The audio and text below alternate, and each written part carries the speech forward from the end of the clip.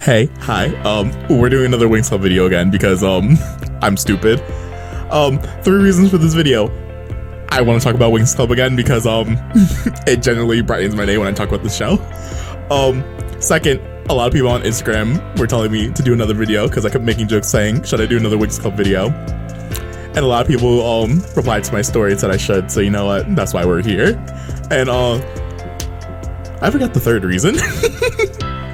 Oh wait, I remember now. So at the end of every month I wanted to do a podcast type video, and I forgot to do one last week, so we're doing it this week. And the main reason why I didn't do it last week is because I wasn't prepared enough to do that video yet. So we're gonna save it for the end of this month, hopefully. So sorry about that. But I thought it'd be fun to, you know, do a Winx Club video again because not only did everyone like the last video and it did really well, I just want to keep talking about it because I generally like Winx Club and I got problems. So yeah, let's get into it. Now you may be wondering, what's today's video gonna be? I'm glad you asked. I want to rank all the fairy transformations against each other and figure out, one, what is my favorite fairy transformation and outfit, and which character has the best outfit. Also, because I don't necessarily hate really any like the designs of like any of the outfits. There may be like 1 or 2 that I genuinely hate, but I don't really dislike any of the transformation. I really like all the transformations. So I think just so that I can actually like be like, if someone were to ask me, oh, what's your favorite fairy form? I could be like, oh, that one. But I can't because I have a lot of favorites, and last night I had trouble sleeping because I was trying to figure out which one's my favorite, and I think I have an idea of which fairy transformation is my favorite, but I don't know which one's necessarily my favorite. I have a few favorites though. So I have a couple rules for how I will be ranking everything. First, I will be including every fairy transformation. Any fairy transformations that have a power-up or something altering it. For example, the Believix transformation, I will get into that in a second. They have 3 sets of wings with different powers. I will be talking about like the 3 sets of wings. I will count them as a transformation. Any alterations, for example, in season 8 of Winx Club, they changed the art style for some unknown reason. I think some other company got it, I guess. They go back to their Sirenix transformation and they change the outfits up a little bit. I will include those as their own transformation. And I will be taking into consideration the music, the transformation sequence, and the outfits. I will be ranking the transformations first against each other. Had to take a quick little break because I was doing such a bad job of explaining this. But yeah, as we go through each transformation and me ranking them, I will also be ranking the girls against each other, and I will be taking into consideration the outfit, the transformation, and how well it suits the girls. Like, for example, how well it complements each and every girl's unique power. And after those 2 rankings, I guess, I will be doing a tier list at the end, ranking every girl's outfit against each other. So I will be taking into consideration for that one the music, the transformation, how the outfit actually looks, and how it complements the girl. And I will also be including, I'm not sure if I said this, I have bad memory. I'll be including every transformation, including alterations or power-ups. And I will also be including side characters too, like Diaspro, Roxy, Daphne, because they do have a few transformations on screen, so I would like to include them as well. I will explain the rules again as we're ranking, but first I would like to go about and talk about each fairy transformation canonically, how it happens throughout the series, and explain the lore behind it before I go into the ranking. So I don't want to just say, oh, this one's number 7 and you don't know anything about the outfit. So instead of explaining it that way, I will explain all the transformations first so that you understand the background behind each one. And then I'm gonna, you know, rank them. So yeah, this is gonna be a long video. Sit back, relax, get some snacks, get some drinks. Don't forget to use the bathroom. I'm not gonna be including any videos or clips because I don't want to get a copyright strike or something, or copyright claimed, because I posted a Winx Club video on my Instagram story and it got taken down literally not even 2 seconds later, and I got an email from Instagram and I got very scared, so I'm not including clips. I will only be including the character art of each girl's transformation. And I might curse here and there because I might get in the moment and like talk about how much I love like the transformation. So yeah, viewer discretion is advised, and let's get into it. Okay, last thing, I will also include like timestamps for if you just want to jump around and you don't want to like sit through this first part, because I know me explaining stuff isn't like the most entertaining thing in the world. Last thing, if I like, you know, fade away from the mic like that, that's me turning my head to like look around my room because I can't sit still for some reason. I also want to explain what the show is about before I get into it, because I know for a fact that there are a lot of people that don't watch Winx Club, and I'm like crazy about it. Winx Club is just basically about a group of girls who are all fairies, and it's basically, the show is just basically about them living out their lives, growing up in their world, and every time that there is a new danger against the world that threatens the universe, they all, you know, come together and defeat the bad guy, and, you know, good prevails, blah blah blah, all this good stuff. So yeah, it's one of those shows. I'm just doing a quick little synopsis because I don't want to go into the whole thing. I explained the plot of the show in my other Winx Club video if you want to go check that out, or you can look up what the show is about. I will leave a playlist down below of someone who does a better job explaining what the show is about. Okay, I'm done. We can talk about the video now. I'm so sorry for all that backtracking. I like to, you know, do a little prologue before we get into the meat and potatoes. So yeah, sit back, relax, get a drink, make sure you use the bathroom here and there, stretch, and yeah, thanks for watching so far. Let's get into the video. I totally did not just record 20 minutes of this video and didn't like how I sound and deleted it and decided to start all over. Nah, that didn't happen at all. I'm going to try to keep the description of every fairy transformation very simple, because I went into too much detail with last time I tried to record this, and I just sounded really monotone trying to explain everything. So hopefully I can try to do this a little bit more like happier and a little quicker. First, this is our first base form. This is the Magic Winx form. In some dubs, I believe the Nickelodeon dub refers to it as the Charmix, but the next transformation is the Charmix, and we will get there in a minute. But this is the base Winx form. This is the fairy form that pretty much every fairy has, depending on I think how this show perceives it. Every school has a different like outfit for their students, I guess. Because if you look at Lymphea, there's an episode later in the series where we're at Lymphea College, and their outfits are like more like nature based. They have like flowers and leaves all on their outfits, and Althea's is more like, I guess, disco. I don't know, it kind of reminds me of fashion from like the 80s and the 90s, like people, what they would wear like to go clubbing in. They probably don't, I'm probably like sounding like crazy right now, but I don't know, that's what it kind of reminds me of. They also kind of like remind me of like a disco ball because of how shiny their outfits are. But yeah, this is the base transformation, the transformation that started the whole series. The transformation itself, the animation, is very simple, but also it's very fluid. I really like, especially Stella's and Musa's, how Musa is how she walks while she's flying, and she's also like turning the CD underneath her, and how Stella's hair turns into the pigtails and she walks backward. I just love it. I love it so much. But yeah, I will rank these after I just give a quick description about each and every form, how you obtain it, and the lore behind it. But yeah, this is just the base form. Now we move on to the next transformation. This one's technically not really a transformation, it's more of a power-up to the original.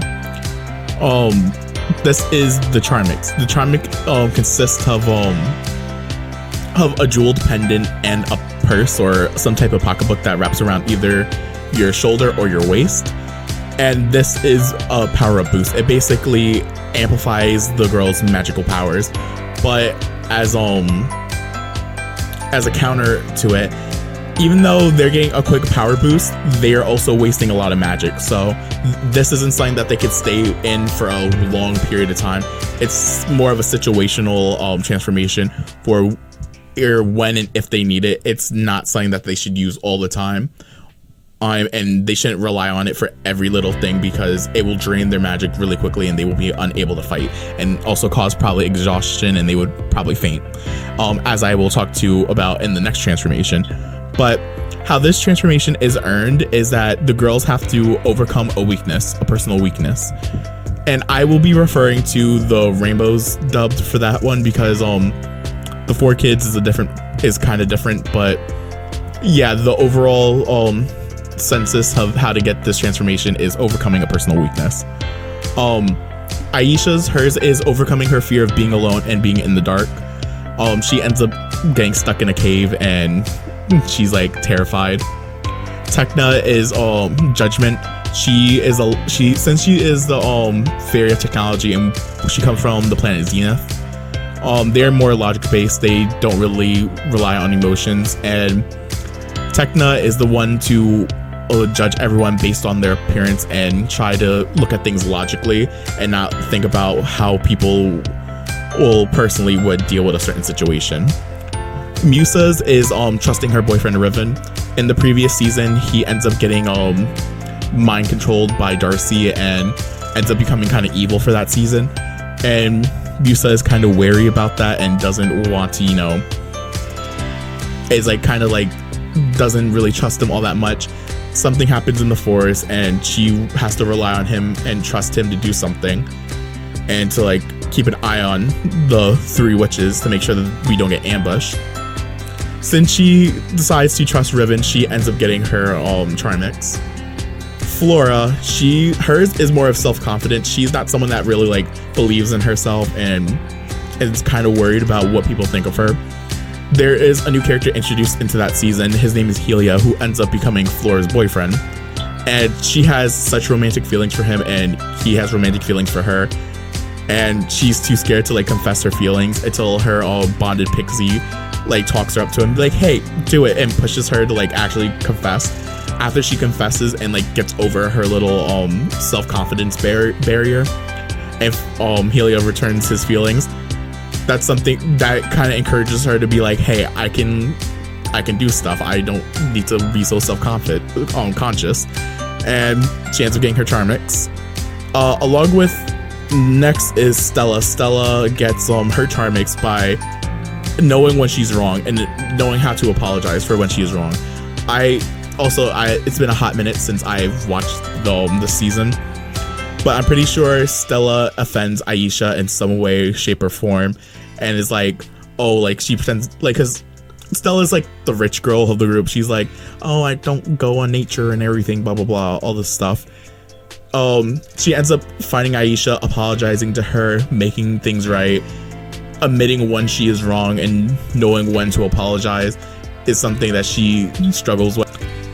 And that's how Stella gets her Charmix. Moving on to Bloom. Bloom gets her Charmix because lately she's been like losing faith in her relationship with Sky and her faithfulness with her and her friends, because things have just been going wrong between them and the enemy. They're struggling trying to defeat what's his name again? Darkart and Icy, Stormy, and Darcy. And she's just losing faith in herself and her friends. She just doesn't think that everything's gonna work well in the end. And her trying to overcome that and actually working together with her friends gains her Charmix ability. So I like the idea behind the Charmix where each girl is overcoming a personal weakness.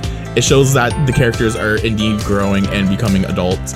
Like, for example, last season they were 16, now all of them are 17. I think Stella is a year older than everyone, actually. So I believe Stella was 17 last season, and now this season she's 18. I like the idea behind the Charmix because it actually shows that the girls are maturing and getting older and stepping from childhood to adulthood. But yeah, the Charmix, pretty epic. Let's actually move on to the next fairy form, which is one of my favorites. Enchantix. Now this is one of my favorite fairy forms, not only because I love the design, I like the music. When I say I like the music, I like the original Enchantix song, not the one that's used in season 4 or in the movies. I like the original one because I just like how it sounds. Also, this is like one of the transformations that I cry to the most. Whenever I see edits of this transformation, I like start crying. So the Enchantix transformation, how you obtain this is by rescuing someone from your home world by either an act of bravery or self-sacrifice. Which already, just by the name and the way to obtain it alone is just beautiful. And each of the 6 girls, they all attain their Enchantix forms by saving someone from their home world, except Bloom, but Bloom is a special case, and we will get there in a minute. Along with the Enchantix transformation, each girl is given stronger wings that are able to resist stronger winds and able to hold their own in places with stronger winds. I explained that really weird. Sorry.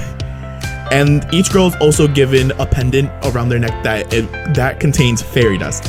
Fairy dust is used to combat most dark and evil spells, and it's able to counter it, and also it's strong against it. As we go through the girls' Enchantix transformations and how I explain how each girl gets their own, I will give examples on how their fairy dust is able to combat and nullify some dark and evil spells, along with being able to nullify and repel dark and evil spells. If the girls were to use the fairy dust on themselves, they're actually able to miniaturize and become tiny and be able to fit in small and tiny places. Let's talk about the girls, how they gain their Enchantix transformation. First, we're gonna start off with Flora. Flora, how she gets her transformation is one of my favorites, to be honest. She ends up saving her sister from drowning, but she ends up actually dying saving her sister, but she ends up being revived by a willow tree and being brought back to life. Now, let me explain how this happens.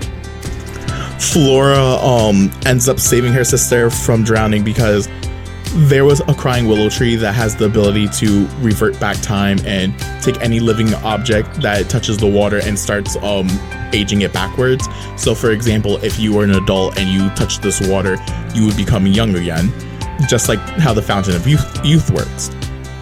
So what happens is her sister Melee was not supposed to be there and was tagging along, and the 3 witches, the Tricks, end up attacking Flora, and her sister takes a hit for her. And before she took a hit and everything, the witches used dark magic and it corrupted the water, so the water was no longer doing what it was supposed to do. Flora dives down underwater to save her sister, and as she goes to save her sister, she gets caught in a bunch of plants that were wrapping around her, and she couldn't break free, so she ends up drowning in the water and dying. The willow tree sees her sacrificing herself for her sister and weeps a pure tear that was able to revert back time. And that one tear cleared up the water, and it was enough to reach Flora to revive her, reverting back to before she died so that she can gain her Enchantix powers to allow her to break free and fly out of the water. Out of all the Enchantix transformation, I think this one and Stella's makes me cry the most, because it just hits different, I guess. Also, Flora and Stella have like the best Enchantix transformation. Don't at me. But we'll talk about that later when I start ranking the girls against each other. But yeah, and after she gets her Enchantix form, she uses her fairy dust to cure the water and cure the crying willow tree, so that it's able to do its reverting ability like it was originally, until the Tricks came and messed everything up. Let's move on to the next girl. I'm gonna skip Bloom for now, because She is a special case, and she does not earn her Enchantix powers the traditional way. So let's move on to Aisha is actually the first of the 6 girls to gain her Enchantix transformation. The way how she gets hers is by sacrificing her eyesight to save the Queen Mermaid of Andros so that she can live. Basically what happens is Valtor blinds Aisha and she's no longer able to see. He uses dark magic to blind her, which means when she gains her Enchantix transformation, she will be able to cure herself, so she didn't permanently lose her eyesight. The Queen Mermaid, she ends up being imprisoned by her people because Valtor is was basically using spells to turn the guards and the mermaid guards against the royalty and trying to like destroy them. There is 2 royal families. Aisha is the princess of Andros, but it's of the land of the actual kingdom. There is another royal family that is in the water that is a different species. And when Aisha goes to save the queen, I do not remember her name off the top of my head. I am so sorry. She has, I believe, a staff called the Coral Staff. I'm not 100% sure, and I'm too lazy to look it up. But it has healing powers, and it'd be able to heal her her vision and restore her eyesight. And all they have to do is get to the surface where there is sunlight. It is starting to be the day is starting to progress and the sun is starting to set. They have to get up while the sun is still up so that she can cure her eyesight. But on the way to the top, the queen ends up getting a fatal injury and she is on the verge of dying. And Aisha has the choice to either use the staff on herself and gain her eyesight back, or use the staff on the queen and save her life. And obviously Aisha is a good person. She uses the little bit of the energy that is left because the sun is about to set. It has only enough power to use 1 healing spell, so she saves the queen because her life was more important than her eyesight. And this allows Aisha to gain her Enchantix transformation and become an Enchantix fairy. And the good thing about it, since there was dark magic that was used on her to ruin her eyesight, she was able to use her fairy dust to cure herself. So no harm, no foul, I guess. Okay, it is now the next day, and let's continue this show. The next person I want to talk about is Stella, how Stella gets her Enchantix. Also, Stella's form is one of my favorites too, so I have cried to her Enchantix form. Stella, how she gets hers is sweet. Basically what happens is her dad there's a big fight that happens at this party, and one of the dragons gets loose. It loses its muzzle, so now it's on a rampage attacking everyone. And her dad was next to get attacked, so she flew as fast as she could to protect him. She basically had a standoff with the dragon. She was deflecting the dragon's attack. The dragon was unleashing all its magic it had to attack. They're basically at like a standstill until she faded from exhaustion and the dragon faded from exhaustion because they both used up so much of their magical power. And I believe I said this on magical exhaustion, how they used so much magic to the point where they just collapsed. She ended up saving her dad's life and was willing to sacrifice her life to save her own father. And then her father ran up as soon as she collapsed and hold her in her arms. It was crying her name, and that's how she ended up getting her Enchantix powers, which I love the whole, because I have been very vocal about how much I love Stella and her backstory, and how much like her family, like how much she cares for her family and her parents, and the fact that she got her Enchantix because she went and saved her father. I don't know, I just really appreciate that.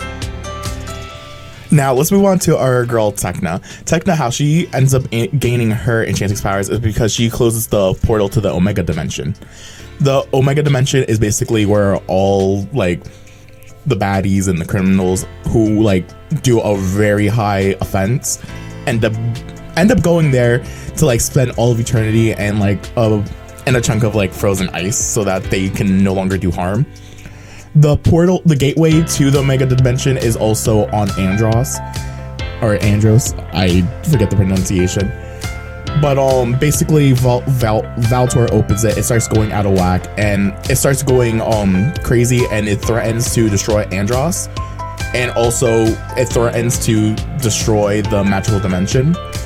So they needed basically a catalyst to close it, and Aisha and Bloom were going to be the catalyst to close the portal, but they ended up getting knocked back because of how powerful the portal was. So Tekna took it upon herself to be the catalyst. And I believe the episode is called Tekna's Sacrifice. She ends up going into the portal to be the catalyst to close it. As she goes there, she is sacrificing herself to save Andros and also the whole dimension.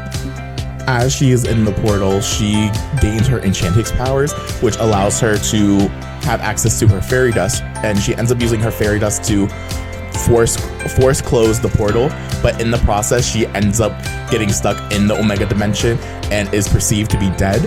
And for a few episodes, everyone is like distraught because they think Tekna died, except Timmy. Timmy's the only one that believes she's alive. Thank you, Timmy, we love you. Okay, the next girl on the list is Musa. For me personally, Musa didn't really earn her Enchantix powers by rescuing someone, but that's up to debate. Basically what happens is throughout the season, Valtor is trying to get each world's unique magical spells, absorbing it to get stronger, and so that he has the access to use it.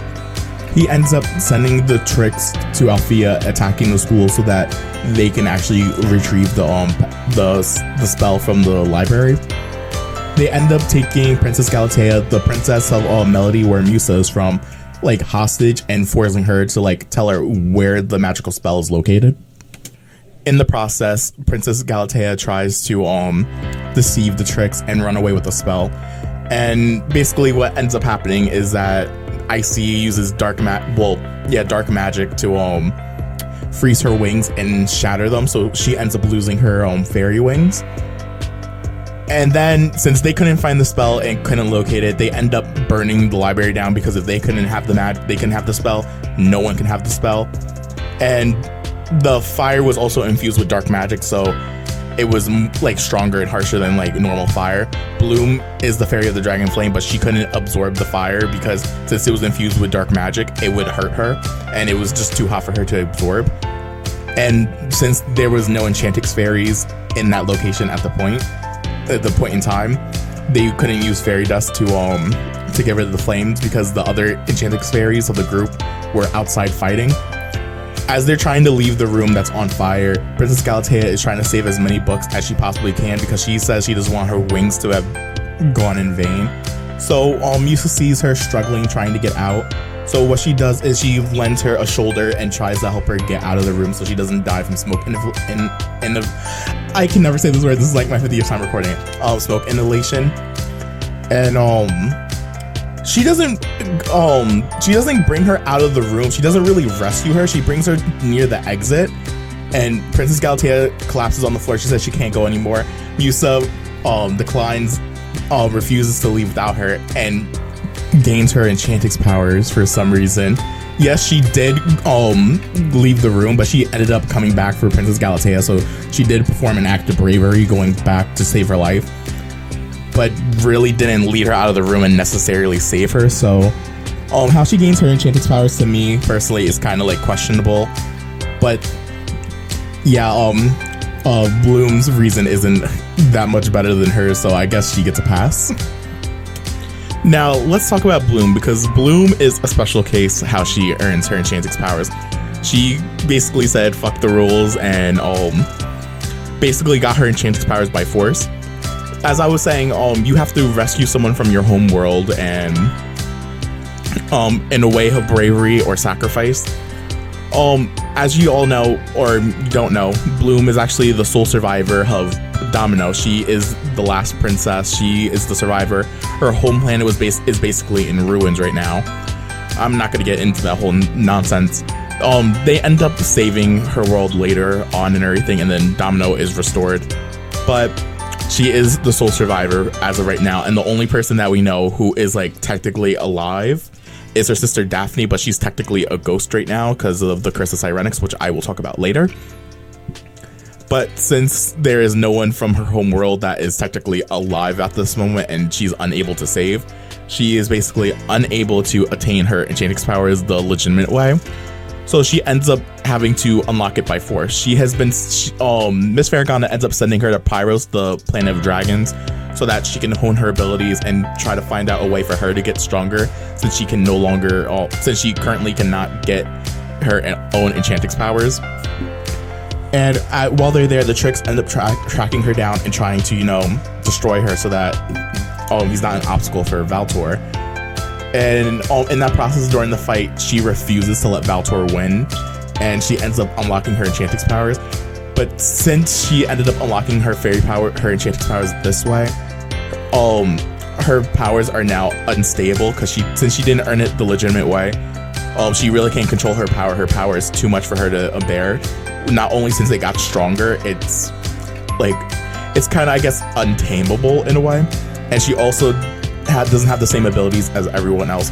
For example, she does have her fairy dust. She is able to get rid of dark and evil spells, but she is not able to miniaturize. That is one of her I guess what's the word, consequences. I literally had to think about that for a minute. It's one of the consequences that she ends up getting because she didn't gain her powers the legitimate way. But besides that, she is still very strong. She ends up taking control of her Enchantix powers as the series progresses into the next season. Between the 3rd season and the 4th season, there is a movie, and they end up restoring Domino and all this stuff. And I guess technically, since her and her friends and Sky and everything ended up saving her home planet and restoring it, that technically also, I guess, balances out the fact that she got her Enchantix powers by force and ends up allowing her powers to be more stable, allowing her to miniaturize, and allowing her to gain more control of her Enchantix powers. Okay, now let's talk about Believix. Now, this season of Winx Club actually gives us a breath of fresh air, because instead of fighting the Tricks over and over again, because they always make an appearance in every season, this is the one season where they do not make an appearance whatsoever, and we are introduced to a new enemy called the Fairy Hunters, or in other words, the Wizards of the Black Circle. Along with that, we get a new Winx Club girl added to the roster, so it rounds out our lovely group of 6 girls to 7 girls now. And along with that, we get a new fairy transformation, and that also gives you access to 3 different wings, which I will talk about in a second. And along with 2 other transformations in the series, Lovix and Sophix. I butchered that one again. I will talk about those 2 later. No one really cares about those 2 transformations, because they're only around for like 1 episode each. But the idea behind the transformations are also really, really nice. I will talk about those in a second, but let's talk about Believix. As I said earlier, Enchantix fairies are also supposed to be the final form for all fairies that they obtain in their lifetime. Believix is actually a step up from Enchantix. Believix, the way how Believix is obtained is by getting a human or someone who doesn't believe in magic to once again believe in magic and to believe in fairies. The stronger they believe, the stronger the magic is perceived, which in some episodes, if the more humans that they get to believe in magic, the stronger that they get.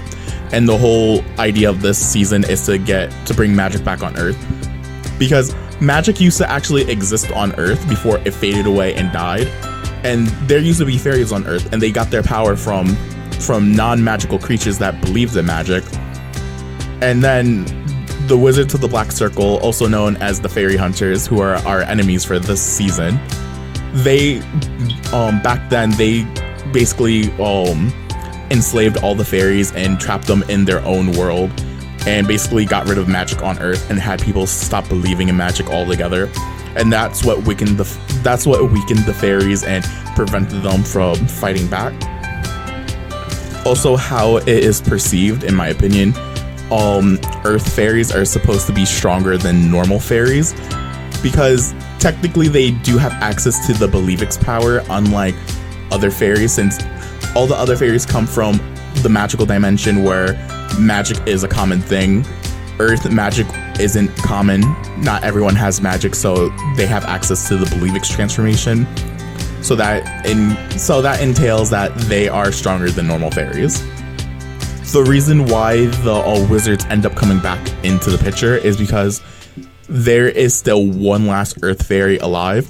And for all y'all that don't know, Bloom actually was raised on Earth, so the wizards think that she is the last fairy on Earth, when in actuality she is not the last fairy on Earth. Bloom comes from a planet called Domino, and she is the princess there, along with her sister Daphne, who is currently a ghost right now. And since Bloom is not the last fairy on Earth, since she comes from Domino, there is one Earth fairy left on Earth, and the Wizards of the Black Circle, their main goal is to find this fairy for their mission. I forget what their mission is, I'm so sorry. And the girl who is the last fairy on Earth is a girl named Roxy, who is the fairy of animals. I am not going to get into too much information about Roxy and how she's the last fairy on Earth and how she gets wrapped up in all this nonsense.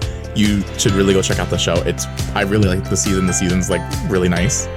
Also, kind of one of the saddest seasons because one of my favorite characters dies, but we're not going to talk about that.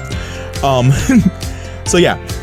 Along with this fairy transformation, each girl is given 3 sets of wings except Roxy. Roxy we will talk about in a second about her transformation, because she's technically not a Believix fairy, but she also technically is, but I will clarify that in a minute. But I want to talk about the main 6 girls for a second. So along with this season, there is a new fairy transformation called Believix. And I said earlier how they obtain their powers is getting someone to believe in magic again and to believe that fairies are real. And the person that ends up giving them their fairy transformation is Roxy, which is also kind of funny because she does not know that she is a fairy. She does not know that she is being hunted for until like the very last second. And she is basically in the arms of one of the main fairy hunter. And Bloom is basically saying, you need to believe in fairies to help us so that we can like save you. So in a last ditch effort, she mostly believes in them out of like fear, kind of. Well, in fear of being taken by the wizards because she doesn't want to like, die. So she ends up saying fairies are real and she believes in magic. And it ends up giving the 6 girls enough power so that they can obtain their Believix transformation. Along with these transformations, these girls get a set of 3 new sets of wings. They do have their default wings that are like technically stronger than Enchantix wings. They can handle strong winds, they can fly, they're stronger. And then you have your Speedix, your Zoomix, and then your Tracix wings. I will hopefully have a picture of each set of wings on the screen. The Speedix wings allow them to fly super fast and increase their flying speed.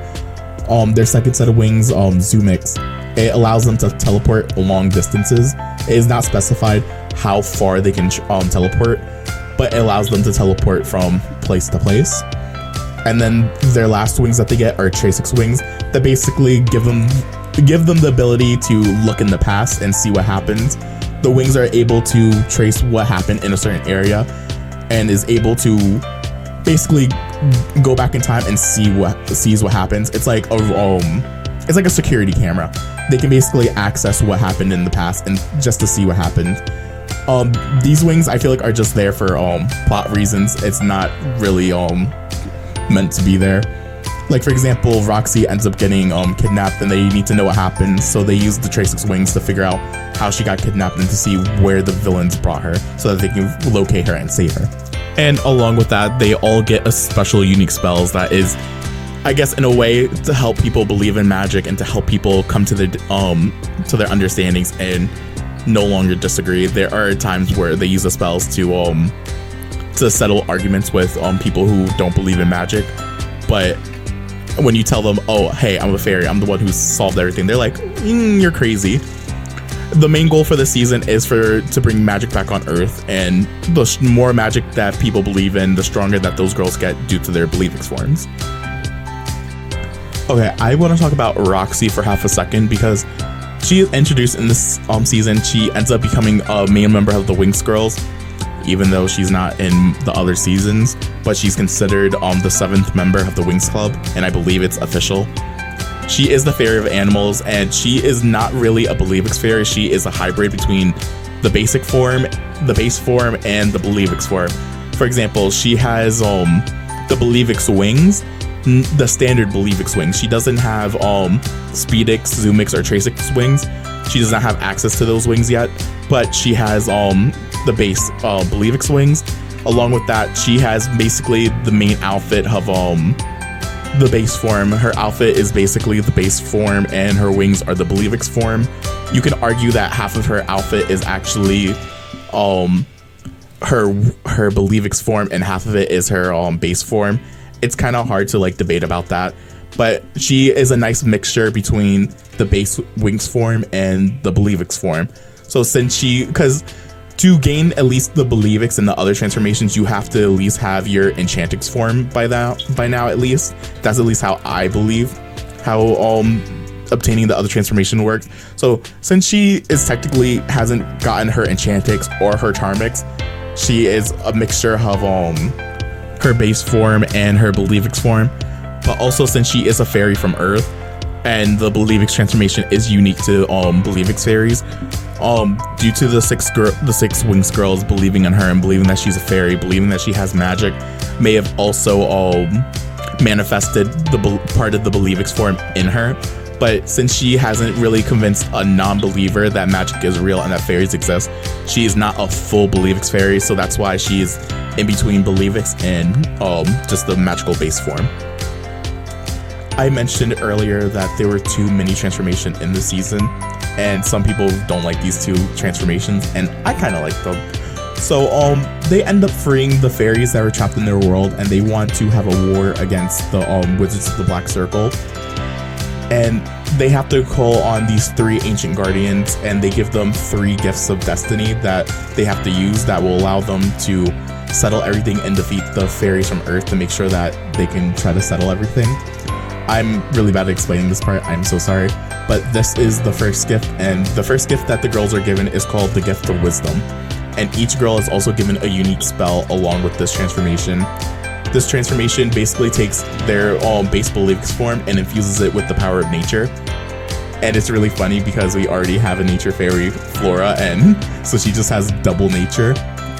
But yeah, it takes everyone's powers and infuses it with nature, and they use it to fight one of the major fairies of the Earth realm. And this Earth fairy is Diana, and she's, I believe, the fairy of the Amazon.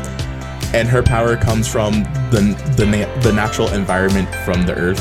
And it shows, I guess, would they be considered poachers since they they are destroying the Amazon and causing deforestation. And her life source and her power comes from the state of the forest and from the center of the forest, since the forest has been being damaged over years since she was no longer there to protect it. She has been getting weaker and also in jeopardy of dying. I can't speak. The 6 Winx girls also, FYI, Roxy does not get access to the Sophix or the Lovix transformation for some reason, even though she's there helping. They end up saving Diana, and Diana ends up looking at them and choosing their side. She says she's going to try her best to tell Morgana, the queen of the Earth Fairies, to let go of her hatred and to not seek revenge and to seek salvation, and to make sure that they do not cause any more damage than has already been done. There's no need to go to war with the Wizards of the Black Circle. I'm going to keep this one quick because there's not really much to talk about with this form. This is the Lovix form. This is obtained by the girls obtaining the second gift of destiny. The second gift is also known as the Gift of Heart, and all this does is infuses the girls' base form with the power of ice and snow. So they basically are winter fairies at this point, and this is used for them to fight the second major Earth fairy. I forget what her name is, but she basically has like this big giant ice castle that moves around the world. She's basically Elsa if Elsa was a fairy. Even though this transformation is a temporary one for season 5, it is also one of my favorites just because the design, the animation, and the music, it's just beautiful. This is known as the Harmonix transformation. This transformation is supposed to be treated like a stepping stone to Sirenix. Sirenix I will get into in a second, but to obtain Sirenix you have to do a quest within 1 lunar cycle, and if you don't finish the quest within that 1 lunar cycle you lose your powers forever. And this is a stepping stone to get Sirenix. Harmonix is stronger than Believix. It allows them to use their powers and magic freely underwater. They can breathe underwater. They can fly properly underwater. Their wings will not get soaked and cause them to not be able to fly. Along with this transformation, each girl is given a Sirenix box, which contains their Guardian of Sirenix that is supposed to aid them and help them along the quest to obtaining their Sirenix powers. Yeah, there isn't much to talk about with this transformation because most of the details that go into this transformation go into the Sirenix transformation, which I will start talking about now. Okay, so now I want to talk about Sirenix. Sirenix is pretty much cut and dry. It's not that complicated, but there is a major plot hole written in with this transformation, so I will get into that in a second. But for all our Winx fans out there, Sirenix, this isn't the first time we have heard of Sirenix. We have actually heard of Sirenix in season 1. So this dates back all the way back to season 1. So this fairy form has existed for a while. The last fairies to obtain Sirenix form, besides the 6 Winx girls, is Bloom's sister Daphne and another girl, Paltia, which is also like another plot hole, but I'm not gonna get there because I don't feel like talking about that. Before I talk about how the girls obtain their forms and what they have to do, I kind of want to talk about the plot hole surrounding the Sirenix. So, back in season 1, when we find out Bloom is from Domino and she is the princess there, her sister Daphne was trying to protect her and sent her to Earth because the 3 ancestral witches were after her. And at that time, Daphne was the nymph of Sirenix. So there's apparently supposed to be 9 of them, I believe, and she's supposed to be like the strongest, I think, out of the 9, and we only know of 2 of them, and apparently there's only 2, which is another plot hole. But basically, the 3 ancestral witches, they end up putting a curse upon Sirenix, also known as the Sirenix curse, where basically Daphne used her powers to defend herself, and her powers turned against herself and ended up like attacking her, and basically turned her into a ghost without a physical form now. Now when Bloom and the gang try to go and get the Sirenix form because they needed to defeat Tynix, that's another character for another time, Daphne warns them and says, there is a curse upon Sirenix. Do you want to end up like me? Like basically a ghost and everything that can't really do anything now, and basically be stuck like that for all of eternity. And the girls are willing to take the risk, but the thing is, the Sirenix curse doesn't really like affect the girls, because basically it was supposed to be a curse that was put on when you use your Sirenix powers. Your powers are supposed to attack you and kill you, basically. That never happens, and each girl gets a unique Sirenix spell along with their transformation. Whenever they used it, and they've used it multiple times in the series, they've never gotten attacked or any backlash.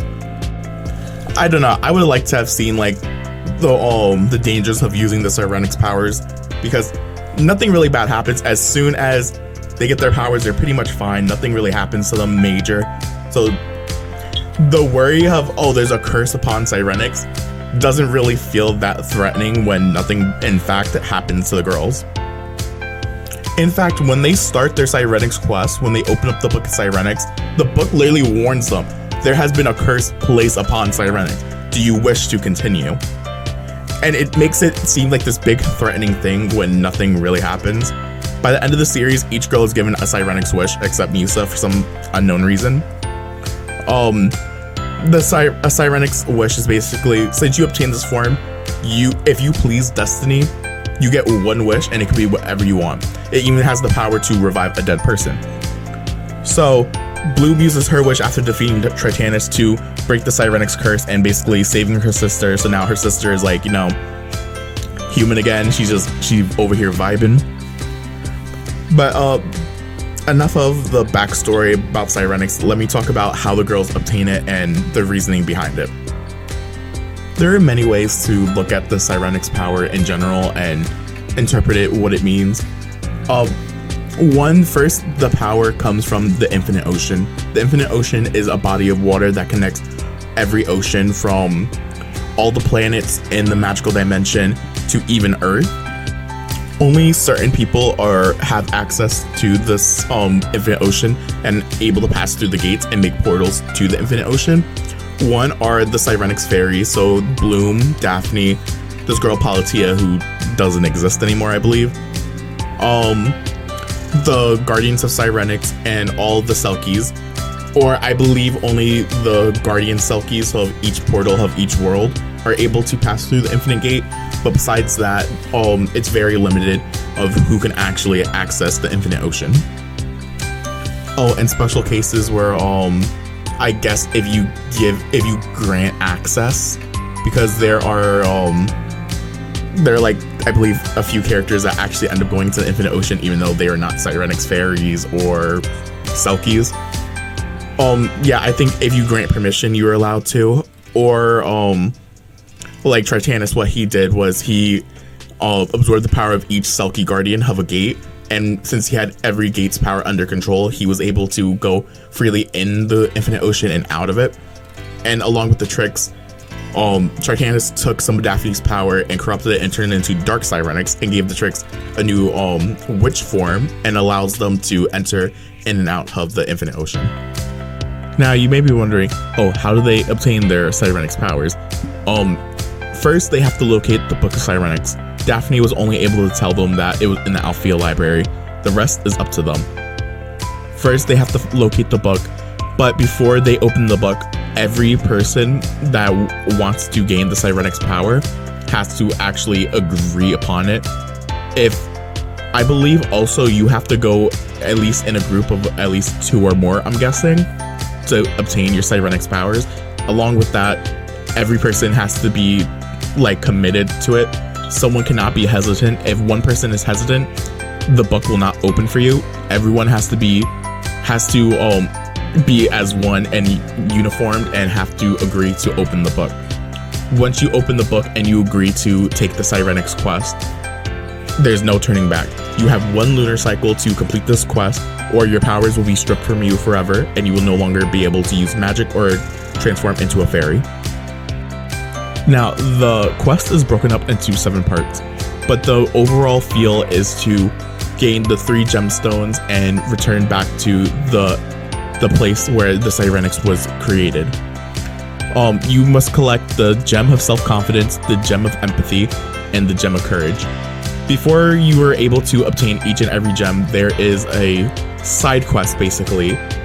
The book will appear randomly and will give you a hint of where to go next, whether it be a certain location or to obtain a certain object.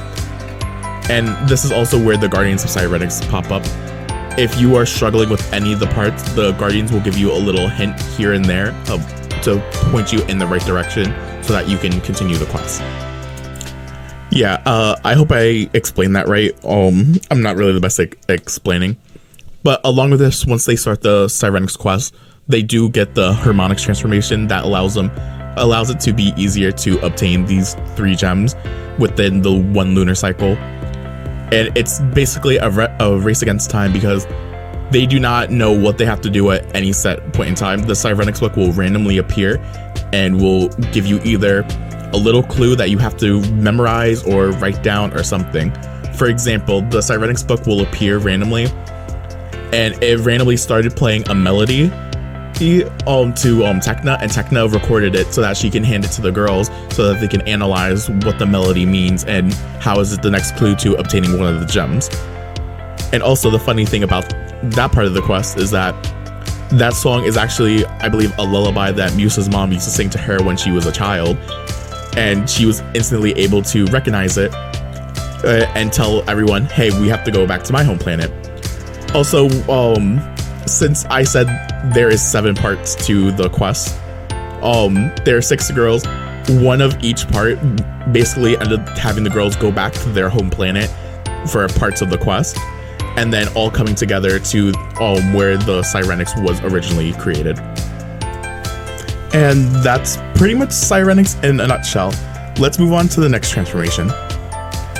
Actually, before I get to the next transformation, I think it would be nice to mention that Season 8 I haven't watched yet. I put a disclaimer in the very beginning. They changed the art style up and everything. They end up bringing back Sirenix and Enchantix for some reason, and they end up changing the initial design, so I'll include those in the rankings as well. but they also add in like another version of Sirenix known as Crystal Sirenix. All I know is that there is an ice cave, and when they use their Sirenix powers, their powers basically interact with the environment, and basically their form changes to protect them from the freezing cold. As that's all I pretty much know from that section. So yeah, I just thought it'd be a nice little mention real quick. Okay, now it's time to talk about Bloomix. Unlike the other transformations that I have already talked about, Bloomix is kind of like the most controversial out of the bunch, just based solely upon how it's actually obtained and the origins behind Bloomix. How I personally like to look at Bloomix is Bloom came up with this new fairy transformation. It wasn't a transformation that already existed, that was ancient or lost. I like to look at it as Bloom invented this new transformation solely based upon how it's obtained. Now, here's what happens in this season. Basically, there is a new witch at Cloud Tower. Her name is Selena, and she has a magical book called the Legendarium. It is an old and ancient book that is extremely powerful, and within the pages of the book is tales of old legends and myths and lore of magical creatures, or yeah, in the sense magical creatures that used to exist in one way or another. And she has the ability to bring them all to life just by reading the book and reading what's in the pages. The only catch is she's only able to bring to life the creatures that are written in that book. If there is like say for example, a magical lore of a fairy tale or a legend of some type of creature, but it is not in the Legendarium, she cannot bring it to life. It's only the legends and the fairy tales that are within the book. The Tricks end up coming back, taking over Cloud Tower yet again, and end up mentoring Selena and the other witches that are at the school. And they're basically trying to get, they're kind of doing the same thing as like Valtor, how Valtor was collecting the world's spells. The Tricks, their goal was to take over and control every school for witches, wizards, specialists, and fairies, trying to keep everyone under control, being able to use the school's powers against everyone else, because they're trying to defeat the Winx, even though they're not going to win, so they should just, give up, but then we wouldn't have a villain. The Tricks aren't even like the real villain of like this season. It's some other dude that's locked in the book, but he's literally only on the screen for like one episode, so it was kind of like lackluster. I wish they brought him like sooner so he had more time to like fuck shit up. Anyway, I'm rambling. Basically, the girls go to a Cloud Tower to try to get everything under control, and they sense a very strong negative energy coming from the book. Selena makes a dome to protect herself so that no one can get the book. And so the girls decide to do a magic convergence upon the dome to try to destroy whatever is in there. And since Selena was using the power of the Legendarium to protect herself, it was able to not only neutralize the attack of the girls, it was able to bounce it back and erase all of the girls' powers except Bloom, because Bloom has the power of the Dragon Flame that is like everlasting and you can't extinguish the Dragon Flame. So all the other girls lose their powers. Tekna, Flora, Musa, Aisha, and Stella, all 5 of them lose their powers. And it's kind of interesting because earlier in the Fury seasons, I believe the girls lose their powers at one point, or someone loses their powers. And Miss Farragonda says it's not possible for a fairy to actually lose their powers. But I guess they got rid of that, apparently. So now here's where the controversial part happens. What Bloom decides to do, because since every girl lost their power, she decides to give each girl a part of her Dragon Flame so that they still have a part of magic, so that they can try to see if it would I guess rekindle the power they have once lost because of the Legendarium. And then as they're training and trying to hone their magic, they have limited magic. They're basically kind of useless at this point. Miss Farragonda comes in and tells the girls that, since you all have a part of the Dragon Flame within you, it has a chance of sparking a new fairy transformation. And I guess Miss Faragonda named it Bloomix since Bloom has the fairy, is the holder of the dragon flame. She gave everyone a piece of the dragon flame, and every transformation ends in IX, so Bloomix was born, I guess. And I guess the Bloomix transformation is basically defines who Bloom is as a person based off the requirements that is needed.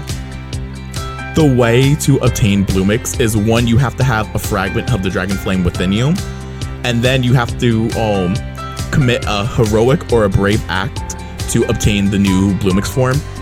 And how I like to look at it is that Bloom is not only heroic, but she is brave after all the stuff she has been through. This is like going from a normal girl who didn't know she was a fairy to one of the strongest fairies in the magic dimension. And you see her heroism and bravery throughout the series. So I guess these two acts are supposed to summarize who Bloom is as a person, and along with the dragon flame. So these two requirements are needed to obtain the Bloomix transformation. Now you may be wondering, oh, that doesn't seem very controversial. Oh, one, like Bloom technically made up a new transformation, and I guess Miss Faragonda did research and deciding on how the girls could probably get their powers back. Now here's where the party starts. It's on how each girl obtains their power. Besides Bloom and Flora, they actually get their transformation by actually doing a heroic act and being brave. The other four girls, on the other hand, let's just get into it. So first to gain their transformation is Flora. Flora ends up basically where she's from, Linfea College, where her sister Melee is at right now, ends up getting under attack by the tree ants. I believe it's the tree ants, or they probably have a different name. She ends up saving her sister without magic, using potions and a rope to not only save her sister, but to destroy some of the trees in the process. That her being heroic and brave just to save her sister, even though she had no magic to defend herself or to save her sister, even though her sister is actually capable of protecting herself kind of at this point, she ends up getting the Bloomix transformation, which actually seems legit. You're like, oh, so each character is gonna be like, oh, Enchantix, where each girl has like a moment to shine. No, they bust out the Bloomix transformation rather quickly, because Flora gets hers at the end of an episode, and then the next episode, in the beginning of that episode, Aisha and Stella get their transformation, and it's within the same battle, so it's kind of doesn't give the girls enough space to shine. Aisha and Stella, basically, they were having like a fight earlier in like one of the episodes, and basically there was I think that there was these like eagle type of birds flying around, and they had the ability to turn people and living things into stone. So what they did, they waited for the two birds to come attack them, and at the same time when the birds attacked, they both did a backflip off of this ledge to not only dodge the attack, so that the birds end up shooting each other and turning them both into stone. I guess them being brave right then and there, even though I wish they kind of did a little bit more, they end up getting their Bloomix transformation, and their Bloomix transformations are really pretty. Also, I just want to like add that. Next on the list is Musa and Tekna's. Tekna's and Musa's is kind of I love the transformations, but how they get it is kind of like weird. So they basically go to a music college in Melody, where Musa is from, and I forget what these creatures are called, but they're very sensitive to sound, and they're attacking the school. Musa and Tekna end up getting separated from the rest of the girls, and they were having a fight too, just like how Stella and Aisha were having a fight in a previous episode. Those two were getting like an argument and not really working together. What they end up doing is coming to their differences and end up having Musa use her voice. Tekna really doesn't do anything. She comes up with the idea. Musa's the one who executes it. It's them working together and being brave against these enemies, even though they have no magical abilities. These to save not only themselves, but like everyone in the school. So yeah, that's how they end up gaining their Bloomix transformation. And now we go to Bloom. Bloom's actually, she has a valid reason for how she actually obtains her Bloomix transformation. So backtracking a bit, I said Bloom divided her Dragon Flame with her and her friends. Not only did that make Bloom weaker, it also made her weaker physically. She ends up getting sick and ends up collapsing and not doing very well. Diaspora ends up working with the tricks, and Diaspora ends up leading Bloom and I forget the other guy's name, but ends up leading Bloom to the Vortex of Flame that's at the bottom of Domino. The Vortex of Flame was a creature and like a test for the Dragon Flame to test it, just to make sure that it's still strong and to make it stronger. And remember how I said the planet was basically in ruins for a while? That Vortex of Flame has just been growing and growing for the past couple of years. So it is way too strong for Bloom right now, even though just because she's like ill and sick and she's weakened right now, she cannot take on the Vortex of Flame as she is. She ends up fighting it anyway and winning somehow. And it's kind of like cool how she gets hers. So she was basically brave enough to go up against it and fight it. And that's how she gets her Bloomix transformation. So out of all 6 of the girls, Flora and Bloom were like the only 2 that like legit get their Bloomix transformation like a legitimate way. The other 4 girls are kind of debatable, but it depends on how you see it. I don't really mind, to be honest, because the transformation kind of makes up for how they get it. And yeah, that's pretty much Bloomix. Let's move on to the next transformation. And the next transformation on the list is Mythix. Mythix is a temporary transformation. There's not very much to say about it. This transformation is only available when the girls enter the Legendarium world. Just like how I mentioned earlier with Legendarium, there was all myths, legends of fairy tales in this book. There used to be fairies that lived in the Legendarium world. So that means there is a unique form just for the Legendarium world, and you cannot access the Legendarium without this fairy form. How to obtain this fairy form, it is kind of weird. So, remember how I was talking about how there are earth fairies? I believe the earth fairy realm is called Tynix. I don't know how to pronounce it, I am so sorry. But basically there is a mirror with 7 wands in there. I think it's only unique to the girls. I feel like there should be more wands. But the wands are stuck in the mirror, and they will only let themselves out of the mirror if you prove yourself worthy in front of the wands. Aisha even goes out to say, "We have fought so many villains, how are we not worthy for these wands?" My defense for that is that the wands don't know who they are and never seen them until this very moment. So they have to prove themselves worthy in front of the wands. Not even if they did something worthy, it still doesn't count. They have to prove it in front of the wands themselves. And what happens? They end up making a Earth Fairy College in Tynix. I'm gonna call it Tyr because I can't pronounce it.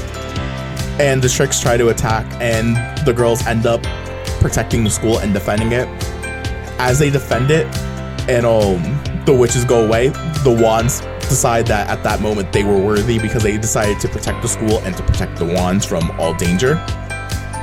And once they got the wands, they were able to now teleport into the Legendarium world through the transformation of Mythix.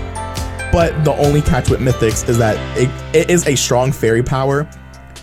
It is only accessible in the Legendarium world. It cannot be used outside. And if you are in the Legendarium world for way too long, you will end up becoming fiction yourself. And you will basically become one with the Legendarium, and you will be stuck in that world forever. So you are limited to the amount of time that you are able to stay in the Legendarium world. And besides all that, that's pretty much Mythix in a nutshell. Let's move on to the next transformation. Alright, the next transformation we have to talk about is Butterflix. And Butterflix I have a lot of problems with, but I'll talk about that later when I actually go to the ranking, because I don't want to like explode right now. First of all, what is Butterflix? Let's get into that. Actually, I lied. I'm gonna rant about one of the things now and rant about the other thing later. Before I get to that rant, let me explain how Butterflix is obtained. But the one thing I want to warn beforehand, Roxy is in this season. Roxy is the fairy of animals. This whole season is centered around fairy animals. Just gonna put that out there real quick before I, go into detail. So what happens? Basically, there's a villain. She's trying to collect all the fairy animals because the fairy animals have this strong, unique power that's extremely powerful and threatening, and she wants to have it for herself. A villain bullshit, basically. And basically, it's the Winx's job plus Roxy to settle all this, to stop her from doing this.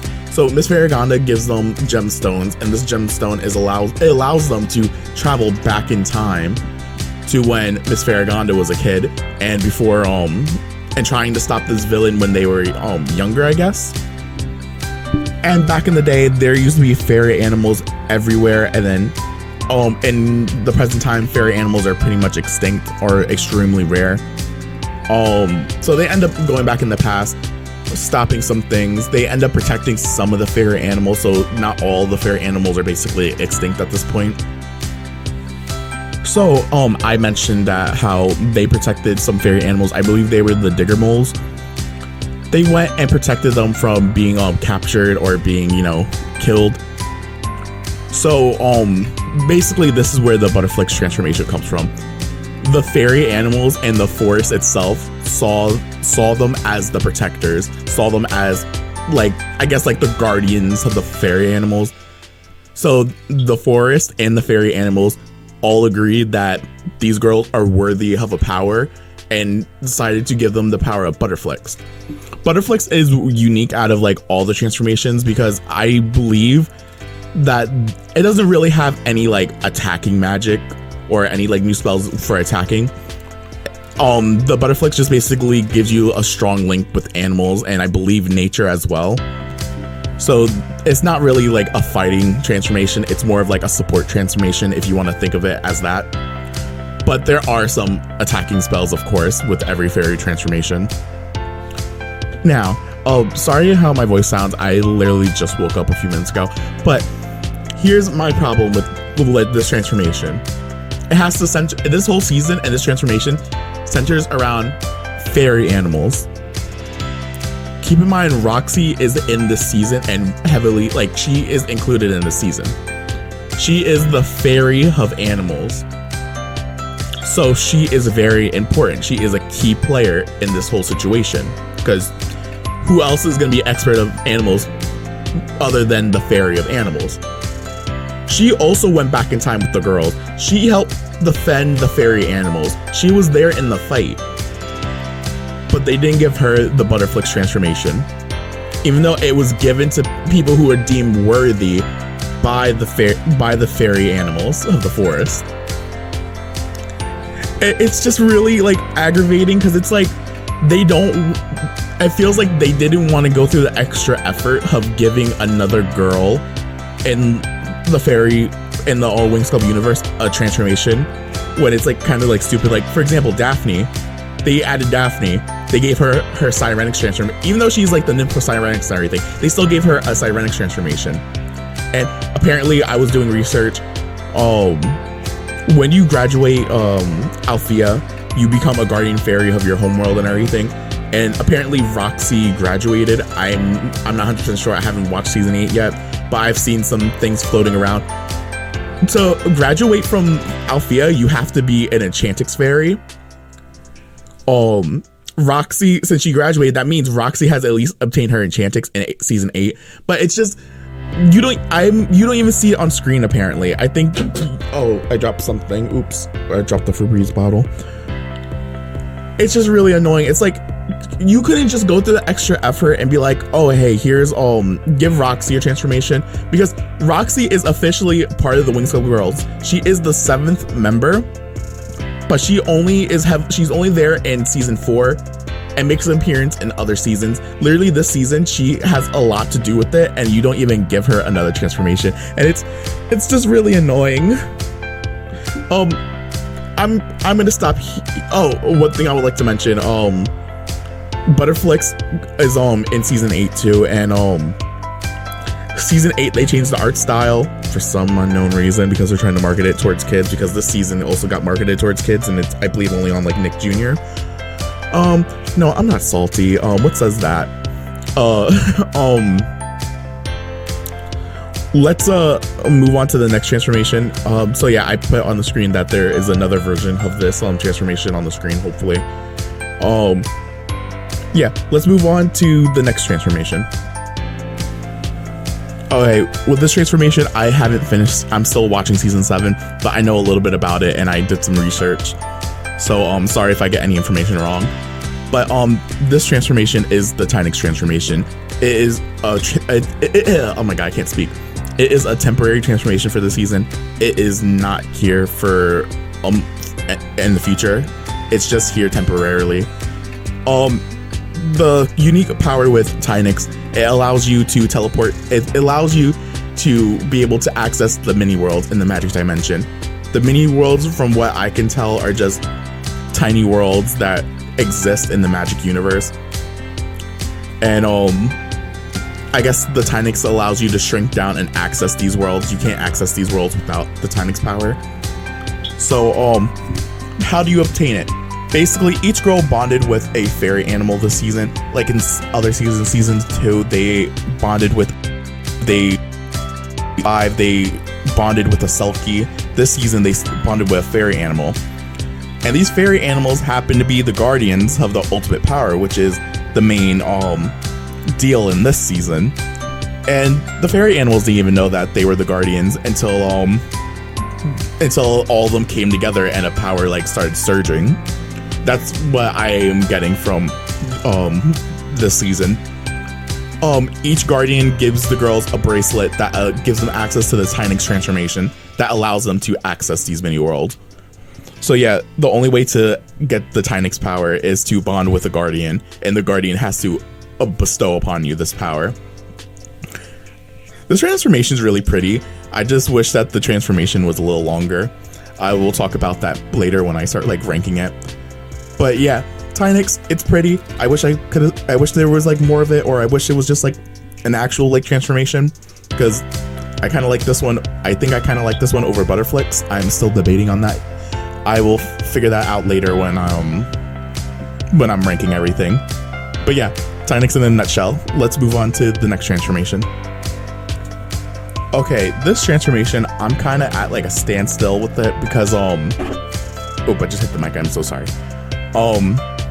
It's season 8. It's the transformation for season 8, but as I'm aware of, it's not really there for the whole. I haven't watched season 8 yet. I watched like clips here and there. I need to watch it.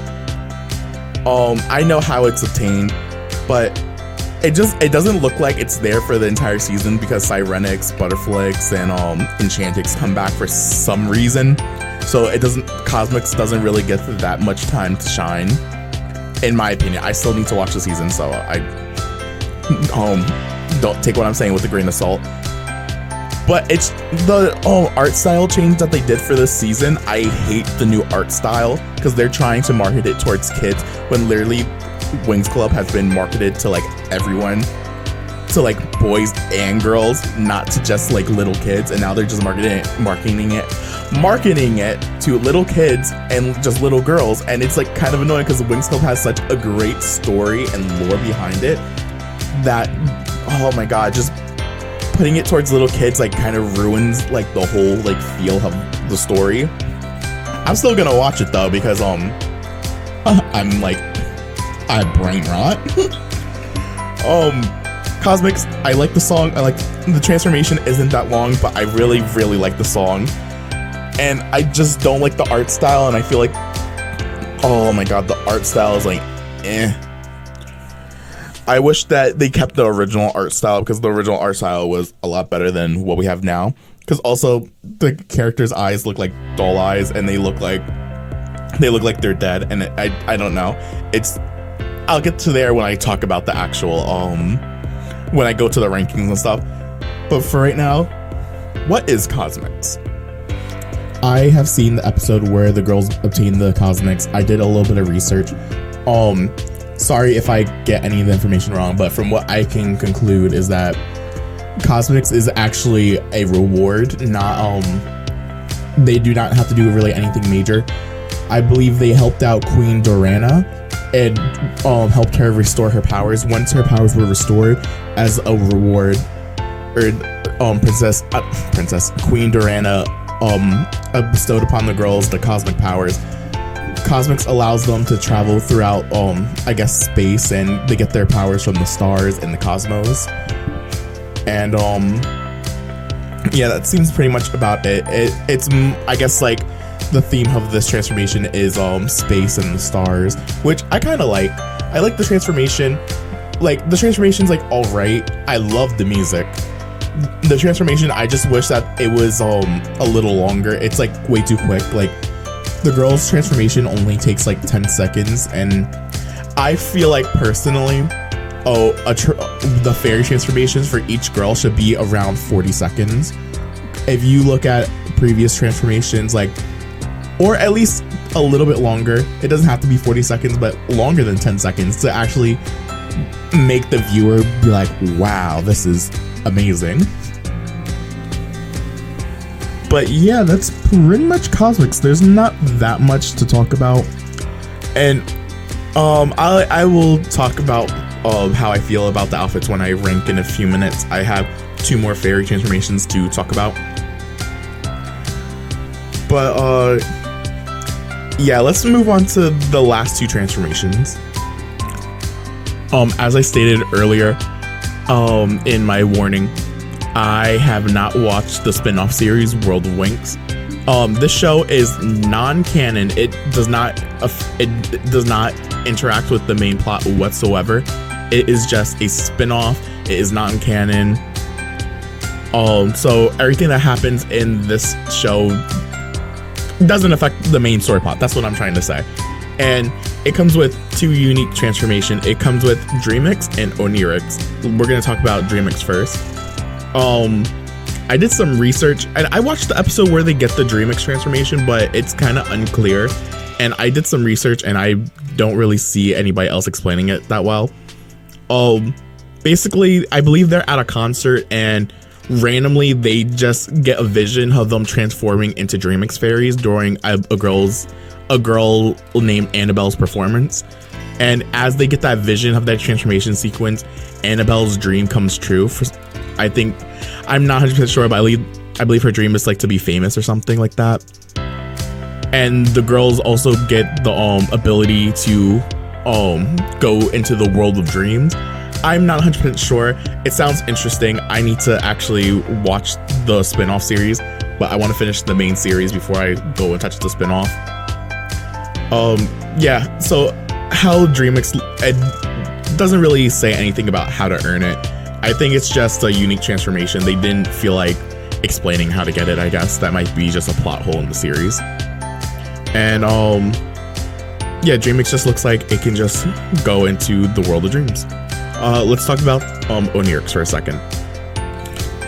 Onyrix really isn't anything special. It's just given to the girls. Basically, first, the only really requirement is that first they must obtain Dreamix first, and then the spirit of the world of dreams grants them the Onyrix power, which is supposed to be like a stronger version of the Dreamix power. There's not really anything too fancy about Onyrix. It's just an upgraded, like, it's just a costume change basically, because every season there's supposed to be a new fairy form. Since the World of Winx got 2 seasons, they had to give another fairy form so that also the viewers don't get bored and they want to see like a new like transformation. Even though the transformations aren't that impressive, it's just the girls just standing there showing off.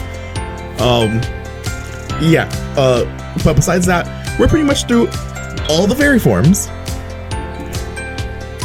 Finally, it took me about almost an hour and a half just to explain every fairy form and the lore behind it. I put a warning in the beginning, but I'm sorry if I sounded like monotoned or boring while explaining it. My brain just went into like school mode. Like, you know how when you have to do book reports and stuff and you're explaining in front of the class, you just sound uninterested. I'm really sorry. I'm not like uninterested about Winx Club. I love this goddamn series. Yeah, I'm sorry about that. I will hopefully be a little bit more cheerier for the rest of the video because I don't think anybody's going to watch that part and they're just going to skip through it. So let's go into the ranking. So there's going to be 3 different ranking systems. First, I will be ranking the transformations against each other. And what I'll be taking into consideration is, number 1, I will take into consideration the actual transformation sequence and the animation behind it. Some animations really go all out and make the transformations look beautiful. I will also be taking into consideration the music because a lot of the music slaps. I will take into consideration the actual design of the outfits. And lastly, I will take into consideration the lore and how to obtain said transformation. Along with that, my personal bias, because I'm biased to some transformations. I'm going to try to be as fair as possible, but like there's some transformations where I'm just like, I can't hate you. No, I will also only be using the 2D art. There are some transformations that do get 3D forms, and I will not include those in here.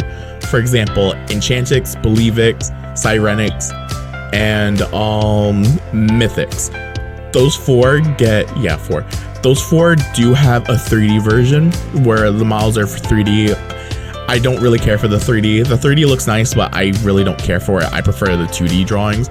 For example, Sirenix has a 2D animation and a 3D animation. I will only consider the 2D animation because the 3D animations are only like 10 seconds long. There's a lot of work that's been put into the 3D animations, but I just generally don't care about it because I'm more of a 2D person. Mythix is only in 3D. But people have drawn the characters in 2D in the actual art style, which looks really good. So I will be using that instead of the 3D version. And I think they actually did an official drawing of it. I'm not 100% sure. It might just be fan made. If it's fan made and I don't mention who actually drew it, if you know who drew it, please let me know so I can link them in the comments. And yeah, that seems about it for the first ranking. As we move through each transformation, I will be ranking the girls against each other for who has the best outfit and who has like.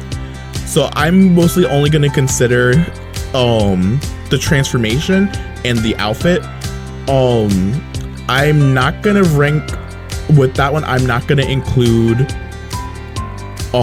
the reasoning behind the outfit. For example, Enchantix, I'm not gonna rank what they sacrificed or how they saved someone for that, because obviously that one's debatable and I don't feel like figuring that out. So for against the girls, it's mostly outfit and transformation, and also how well it complements the girls, along with how much I like the outfits. For that, I will also include characters that are on the side that aren't part of the main girls that have that transformation. For example, with Sirenix, I will be including Daphne, and for the base Winx form, I will be including Flora's little sister Melee. I think her name is Myrtle or Murda, a witch girl that became a fairy, and Diaspora. Those are other. Oh, and Roxy, I will also be including for Believix. As we go through all the transformations, and I rank the transformations and the girls against each other, I will rank all of them in a tier list going from S to F, and that I will talk more about later as we go through the transformation. As we go through the ranking, I will explain the rules again, but first we will go through the transformations first. So let's get started. Oh, lastly, one thing I would like to mention before we actually get into the ranking of this video. These are all my personal opinions, so if you don't agree with me, please don't attack me.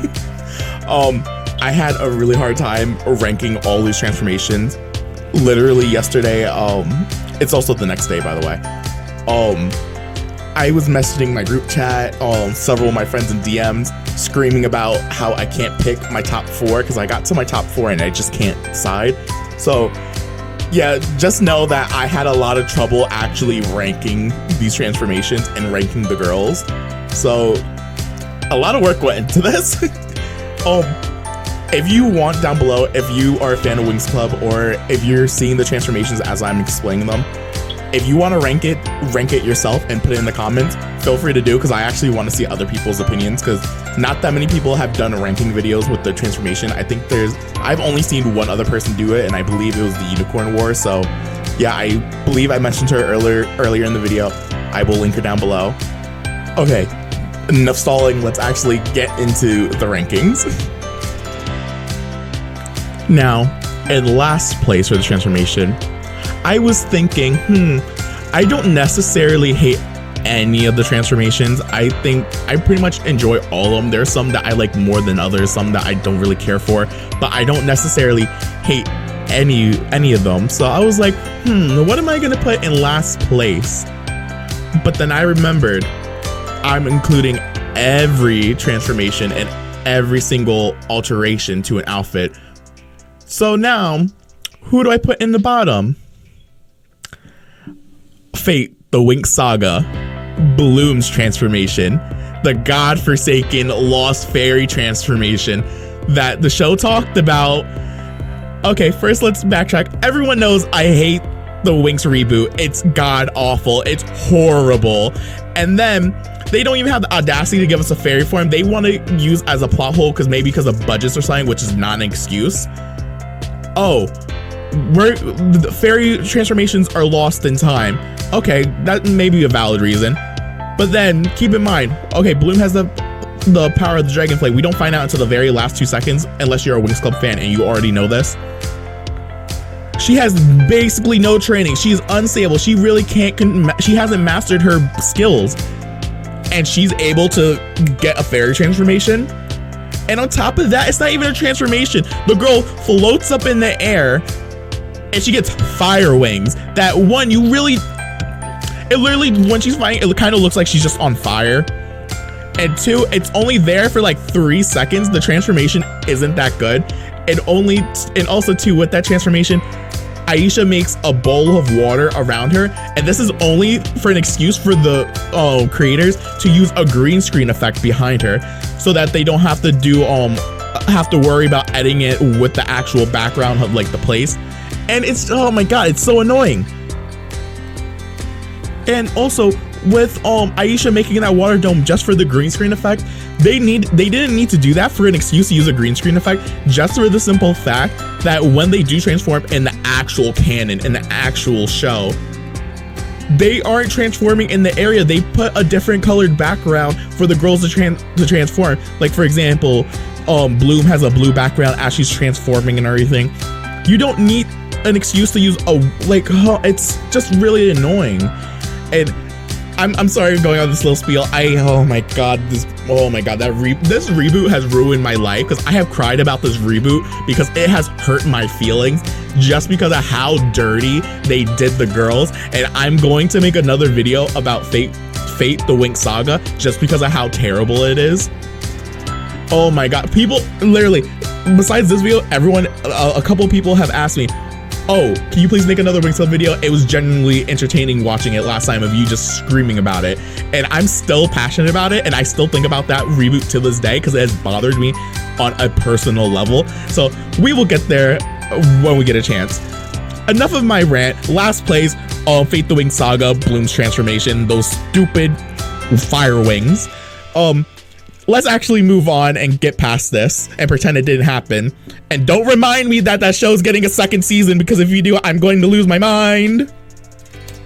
Moving on down the list, we have Onyrix sitting at number 23.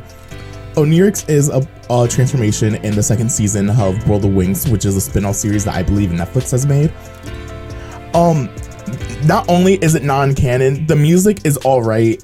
It has a nice melody. It has the lyrics are kind of nice. It's not one of my favorite songs. The transformation sequence isn't all that. It's just the girls just standing there posing. They're already in the outfits. It just kind of looks like they're at like a fashion show, and I really don't care for it. And the girls, there is not enough diversity between the girls' outfits. Every girl pretty much has like a skin tight dress where it flares at the bottom.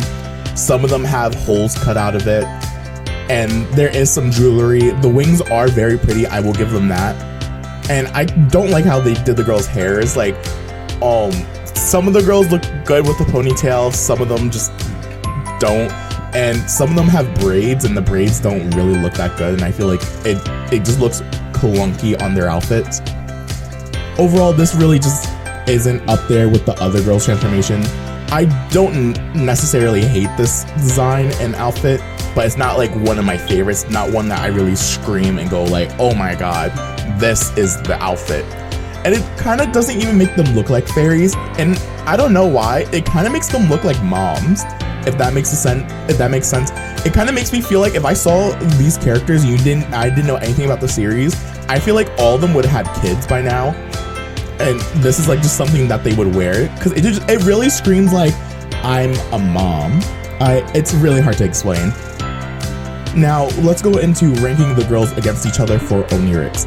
I'm only taking into consideration for this one the outfit choices and how well it complements the girls. In last place for this outfit is Tekna.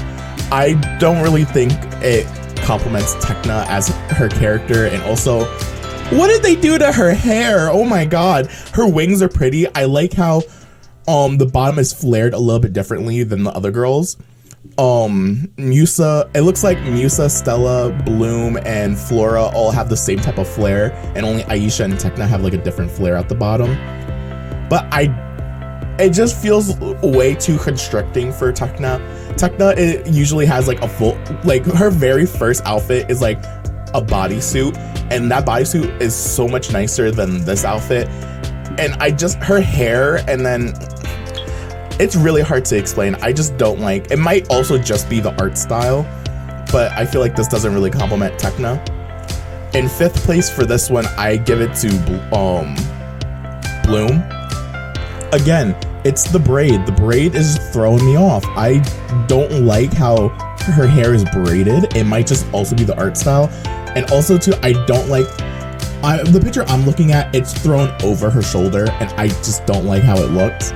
It kind of gives me like Flora's Sirenix vibes, but when Flora's hair is over her shoulder in the Sirenix look, it is so pretty and it's not braided. This is the thing, when you're drawing braids, it's either a hit or a miss, and the braids in this one just are a complete miss for me. Also with that, I don't like the color that they gave Bloom. Like Tekna, at least they gave her like a color that she usually wears. Like Tekna wears a lot of greens and purples. Bloom never wears like a lavender. Like Bloom's main color to complement her hair, she wears blue, and she'll wear hints of pink here and there. She never really wears purples. Maybe there's one outfit where she does wear a purple, but I don't think this really complements Bloom and doesn't scream like, oh, this is Bloom. And her wings aren't really all that pretty. I'm only reason why she is ranked a little bit higher than Tekna with this outfit is that the braid looks better on her than Tekna, because Tekna, I'm used to her having short hair, and the fact that she has long enough hair to braid it kind of like throws me off. Next on the list, I have Musa. This kind of complements Musa, but also at the same time, it just doesn't look that like well on Musa. It kind of looks like something that you would go out clubbing in for her. And since she is supposed to be the fairy of music, and it looks like something that she could like dance in and move in, that's why I'm ranking it higher. Also, the color actually complements her hair. The red and the blue look really nice to me. And overall, it just fits her a little bit better than the other two. Moving on to 3rd, I gave it to Aisha, because Aisha actually looks really beautiful in this. The way how her dress is cut at the bottom looks really nice. Her hair, like, I can't really see her braid, but like, I love how her hair is actually curly, and her hair is a little bit braided. I can't really see it that much, but it looks pretty from how it looks in this art that I'm looking at. And also too, the purple just complements her overall, and just, it's really hard to explain, oh my god, but she just looks absolutely stunning in this outfit.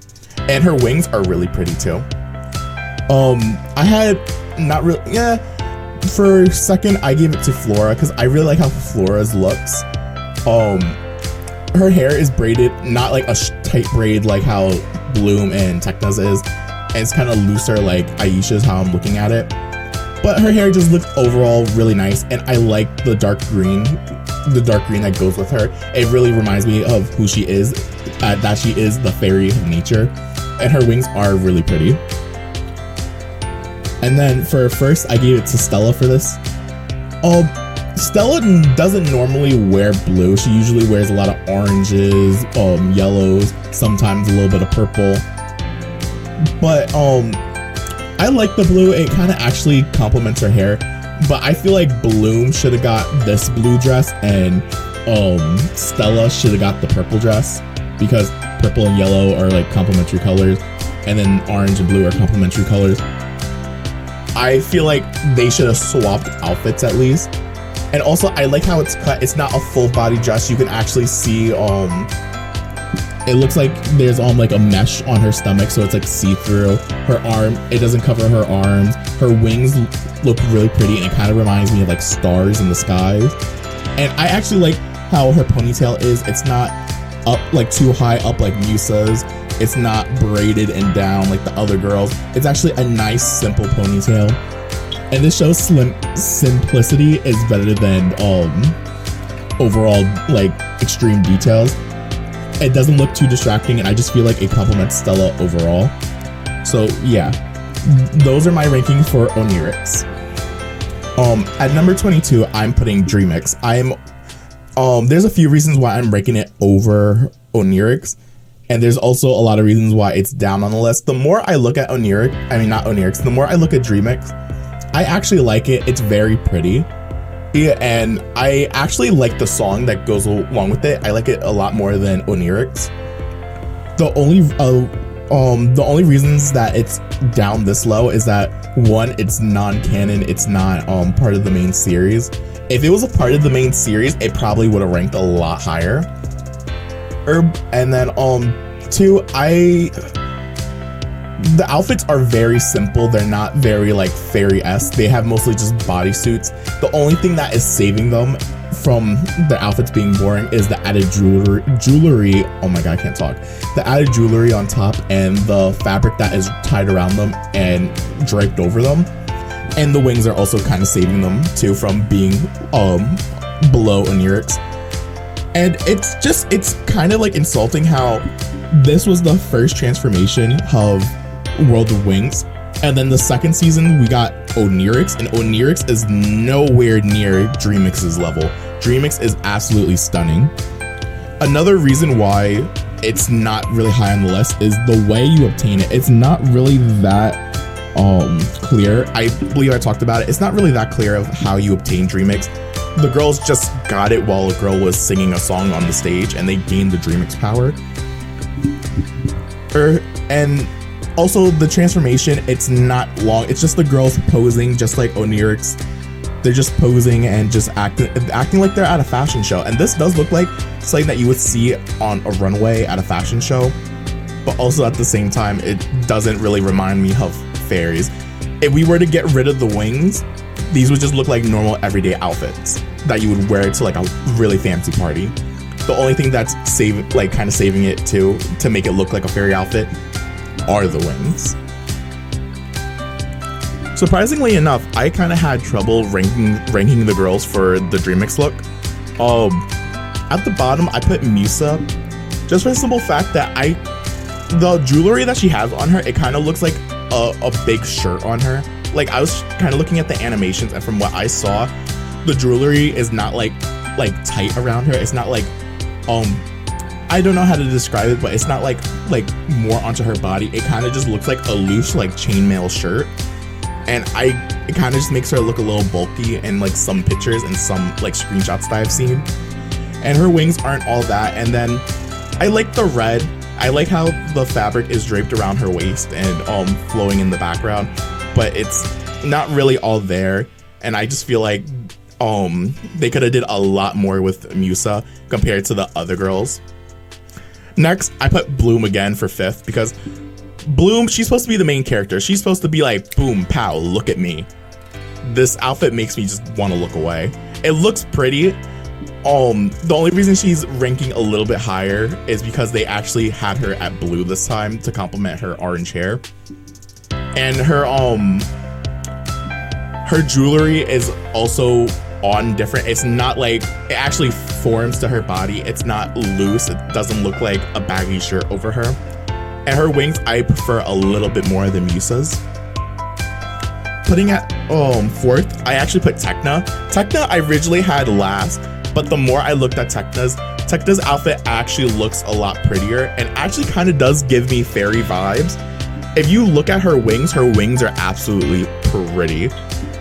And I like how the fabric, again, it's kind of like Musa's is not that dramatically different, but there's also a little bit more fabric around her chest.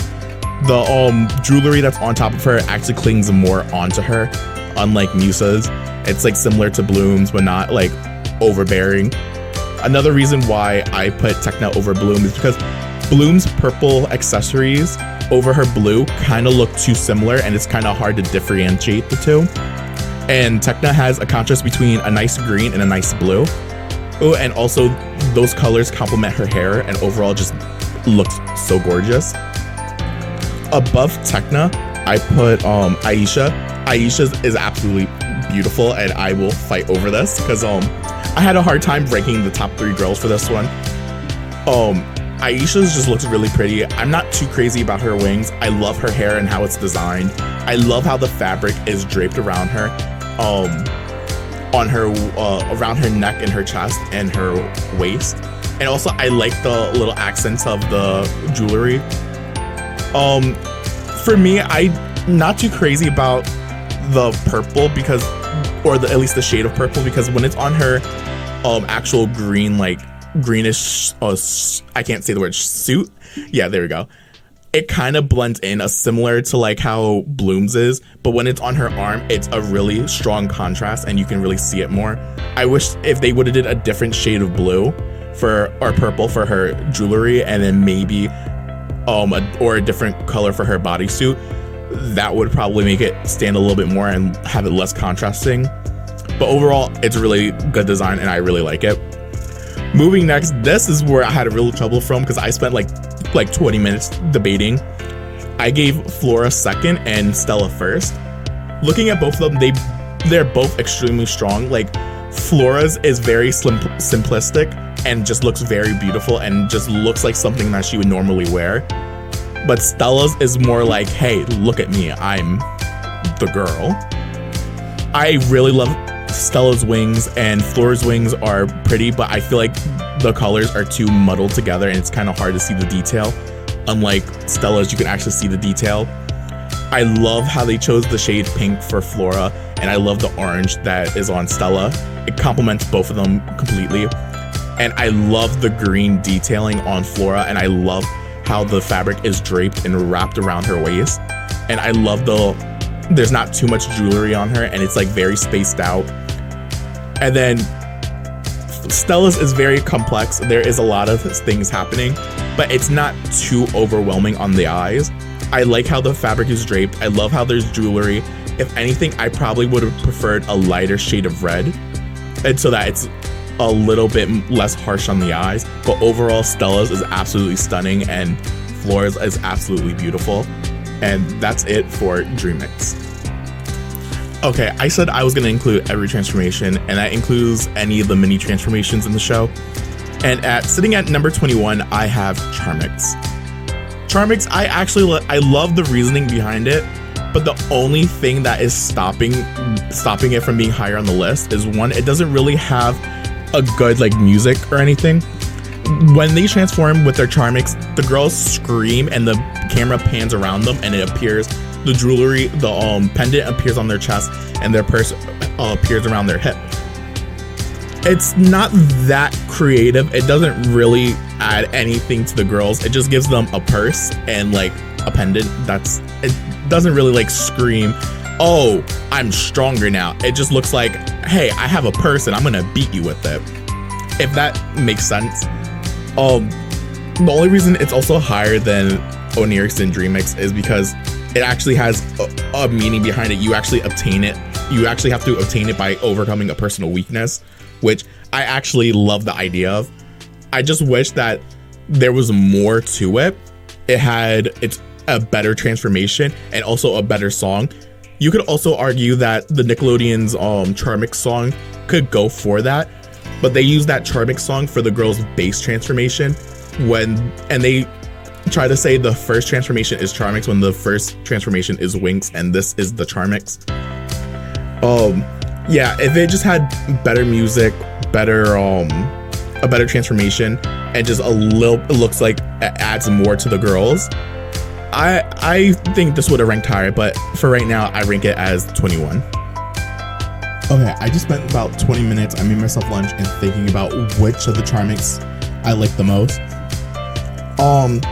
I liked Blooms, but then thinking about it, I want to put Bloom last, just for the simple fact that every other girl's Charmix, their purse part at least, goes with their elemental skill, I guess. Like, Musa is music. She has like an MP3 player. Aisha is the fairy of waves. She has like a little like jug that looks like it holds water, which I will get into in a bit. And Blooms is just a heart. And you can think about like, oh, fire is life, and another symbol for life is a heart, because yeah, whatever. I don't necessarily hate Blooms, but I like Blooms a lot. It's pink. It's a nice bright pop of color to add to her outfit because it's only blue and orange for right now. Moving next, I would have to give 5th to Flora. Flora's I like it because it's a flower. It's supposed to be a flower, her pocketbook, but the flower just looks a little like weird. It doesn't really remind me of like a specific flower. It kind of like looks more like a snail. Only reason it's ranking more, only reason hers ranks higher than Bloom's is just because it actually goes with what she's the fairy of. She's the fairy of nature, and it looks like some type of flower. I just wish that it might also just be like the art style, but I kind of wish that it was like an actual like flower. Third, I'm gonna give 4th to Tekna. Tekna's I actually like, but I wish it was like more clear what it is, because yes, she's the fairy of technology, and it's her Charmix thing looks in between like a gun and like a phone, and it's kind of hard to say what it is, if it's actually supposed to be like a laser gun or if it's supposed to be like a phone. Not really that much to talk about. It actually goes well with her outfit. It actually looks like it should have been part of her outfit to begin with, and yeah, that's the only reason why it's like ranking 4th, and it looks a little bit more coherent to like understanding what it is than Flora's. I'm gonna give 3rd. I'm gonna give 3rd to Aisha. Aisha's, it actually looks like a jug of water. It kind of reminds me of Katara from Avatar: The Last Airbender. I believe she always carried around like a little jug where she has water in it, and sometimes if she needs water, she'll pull water out of it. I'm not 100% sure. I haven't watched that show in a while, and I need to rewatch it. Yeah, it gives me like vibes of like a jug of water because she is a fairy of waves, and it also kind of gives me like Aquarius vibes, with how like Aquarius is the water bearer, how Aquarius is perceived to be with a jug of water, and she's always holding a jug of water, and it gives me like that vibe. It didn't rank higher because I wish the design of it was a little bit more I don't know, it just looks kind of weird compared to the other girls, and I kind of don't like that color of the purple and the green together. I wish it was like a different color. It kind of like also like it just looks like a difference between the color kind of reminds me of like Flora's outfit, and then the green from like Flora's wings. I just wish it was a different color besides that like type of purple. Second I'm gonna give to Musa, just for the simple fact that she is the fairy of music, and hers is an MP3 player, which I think is really cool because she's already wearing headphones. Also, I'm like running out of breath. I need to take like a breath of air. But yeah, Musa's just looks like an MP3 player, like one of those old school MP3 players that you would like just keep in like your pocket, or like you have in your bag and you would listen to your music. I kind of wish that the strap around her waist went around her shoulder to look like a purse, because that string, since she has the headphones, it could have looked like she was listening to music, and the string from her purse would look like the earbuds from the wire that would go to her headphones. I wish that would be a little bit like more clever, but overall I really like how her MP3, how it looks like an MP3 player, and how it like fits with her theme. For number 1, I'm giving number 1 to Stella for a couple of reasons. First, at this point, Stella is known as the fairy of the sun and the moon. And if you look at the design of her Charmix around her waist, it is a circle. It has a sun and it's in the shape of a sun, but it also has a crescent moon inside of it. I love the attention to detail for that. And also, I love how it's not just one color like some of the other girls. It's actually 2 colors that go with her outfit. You could argue with this with Flora, but I like Stella's a lot more, because Stella has like the silver from her bands around her wrist, so they incorporated that silver into her Charmix, along with how her main color palette for her outfit is orange. She has the detailing of the orange, and I think it's really nice and clever how they designed it. The shape is very simple, but the detail is what makes up for it, and the color palette complementing her already existing colors makes it it just makes it look great in my opinion. And it just adds more silver so that there's not a lot of it's not overbearingly orange. Okay, now that I can breathe. The next 3 are basically the wings from the Believix season. Sitting at number 20, I'm gonna put Tracix, just for the simple fact that the Tracix wings just seem like they were there for plot reasons. They weren't really there. If they were used more often, they probably would have ranked higher out of the 3. But it just feels like it's only there for plot reasons. They only use it really like twice or maybe 3 times in the entire season. The other wings they use at least more than 3 times, so they have more of a valid reason. The transformation for the wings aren't all that. The girls just like stand there, and then the wings like appear one after the other, and then like they just magically appear. And the music's like kind of alright. It's not all that. Also, another reason why these are like ranking a little bit higher is because the wings actually have at least a nice design. All the girls have the same like Zoomix, Tracix wings and all that, but they at least look. It's hard to explain. I think I would prefer it over the Charmix, Dreamix, and Onyrix, because one is also canon. So, and yeah, it looks like it's just there for plot reasons. And I'm not gonna rank the girls against each other because they all have the same exact Tracix wing. It's just different colors, and that would just be preference to what colors I like more. Sitting at number 19, I'm gonna put Zoomix. Zoomix, I believe, is the one that allows you to teleport, and I think more likely the teleporting wings should be more of like a spell than its own pair of wings, because I don't really care for it. I'm just like, okay, cool, you can teleport, but it's not that incredible, because the other wings that we have is Speedix, that I will get into in a second. I just really don't care for the Zoomix wings, and also I don't like the pattern of the wings. The wings don't really like remind me of like fairy wings. Okay, and now we have the Speedix wings at number 18. Only reason why they're higher than all 3 of those wings is because it actually seems like the most like reasonable. Like with each pair of wings, you're supposed to be able to be faster and resist stronger winds, like how the Enchantix wings are stronger than the base wings, which I will talk about later when I get to Enchantix.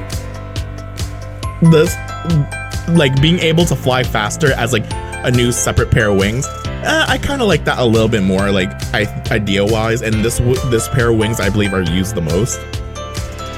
And I actually like the design of the Speedix wings. The Speedix wings actually look like they could be fairy wings, more like butterfly wings, or at least like some type of insect wings like the other.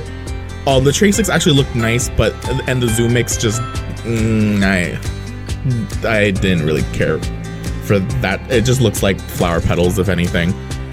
The Speedix actually looks better out of the 3 in my opinion, and actually is the most versatile and most used in the entire series, I believe, for at least the Believix season. Going at number 17, I'm putting season 8 Butterflix. Now, the reason I don't really fancy the Butterflix transformation, I will talk about that later when I get to the actual Butterflix transformation.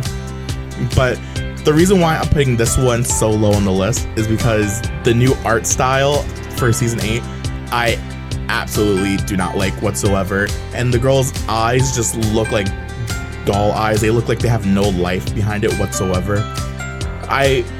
The main reason why I feel like the show has changed art styles is because they're trying to market it towards children and little girls. And I feel like, and I will talk about this more with like some of the outfit redesigns, I feel like they're also trying to censor the girls' designs. Keep in mind that like these girls are like, I think around 24 at this point. They like, and yeah, it's the girls are 24 and they're marketing this to little kids when the original cartoon was marketed towards everyone, to teens, to kids, boys and girls, because there was something for everyone to love. Even grown adults right now still watch Winx Club because the show is that good. But there's things that they do with the show because they're trying to get money. It's trying to be a cash grab, and they're ruining how good of a show this Winx Club can be by marketing it to little kids instead of like everyone. Because there are subject matters in the show that are very relatable to a lot of people. Like for example, I talked about in my original Winx Club video how each girl has a childhood trauma. Stella, hers is that her parents were always fighting and never getting along when she was younger. And when she gets to a teenager, they end up getting divorced and it hits her hard. There are literally multiple points in the season where Stella's just upset. She's crying because her parents, one, aren't getting along, arguing, and the fact that they're divorced. And that's something I can relate to because growing up, I never met my biological father. I probably met him once or twice, but I don't know him as a person. I've heard a lot of bad things about him, how he's an awful person. And I can relate to that because my mom, like they were never together. I had a father figure at least growing up, thank God. My mom's current boyfriend right now. But like that's something that I could relate to, and that's something that like you would never see that in a little kid's show. That's why Winx Club was for everyone. I'm sorry for this little tangent because it just ruins my heart that they don't know what their demographic is because they're trying to market it towards little kids. And then you have the Fate Winx Club series that I absolutely hate, that they're marketing it to older adults and young and older teens. And then they don't do the show justice at all. Like the original show was so good, and yes, there are things that they could improve on, but the overall story was really great. And then they're ruining it by having a series for kids and then having a series for adults. They just don't know what their demographic is and what they want. So sorry for that tangent, but like for those reasons alone, a lot of the season 8 transformations are pretty low on the list because it's because of how they're trying to market it towards and how they change up the story, and they like kind of take away from the transformations. Like the transformations in all the other seasons besides season 7 and season 8, all the transformations, they actually take time. They actually shows off each and every girl's design and how they're transforming into a fairy. And the Butterflix, they basically stay almost identically the same to the original Butterflix transformation, but all the girls really do is that, like, first let me talk about the music. The music's pretty good. I like it. It's not one of my favorites, but it's pretty good. I will listen to it if it like pops up on my YouTube and I'm too lazy to change it. The girls, all they do is that it goes to their eyes, a butterfly goes by and they back away, and then they have the outfit and then they sprout their wings and then they do this little dance together. But I don't care about the dance. I rather have had the girls be more like unique. And the outfits, I really don't care for the outfits. The outfits are pretty much the same. It's just a big poofy dress with a butterfly wing design over it. Each girls do have a unique set of wings, but the wings aren't all that, to be honest.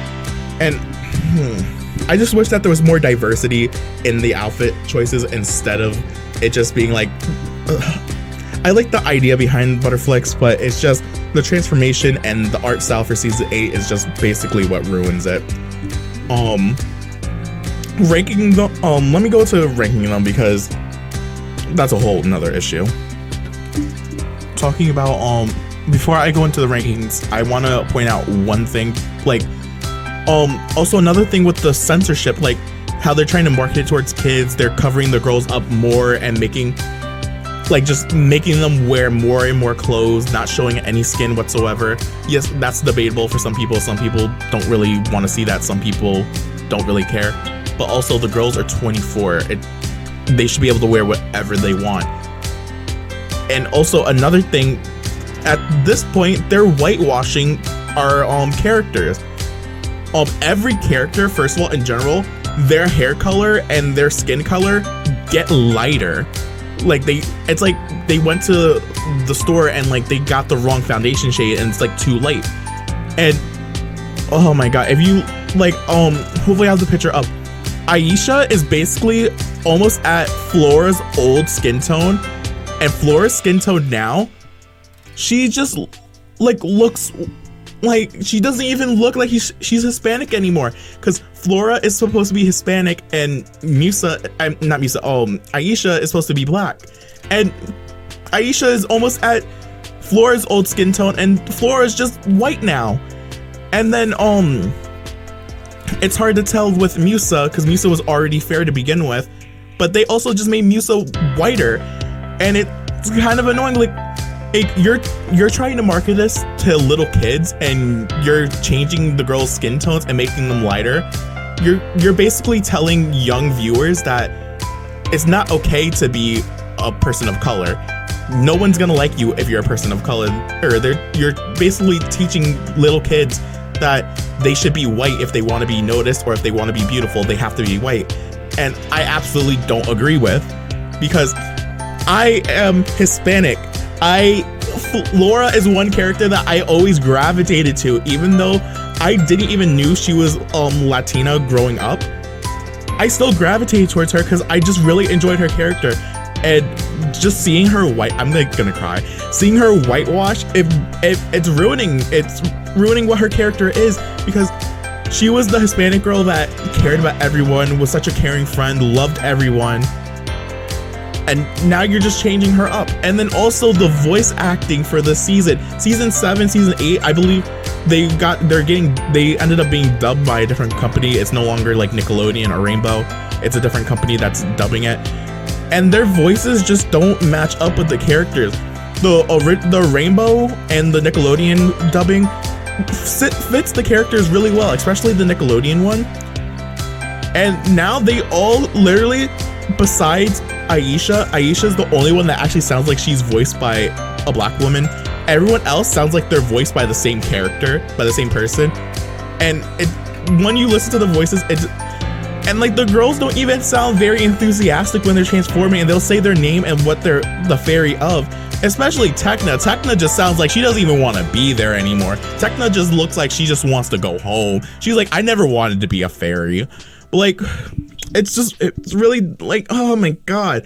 I'm so sorry for this like mini rant, but it's just disheartening. I had to get this out here first before I go and continue with the other ones. I'm sorry for that mini rant, but let's actually talk about the rankings. The rankings might be different for when I get to the actual Butterflix, but for this one, I'm trying to take into consideration the art style and how the outfits actually complement the girls. For last, I give it to Tekna, because Tekna, her wings are very pretty, but this whole outfit does not seem like her, because, okay, if you've been a fan of the actual series, the tomboy of the group was Musa. Musa starts getting more feminine as the series goes on. Like in season 2, they give her hair extensions, I believe. Yeah, they give her hair extensions, I think in the 2nd season or the 3rd season. And she says, oh, I just wanted to try something new. And she starts dressing more feminine and everything. She's no longer a tomboy. And the tomboy thing could also be basically, if you look at the tomboy version of Musa, it could also be considered a defense mechanism for when she went through her childhood trauma with her mother dying, her dad destroying music and everything. It could have been also like that could have been just either how she wanted to dress, or you could look at it as a defense mechanism. And maybe when she started getting more comfortable after her dad allowed her to actually pursue music as a living, she ends up becoming more feminine. more like her mother, so you can look at it that way. Techno, she never, like, her outfits were never very feminine. They were pretty much like, I feel like a good neutral of in between. Yeah, there will be like girly parts, like for Sirenix, there was a little skirt around, but usually all her outfits, she had pretty much like short. She never really had like a big like floofy skirt. The only time, I don't even think her Enchantix, I don't even think she has a skirt for her Enchantix. I believe she just has a short and then accessories on it. This just does not really suit Tekna, especially with the art style and how her hair is designed. It doesn't really like pair well with her. The normal season one, she actually looks very pretty in. This one, she just seems kind of like eh. Next, I'm sad to say this, but Stella got 5th for me for this one because Stella is, out of all the characters, her and Flora always had like the best outfits in my opinion for everything. But this one just I don't like the colors. It might be also because they made her whiter than before. And the bright, vibrant colors of her outfits just don't pair well. You have very pale yellow and then her pale skin, and then you have these very bright and vibrant purples, pinks, and oranges, and it's very not pleasing to the eye. And I don't like how her hair is like, her hair in the normal one is braided very well. This one, I don't like how like clunky it looks. Musa, I like I keep saying this, but like the original art style for this outfit is better. This one I like her wings and I love the color palette, but I don't know. I think it's the color of her hair, and then also they made her whiter than she's originally supposed to be. Like they made her paler, and it just does not look well. It just looks kind of like, I love all the colors, but it just does not mesh well like whatsoever. Aisha, I'm gonna give 3rd because Aisha's actually looks very pretty. I wish they didn't whitewash her, but I really love how her hair is. I love the shade of red in her hair goes pretty well with the turquoise and the purples. I really love her shoes, and overall it kind of gives me like the fairy godmother vibes. Like, she's very pretty, yeah, and I feel like this outfit actually does complement her well. Second, I'm just gonna give to Bloom because I love the color palette. The only thing that's saving her outfit is her color palette, and her wings are decently well, but they're really similar to Flora's. Her braid and her hair is like kind of nice, but oh my god, I just really love her art style. Not the art style. Whoa. No, I really like how the color palette and the outfit looks. I hate the art style. I think we already know that. That was a slip up. The only reason why she is not 1st is because Flora pulls this outfit off so well. I hate that she is whitewashed. I feel like this outfit would look so much more beautiful if her skin tone was actually the original skin tone. But you know, we can't get whatever we want. And also too, this transformation is based off animals and based off nature. She is the fairy of nature. This really goes well with her because bugs and plants are basically her. Well, she doesn't do anything with bugs, but like plants are her things. She knows stuff about bugs, and the butterflies and like flowers and everything just go really well with her overall like element and her overall design. So that's why I'm gonna give Flora the prize on this one. Season 8 Enchantix gets 16th place. The only reason why it's getting higher than Butterflix is just for the simple fact that I loved Enchantix more than Butterflix. But if we go by lore and overall theme and how it's obtained and everything, I enjoy Enchantix more than Butterflix. And oh my god, but they kind of ruined the Enchantix look for season 8, and let's get into it. Season 8 Enchantix. Now, I'm not if we compare it to the original Enchantix form, I actually rank really high in this list because the regular Enchantix form, the lore and everything behind it I love it so much. But oh my, how, because remember how I said that they were basically censoring things, whitewashing characters, making this aim towards kids? Okay, I also mentioned that the girls are around 24 at this point, and they basically take the outfits that they originally had and try to revamp it. They change the girls' wings. They try to keep the overall like design, but they basically change it. They keep every girl's hair the same, like as the original. They change pretty much everyone's wings. Some characters are changed completely. Looking at you, Flora.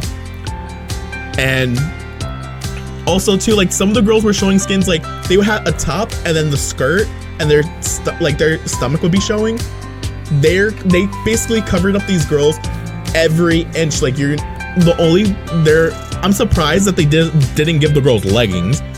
That's the one thing I'm surprised about. They covered up their stomachs. They covered up any of like, because at this point when they first get this transformation, they were 18. So it's not like, so they're not minors. They're supposed to be 18.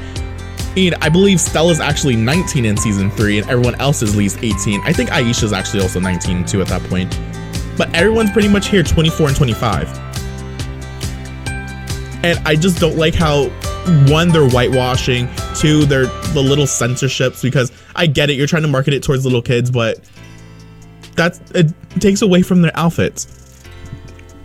That's why it's very low on the list. And also the art style just does not look good with it, because they're trying to make it overall way too cutesy, when the Enchantix form is supposed to be beautiful. It's supposed to be stunning.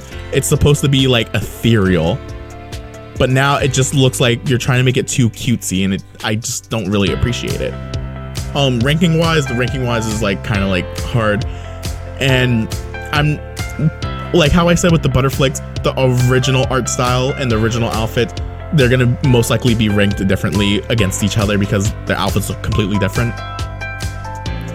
Okay, I just had a moral debate on who I think has ranking these girls against each other.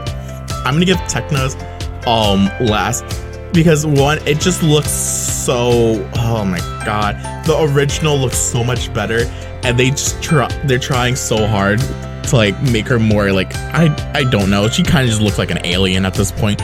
Like her original, like she looks more like a fairy. She looks kind of like an angel in her original Enchantix form, and this one she just kind of looks like an alien. Like she doesn't even look like she's supposed to be around here. She doesn't really even look that much like, if you got rid of her wings, it looks like she's a sci-fi character, which, yeah, she's technology, where she comes from, it's sci-fi and everything, but it just does not look right for her, at least.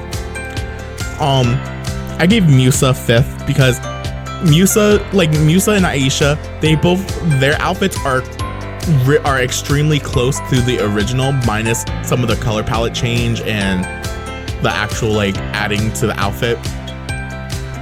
I just don't really, it's way too much pink for me.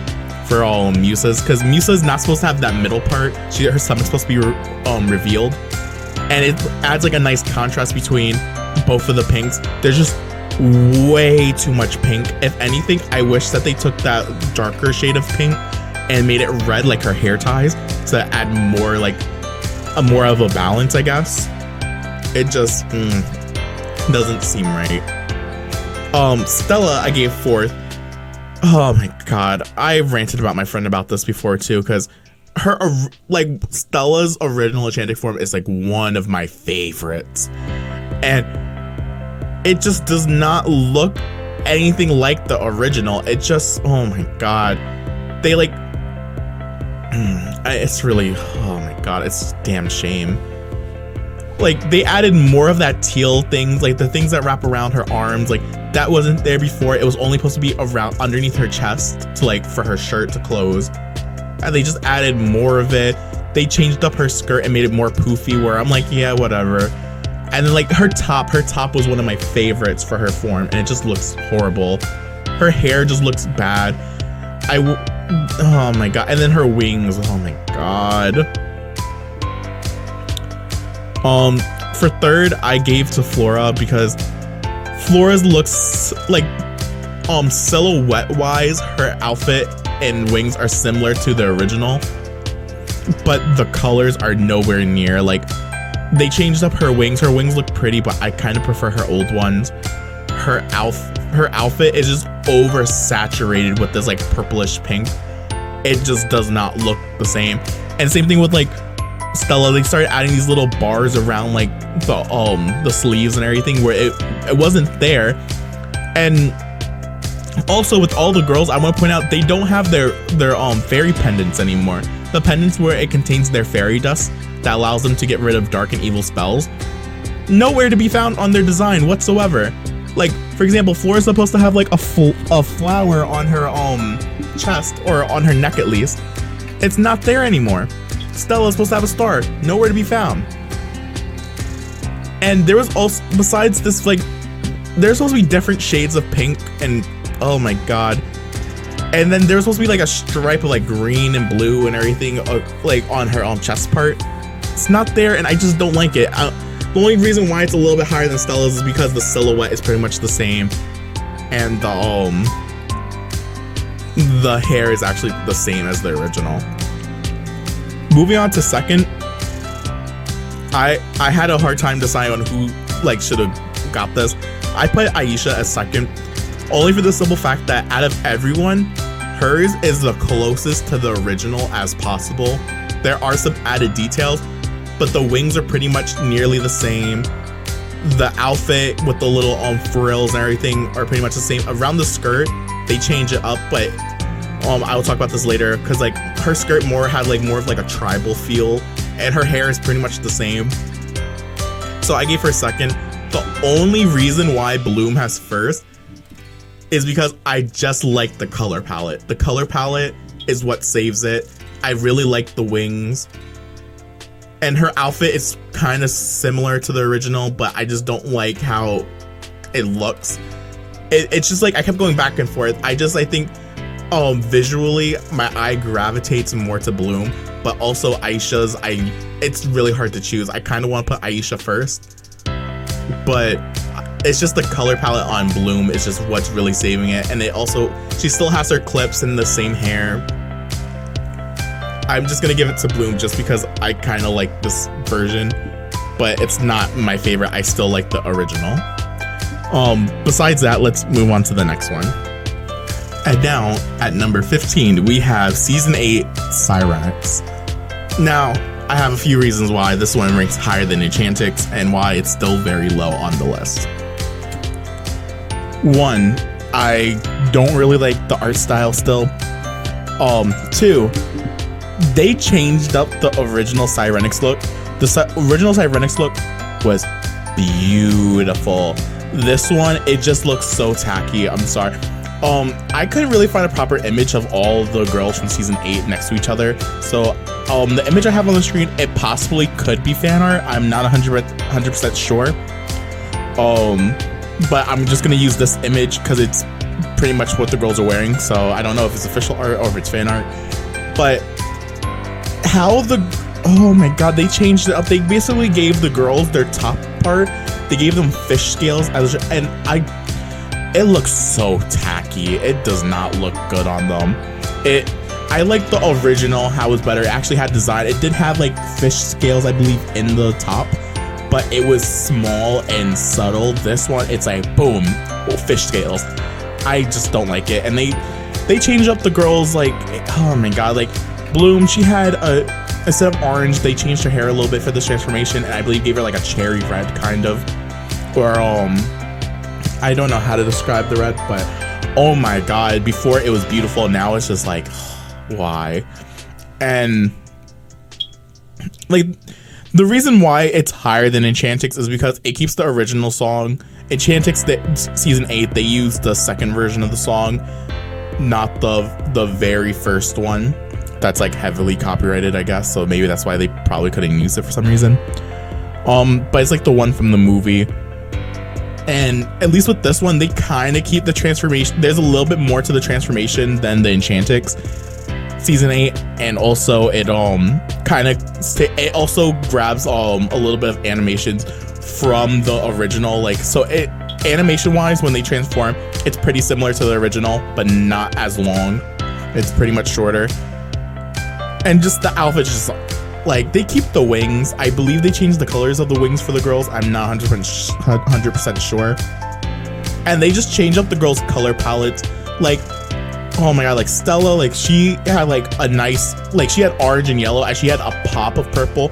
Now she's just like covered in purple, and it just does not look pretty on her. And then like, oh, and then like Musa had this like bright like strawberry red and green, and now she's just red and pink. And there's not even a lot of red now. She's just mostly drowning in pink. And then some of the girls have like the same, like Stella and Bloom have like the same like scale patterns, and then technically, and then Aisha and Musa have similar ones, and then Flora and Tekna. If you were just gonna give them, they should just all had different tops, if anything. But yeah, it ranks higher than season 8 Enchantix, but it's still very, very low on the list. Let's talk about the rankings. The rankings for this one wasn't really all that hard. The actual Sirenix one, that's where I have trouble with. But this one, the girls, I just don't like their outfits. It just does not work well. It's a stereotypical like cliche like mermaid scale design. It does stay at least somewhat close to the original. It's just like, it just doesn't look good. Ranking them least, Tekna. They ruined Tekna's design in this one. Tekna's original Sirenix look was so beautiful. They made her hair gorgeous. Oh my god. And this one, it just looks, oh my god. I loved her original Sirenix one, and now this one just is not even impressive whatsoever. Next, 5th, Bloom. Bloom's original, again, the originals were better. This one, I just don't like. And I'm just saying this too, if these were, let's say these were the original designs and the original Sirenix designs never existed and we got this, I wouldn't be impressed by Sirenix. Sirenix just looked like meh. But thank god these aren't the original ones. But Bloom just doesn't look well. And Bloom kind of like, now that I look at her, she has like a little crown or something on her head, and it kind of looks like one of those blue hats that a stewardess on a plane would wear. She doesn't really even look like it just doesn't look good. And I loved her cherry red hair and everything, and they ruined her. At 4th we have Musa. Again, Musa, they changed up her color palette a lot, and they got rid of like that strawberry thing in her hair, and I thought it was so cute. Like they got rid of all the girls like special like details in their hair. It's just like, oh, here's a ponytail, and because I'm gonna go more into the Sirenix, talk about more of the Sirenix like later, and like the little details about it, what makes it so good. But it's just ruined here. It's like, it's oversaturated with like pinks and everything, and then you have that, like, at least if they would have put more of that pink that's in the leggings, the dark pink, and added it more into her outfit, it probably could have saved it a little bit better. But oh my god, it just doesn't work well. 3rd, Stella got 3rd because, oh my god, it doesn't look, there's too much purple. Yes, aren't like yellow and purple go together, but it just doesn't like, in other sorry, in the other seasons, Bloom would wear blue because it would go with her orange hair and it would be a nice contrast. This isn't a nice contrast. It's kind of like, doesn't look well because there's so many different shades of purple that it's like my eyes just don't know what to focus on. I think the darkest purple, if they would just wait, there's another one that's darker. There's like 4 like purples here. If they got rid of that teal and stuff and just kept it one purple, it probably would have been all right. Yeah, I just gave her a 3rd. 2nd, I gave Aisha because Aisha's actually looks very pretty. But it's still not the same as like regular Aisha's. Regular Aisha's looks so much better. This one just looks like there's just way too much blue, and they're trying to add in these like bright and vibrant colors.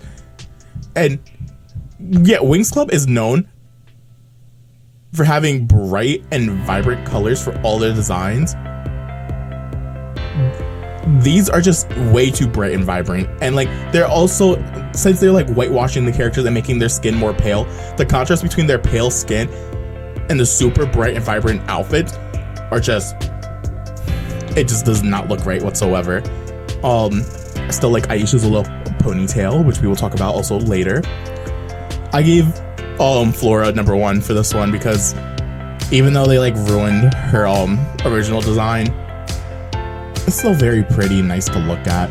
I'm just upset that because Flora's ponytail was unique. She had it and her ponytail would go over her shoulder.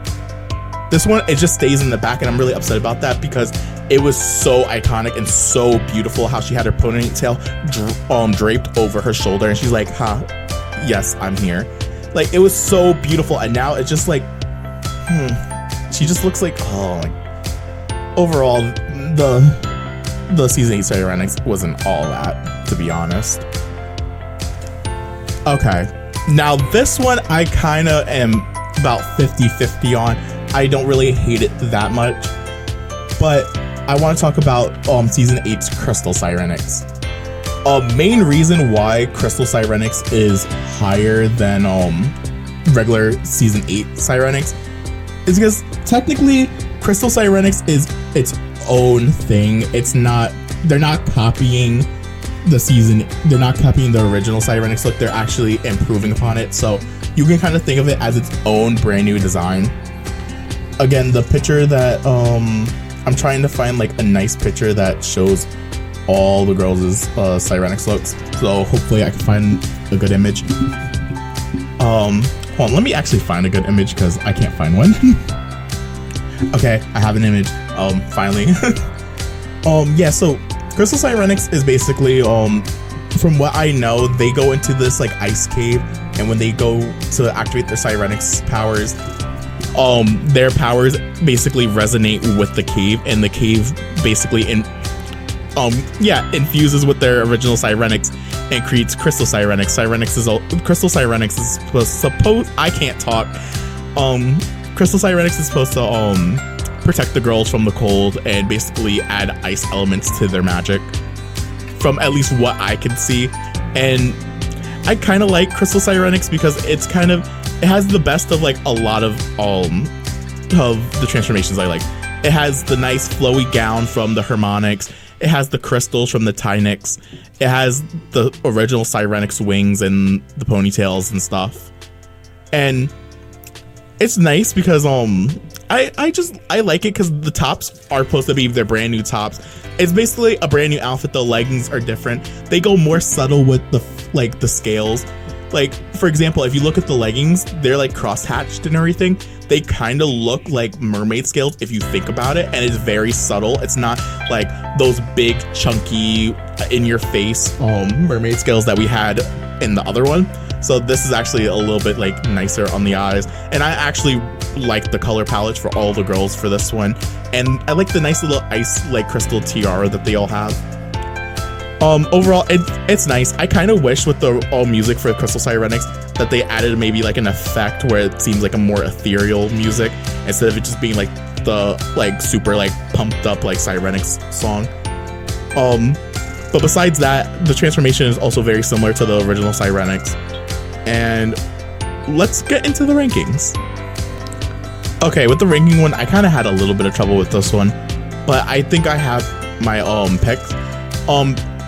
I don't necessarily hate any of the girls' outfits for this one. I actually pretty much enjoy them. I kind of wish that this was introduced in the original series a little bit. I'm putting Aisha last just for the simple fact that this doesn't really match her color palette. Like the blue, yes, but then the purple under the purple of the cape, the purple of her shirt. It just doesn't look like it would go with what she normally wears because her color palette mostly stays in the blue and teal area and sometimes green. And also like her cape is really similar to Bloom, so it feels like they didn't really want to like design her all that much. Yeah, I gave Aisha 6th for this one. I gave Tekna actually 5th for this one because there's so much purple going on with all the girls' outfits that she, like, just like Stella, there's a pop of color. She's like not just purely just purple and stuff to represent ice.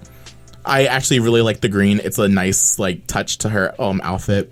I just don't like the art style. The art style just ruins it for her, and I wish they would have did a little bit more with her hair. I gave Musa 4th because it's just, she's oversaturated with purple. I wish they would have added like some red or maybe some green like Tekna's, but not too much, just a little subtle hint of it. Like color palettes at least like close to the original Sirenix so that this could actually look very well. And also I like the design on her shirt a little bit more than Tekna's, so that's why she's also at 4th. 3rd I gave to Bloom because I don't know, I like the blue and the pinks and everything, but I don't know, it just doesn't look that well on her, I guess. Or also the image I'm looking at isn't like the best because it's from the actual like show. Yeah, I think maybe if they adjusted the colors, it's also like the pale skin that's like really like confusing me. 2nd, I gave Stella because Stella, just like Tekna, has an actual like pop of color that actually like stands out because the background is blue and all the girls are wearing like pinks and like purples, blues, and you can actually, she's a great contrast against the walls and the transformation where you actually see the detail in her outfit. That's why she is number 2 for this one. Flora, I don't know, Flora's just looks very nice and it looks like it suits her well. Flora's main colors are always greens and pinks, and this purple is like a nice touch for her because she's never worn a color like this before in a fairy transformation outfit, at least. And I think it actually like suits her pretty well, and I really like this outfit on her. Moving on, I'm putting Cosmix at number 13. Now, I know I keep talking about how I don't like season 8 and everything. That's why they're pretty much lower, just because it's the art style that really is the art style and the drastic changes to the originals. Like Sirenix and Enchantix have valid reasons for why they're low. Butterflix I just don't personally like all that much. Crystal Sirenix, I talked about how I actually pretty much appreciate it and kind of wish we would saw it in the original, like in the earlier seasons. Cosmix, I love and hate at the same time. The music first bops, it goes hard. The Cosmix song, please go look up the Cosmix song. It goes hard, and I listen to that so much. It's one of my favorite Winx Club songs because it's fast, it's catchy, it gets straight to the point, and I really like the song. Also, it loses points because the transformation is like not that long. I've seen a fan transformation where they use the original art style and they turn the girls. They do basically their own animation version of the transformation, and it actually looks very nice, even though it's not like high production. It's really nice, and I wish they would have put more effort into this transformation because it's so it had the potential to be amazing because it has all the key elements. It's just missing things here and there, and if they would have just had it, this probably would have been in my top 5. But just because it's the art style and the animation is so short, because they do the cool silhouette effects where the girls look like galaxies and then the outfits appear on them and they become human and stuff. It's really nice. It's similar to how Stella does her Believix transformation, where she turns into the stars in the cosmos, and and then her body starts to fill in. It's similar to that, and it's also not that original, but it also is better. They do it better than Stella's original Believix transformation. Now I've seen artwork of these characters. Some people have drawn them in the original art style, and it looks very good, but also at the same time, these outfits wouldn't work for the original art style. Well, another reason why this is higher than the other ones is because this transformation and the style of this outfit works for this art style. If it was the original art style, it wouldn't have worked as much. But if it was the original art style, they would definitely have changed it up a lot more than what we have now. Well, it's just they're lucky they changed the art style for this transformation, just for the simple fact that it works, it looks well. But I still kind of wish that it was the original art style. The rankings are a little tricky for this one because all the girls look stunning in this outfit, but I tried looking at the closer details. For last place for this one, I give Aisha, just only because she doesn't have that much detail in her top. It's like she has her skirt and her top, and it like basically is looks like a gradient, and it has the stars on top of it. Every other girl basically has something a little bit different and a little bit more unique. And also it might be because when she transforms, her background is also like blue, her wings are blue, and there's so much blue happening. All the other girls have at least a different color in the background to like, so you can at least see more of the detail. I don't necessarily hate it, but I just feel like I wish there was more detail in the top possibly. For fifth, I gave to Musa because there's not that much really going on, but there's at least a differentiation between the top and the bottom, and a little bit more detail than Aisha's. And I like the color palette, and I think it looks good on her. I like her little pose at the end where she's doing like a rock star pose, kind of, if that makes sense. Yeah, I'll give her fifth for that one. Tekna actually got fourth for this one. I really like it because Tekna is, she comes from Zenith. It's like a sci-fi planet, basically. It's futuristic, and this kind of looks futuristic on her for some reason. And I kind of like how her hair is styled, even though it's not like there's a lot of detail in it or volume. It's like, it's nice. It kind of looks really sci-fi, and it just really looks stunning on her. For third, I gave Flora because Flora just looks really cute in this outfit, and I just couldn't. Also, it seems like out of everyone has boots, but like from a distance, it kind of looks like she's wearing sandals for some reason, and I think that's funny. She doesn't really have that much differentiation. I can't say the word that I said earlier, but you can at least tell the top from the skirt. It's not like a big gradient like Aisha's, and I just think she looks very cute in it, and it like suits her really well. Stella, I gave second for this one. Stella is the fairy of the shining sun and also the moon, and she's all about stars. There's always stars in her outfits, and I really like this on her because this is basically like her transformation if you think about it. I think I mentioned this, like Sirenix is technically kind of like Aisha's transformation. Sophix and Butterflix is kind of like Flora's transformation because it has to do with like nature. Well, Butterflix is more of Roxy's transformation, but she didn't get it. Bloomix is kind of like Blooms because it has to do with the dragon flame and fire. Like, some of these transformations are going to certain areas, which I love the idea of Cosmix. That's why it's also ranked higher on the list, because the Cosmix one it actually makes sense. Like, they can go to space. Even they weren't able to like fly in space before, and now they're able to go through space and see the stars. They get the powers from the stars, and it kind of like Stella's how she gets her powers from Solaria's sun. And yeah, Bloom I gave first for this one because I just love the color palette, and I love how her hair is designed. Also, I love the detail in the hair for all the girls, how they have a streak of stars instead of like a highlight. They have stars, and I love it. It looks so pretty. Bloom's just like actually looks very pretty. I love how she has like the armbands, and they're not completely closed, they're closed with stars. I just really like it, and I love the color palette for her. And her wings actually look very pretty. I'm really sad that all girls have similar wings, but I wish they like were a little bit more unique. But yeah, overall, that's my ranking for this one. Okay, we're done talking about season 8. Now we're going back to the older seasons to talk about the transformations. At number 12, I have Lovix. And between Lovix and Sophix, I have reasons why Sophix is higher and why Lovix is lower.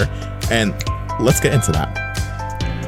Mainly the main reason is for plot reasons, because with Sophix we actually encounter the major earth fairy for nature in the Amazon, who is like also like supposed to be stronger than Flora apparently.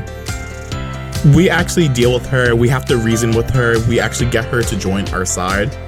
With the Lovix form, the ice major earth fairy, we interact with her, but like we don't really fight her, we don't really try to reason with her. It's because Nebula and Morgana come in and settle everything, so she was just kind of like a waste, and this transformation was kind of a waste. It's similar to Crystal Sirenix, how it's to keep the girls warm, and it also gives them like a little bit more of a power boost, I guess. They mostly just add in a lot of like, they drown out the characters with a lot of blues, purples, and they don't, and the funny thing is they don't really change, they change the outfits a little bit for some characters, but like color palette wise, they don't even like really touch Stella or Flora, and it's like kind of funny. But with all the outfits, they added a bunch of like floofs and fluffs to simulate like something that they would wear when they were warm. I like it. I thought I would like it more, but it's not as like cool as Sophix. Now, ranking wise, there's only 2 people I had trouble with ranking, but overall, this was easy to rank. I put Stella at the bottom for this one because they didn't really change up her outfit a lot. Because Stella is already supposed to be like, Stella and Bloom especially are technically, if it were to come to environments where it's cold, Stella and Bloom are already fit to be warm, even if their outfits may not look it. Stella is the fairy of the shining sun. Bloom is dragon flame. They both can create heat. There's also an episode where Stella is pushing herself to keep everyone warm because they're in like an ice cave, and if she didn't stop, this big giant ice snake would like kill them. I think they were trying to also go for she's already warm, she doesn't need anything, but how everyone else is basically redesigned, they don't really do much. And then her wings don't like look that nice too. I think there's like a flame in the wing. I'm not 100% sure. Other than that, it just doesn't look really all that well on Stella. I was having a debate between Flora and Tecna for this next one. I'm only putting Tecna 5th just because I feel like there's too much purple now. Like, her actual Believix form actually was very pretty. It had a mixture of green and purple, and they got rid of all the green and just added a ton of purple. And I wish like they could have turned the leggings like blue, added a little bit more blue if there was a contrast, but it's just drowning in purple. I put Flora 4th because I like the unique take of winter and nature being combined into her, because those are like they shouldn't really go together. I really like her outfit though. It just looks very pretty, and she doesn't really get over drowned with blue and purple, even though I kind of wish I would have seen a little bit of blue and purple incorporated in her design. But it's just very pretty, and I just put it at 4th, but it's not the best. I put Aisha for 3rd. I really like her design for this one. It's because she's already with water, and water is very close to ice, so there wasn't that much they had to change with her. But I like the little details that they add into her outfit, and I just feel like it complements her in general. Bloom I put 2nd because it just looks very pretty, and I just really like this form. It just looks very pretty with her, and also she's supposed to be fire, and now you're adding ice, so it's like, it's just really ironic because like her main enemy in like the entire series is Icy, and Icy isn't in the season, so it's like kind of like the best of both worlds if like Icy and Bloom had like a child. I really like it. I like the compliments of the blues, the pinks, and the hints of purple. But the one who really wins this one, in my opinion, is Musa. Musa's Believix form was already stunning, and then this little added floofs, the adding into the blues and the different shades of purple, because her outfit was already like purple and red, and now they got rid of the red and just added some purple, some blues. It's just really pretty, and her wings look absolutely beautiful in this form. Okay, Sophix is actually 11th, and just like how I said before, because I feel like they did a lot more with the girls when they were in their Sophix forms. I like when they were going up against Diana, I believe her name was Diana. It also too, like when you think of fairies, you think of nature, and this is just like in my opinion, it gets to the main root of what a fairy is, because fairies are found in nature. They're in touch with nature, and then just the designs, they really changed the girls' designs up a lot. And some of the characters that you think wouldn't look good in this transformation look stunning. Like for example, Tecna is technology. You wouldn't think technology and nature would go together, and it does. Oh my god, how they did her design for this one is so pretty. Like all of them are so pretty. I just can't, it's hard for this one to pick which one I like more. Like even Flora, she's already nature based, and they add more nature to her, and it looks pretty. These are all basically based around the Amazon rainforest. That's where Diana's like life source is also at. Bloom, she's fire and nature. You don't think that would go well together, and it works. It works very well. Ranking this is gonna be hard. Okay, I ranked them. I'm gonna give Stella last for this one. Her outfit is very pretty, don't get me wrong. I don't really hate any of the outfits for this one. But when it comes to how they incorporated nature into their design, I think Stella she's missing some things. I feel like it's her skirt that looks kind of weird, and also like the green and her orange together, it kind of makes her look like a carrot. If that makes any sense at all. Like her skirt just looks like a carrot. For 5th, I gave to Musa. I was like struggling between Musa's and Aisha for 5th. I just gave Musa because hers just seems like not that much of nature. Her wings are really nice. I love the fabric around her arms, but it kind of looks like, also with like her base Believix form, it kind of looks like something that you would wear to like yoga or something, especially this form more than the other one. This, I feel like she would wear to like yoga or maybe on the beach, because like the fabric around her waist kind of looks like those, I forget, I don't know what they're called, but basically when girls go out in their bikinis, they'll have like that little fabric over their bikini and they'll take it off when they go to swim. It kind of reminds me of that. It's overall still beautiful, but not as much as Aisha's. Aisha, oh my god, I love this one. It kind of reminds me of her Enchantix form a little bit, and also because this is all around the Amazon, and it just really looks beautiful. It kind of gives me like, it kind of reminds me of how her Enchantix form kind of looks kind of tribal with the skirt. This one, with water and nature, those are two things that are very similar, and I feel like they actually get it across with this one. My only problem with this one is that I wish they would have added more greens. Like with all the other girls, they add in a lot of green. This one, they just keep her color palette blue and don't really add any green to her outfit. Next, I put Bloom. Bloom's outfit is very, very, very pretty, but I feel like there's also a lot going on. The girls all keep it pretty much simplistic, and hers, there's that pink on her shoulders. She really didn't need that. They should just kept her palette just blue and green for this one and made it very simple. I think that touch of pink is also throwing it off because then there's too much fabric. All the girls are pretty much being minimalistic with this one, in my opinion, and she just a little too much. Tone it down, Bloom. We get it. You're the main character, but you don't need to be all about you. For first, I really had a hard time. I'm giving second to Tekna and first to Flora. Tekna's is so beautiful. I love how they were able, because Tekna, if I'm being honest, Tekna is the hardest out of everyone in this entire series to design for, because I get it. Hers is technology. How do you infuse magic and technology? That's very like hard to do. And some people nowadays are actually trying to like blur the line between and like put more science and magic, put more magic and science. All the other girls, you have fire, water, nature, sunlight, music. You can incorporate nature very easily into that. Maybe not music as much, that's why maybe Musa's like a little lower on the list. But it just works. It looks so well. It doesn't even say like, oh, she's the fairy of technology, but it also complements her technology side. And Flora, the main reason why Flora is getting first for this one is because Flora is the fairy of nature, and they basically took her already nature-inspired outfit and raised it from 10 to 100.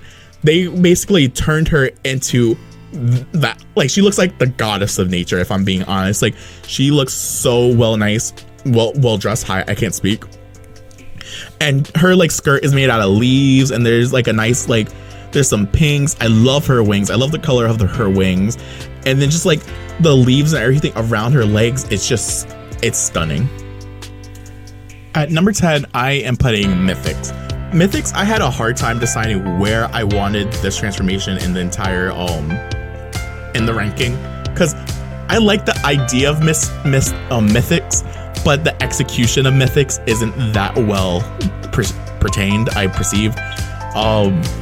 My main issues with it is that it's in 3D, it's not in 2D. I will be using 2D art for this one. I don't believe this is the official artwork from like the company. I believe this is fan art. If anybody has any idea who drew this fan art, because I think it's fan art, please let me know so that I can link them below and give them credit where credit is due, because they actually do a really good job of drawing the girls' 3D models. But yeah, Mythix, I already explained how it's like the reasoning on how to get it. It's like, yeah, they defend the school and they get the wands, but it kind of looks a little weird. It's like kind of like weird. The outfits themselves, the outfits are very beautiful, but the 3D models don't do it justice.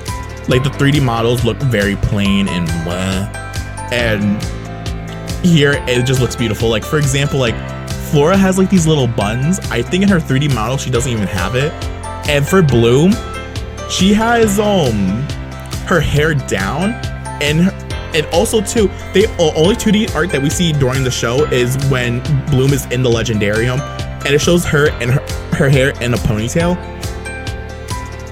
That's the only, and in this art, her hair is in a ponytail, but during the actual show, her hair is down. It's not in a ponytail, and it's kind of annoying because it's like it's inconsistent.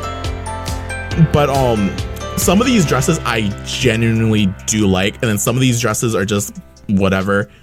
But the show doesn't do a good job of showing the 3D models and showing like the outfits. That's why because of that situation, it's not very high on the well, it's like somewhere in the middle. It's kind of in the middle. It's number 10.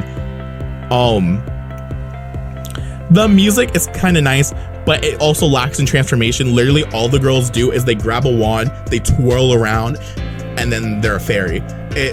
I just wish that there was like more of a transformation sequence. Like at least with Sirenix, they at least did a decent like transformation.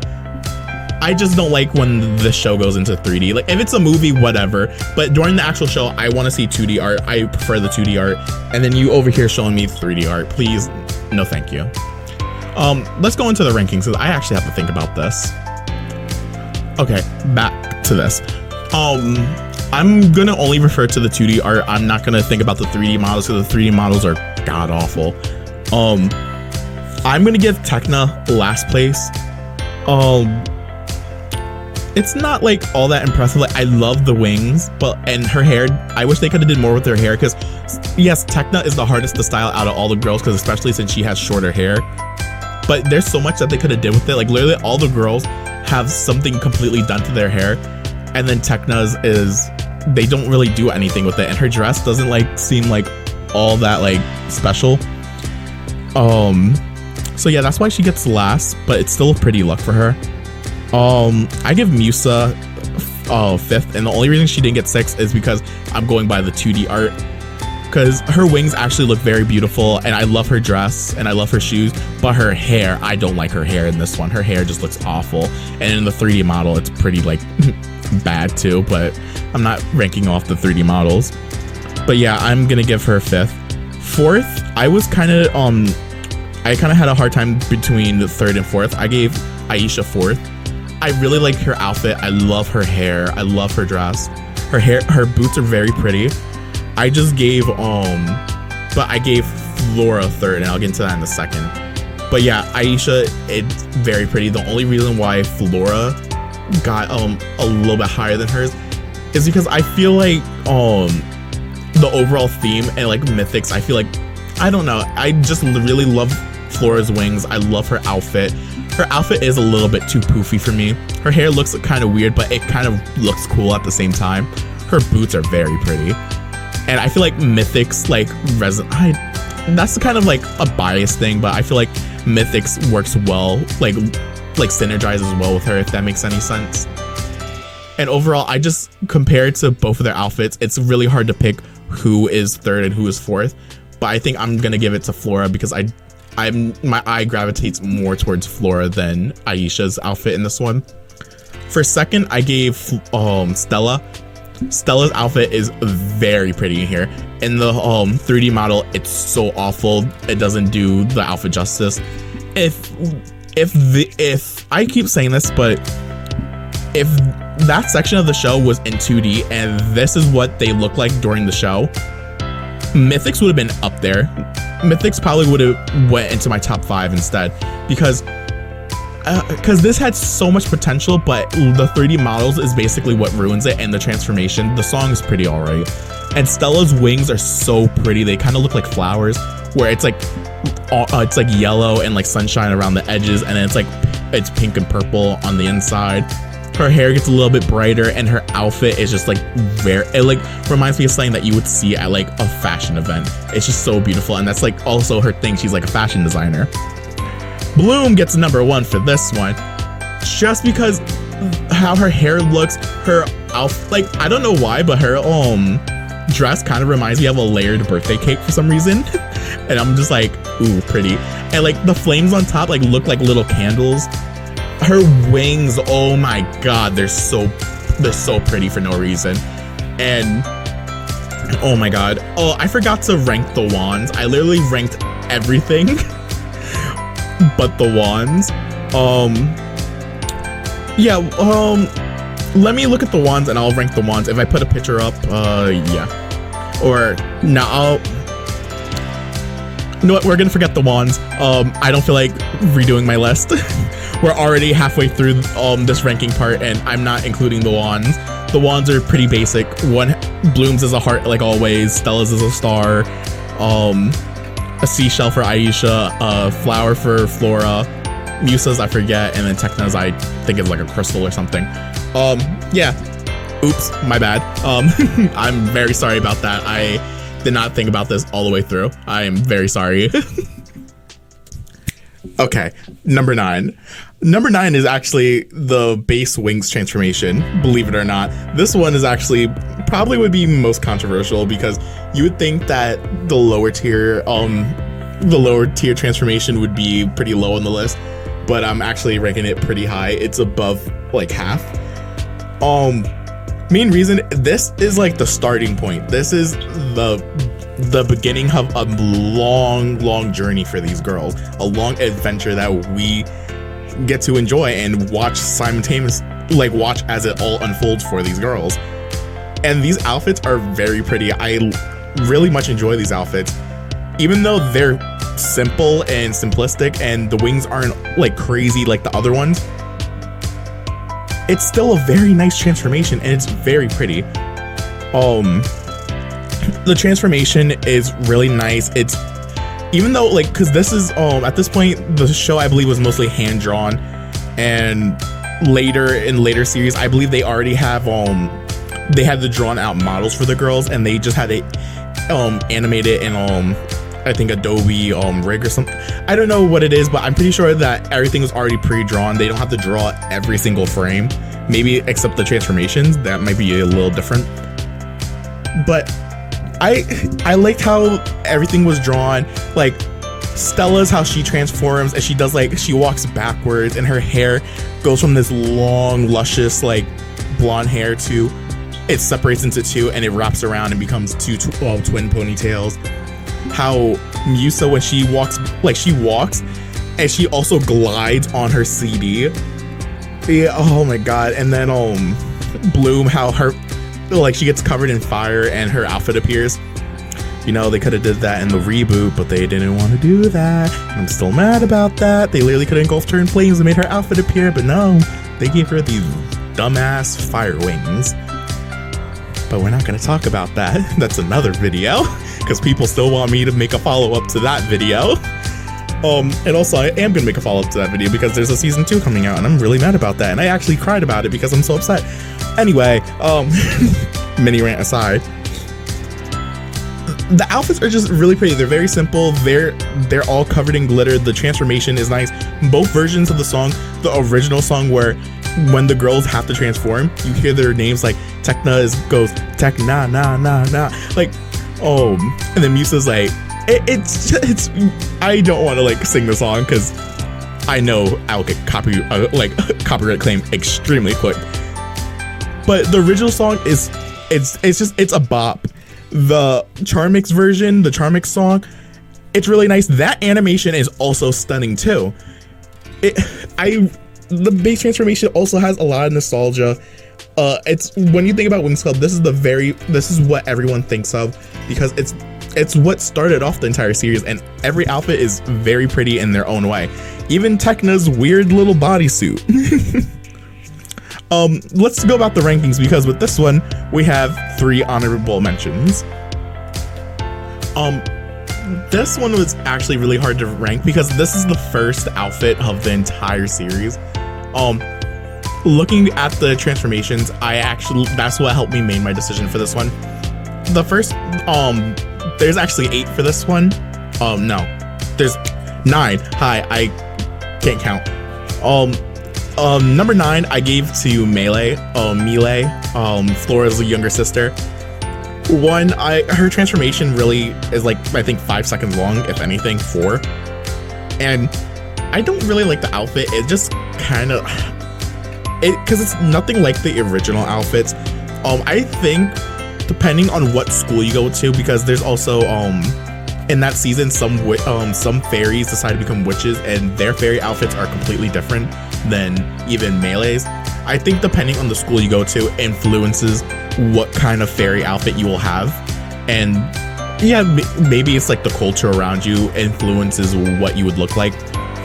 Melee's outfit is just like a big flower as a skirt, and like, I don't know, it kind of looks like a ballerina kind of, but I don't really like it. It's cute and all, but actually it doesn't really appeal to me. 8th on the list is Diaspora. Hers is actually really nice. I actually kind of struggled between her and Murda. Diaspora, I like her outfit. It actually like complements her very well because she is a princess. I believe she is some type of royalty. I'm not 100% sure anymore. Yeah, her outfit looks nice. It complements her well. Her personality is what kind of like lowers it down a little bit, because the next girl, who is number 7th on the list, is Murda. Murda. I love this woman. I wish she actually be kind of a popular opinion and an unpopular opinion. I kind of wish she became a main character of the Winx Girl. I wish she actually became the 7th. Well, at the top, no. Yes, I wish she would became the 7th member of the Winx, just for the simple fact. One, she looks vastly different from the rest of the other girls. Like, she has freckles and everything. She does have short hair like Tekna, but she also has like a little ribbon in her hair. The main reason why I wish she was a part of the main cast is because she used to be a witch. She was basically the witch of illusions. Basically, she was similar to Darcy, but Darcy mostly did her magic revolved around darkness and illusion. Murda does mostly illusion magic and ends up becoming the fairy of illusions. At least that's what I found in the wiki when I was looking up information about her. And I believe she could also be considered the fairy of emotions, because apparently some of her magic spells also drive on her emotions. And I think that's really nice. And also, it's just the simple fact that she decided being a witch was not for her, because I think her parents were witches, so she's like trying to follow in their footsteps, like how it's very similar to how like you want to follow in your parents' footsteps. But being a witch just wasn't for her. And seeing like whenever she would use spells, like I remember when she was showing off spells, she did like a sunshine spell, and the teacher gave her an F because it wasn't like witchy enough, it wasn't dark, it wasn't evil. So basically she just couldn't handle being a witch anymore, and she thought being a fairy is more like her, and the fairy girls always treated her very nicely, and she ended up just going over to the fairies and just learning to become a fairy to help others, because that's who Murda is. She's a good person at heart, and I really like that. I love that character development for her, and I just wish they would have made her an actual character, because I would love to have seen Murda, the witch, the fairy of illusions. Like, that would have been really nice. They could have did so much with her, but they decided not to. I understand, but like, and also it could have threw a monkey wrench in the girls' friendship at first. Be like, oh, we can't trust you, you're a witch, because the fairies were hostile towards the witches, and the witches were hostile towards the fairies. And I feel like they could have grown and been like, see, not all witches are bad. And I really like that. Moving on to number 6. We all can admit Tekna is the least out of the group, because her outfit is so out there to the point where you're like, But I love, like, the more, at first, when you first watch the series, you're like, oh, Tekna's a little weird. But it compliments her, because if you know her backstory, how she comes from Zenith, people don't really have emotion. They're more logic-based. She's more to herself. And her planet is more sci-fi and futuristic, and she looks like a sci-fi character. If there was a movie with like sci-fi and like it was futuristic, Tekna, you would see a person like Tekna, and there are shows that are like futuristic where their characters are like Tekna. I'm not necessarily saying her outfit's bad, but I really like it too, because even though it's weird because it's a full bodysuit, it doesn't scream fairy. And her wings are like lasers basically, and they're very small. And if she needs to carry more than one person, her wings can actually become bigger and become a hang glider. And that's so, oh my god, it's like literally whenever I would see her her wings would turn to a hang glider and carry more people, I'd be like, that is sick. Fifth on the list, I put Aisha. The only reason Aisha is a little bit lower, because I wanted to put her higher because I love her fairy outfit. It's that her transformation is literally, she like spins around in a circle and her outfit appears, and then like I believe an updated version is that her clothes just appear on her. She doesn't, and like I think she does like the worm. She doesn't really have like a fairy transformation like the other girls. All the other girls actually takes time and shows off like their outfit, it shows off their abilities. Aisha's just missing that little bit of like in her like transformation. I also too, they added her in quick. She wasn't part of the first season, so they had to come with a new transformation. They're probably out of ideas at this point for fairy transformation wise, because Diasporos isn't all that either. Also, back to Tekna, I didn't put Tekna lower on the list because she's part of the OG girls. She's there. The other girls are side characters, so they were lower on the list. Back to Aisha, but yeah, I wish they would have added a little bit more into her transformation, like maybe like do something with her Morphix, like her water. Fourth, I gave to Flora. Main reason why I gave fourth to Flora is because her outfit is similar to the rest of the girls. Like, how do I explain it? Aisha's is basically the same as Bloom, Stella, Musa, even Tekna, where it's all glittery and stuff. Flora's, and also all the girls pretty much have like their stomachs exposed. Flora just has like a one-piece dress, which is very pretty too. It also looks like she has a flower at the bottom, but also sometimes how it's animated, it kind of looks a little weird and off. And also it kind of looks different from the other girls. It looks like, all the girls are deciding to go to a party and they all want to wear the same like matching outfits, and then Flora just didn't get the memo. Also, like, Tekna got the memo, but she wanted to like stand out and be different. I gave 3 to Musa because her outfit, I love her outfit. It complements her very well, her hair and her and the red in her outfit. Also too, her headphones shows that like, she does music.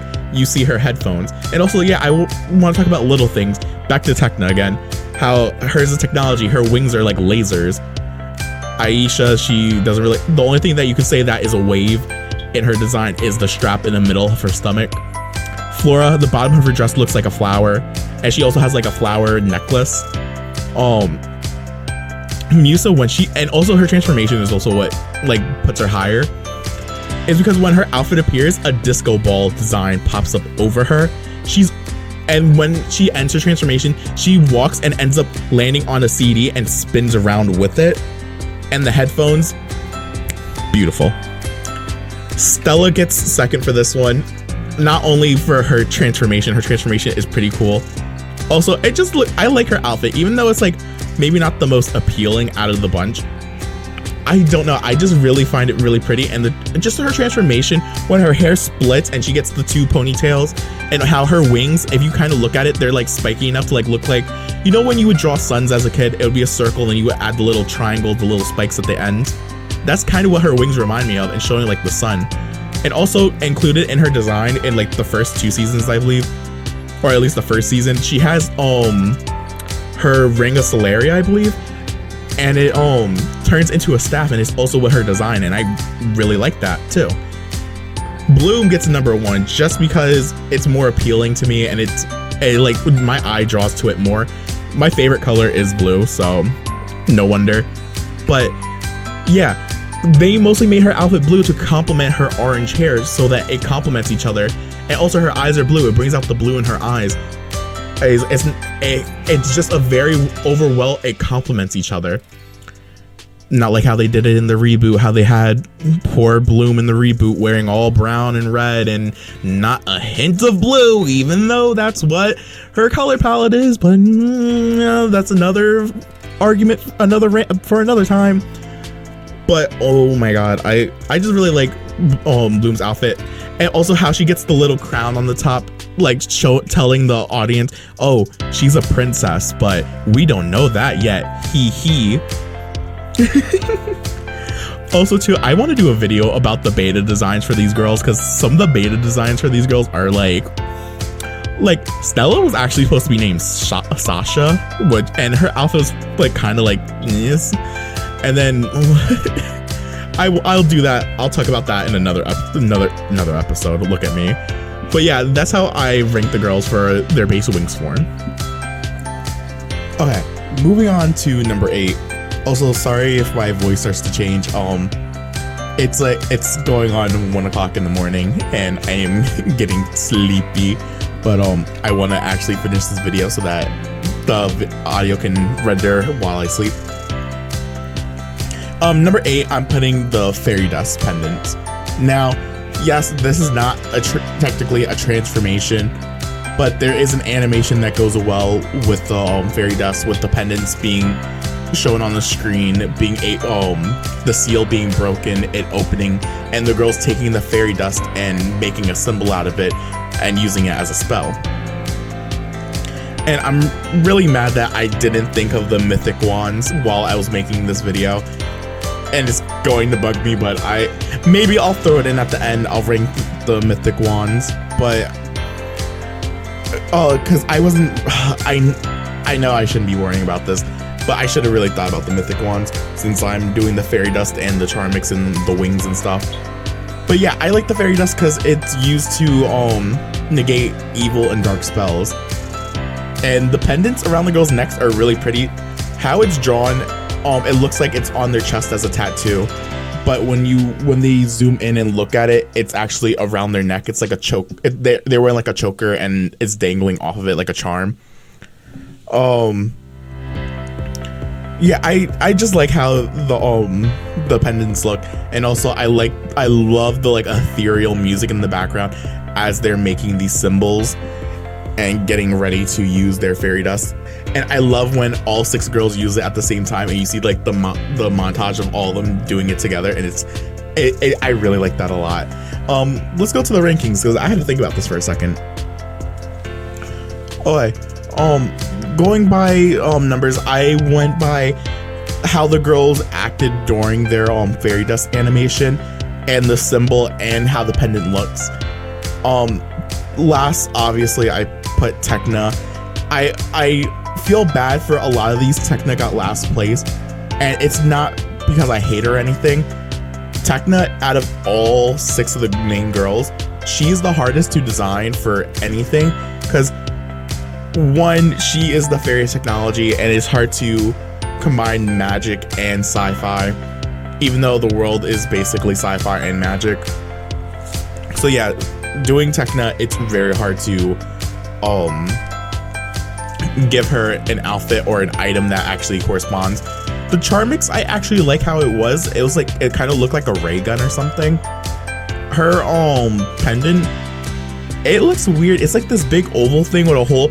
I like how it's a hologram in the animation, and then it comes into a full-on object, kind of like it was 3D printed right then and there. The symbol that she makes, I think, is just like an oval 2 lines. I don't really care for it. 5th for this one, I gave Aisha. I love Aisha's pendant. The only thing that I don't like about it is that her symbol that she makes doesn't have anything to do with waves. It kind of looks like a music note, in my opinion.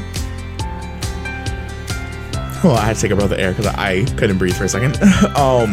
Next, I gave Musa fourth. Musa's, I love her. It kind of, her pendant kind of looks like a wind chime in my opinion, and I just like how it really looks. It complements her.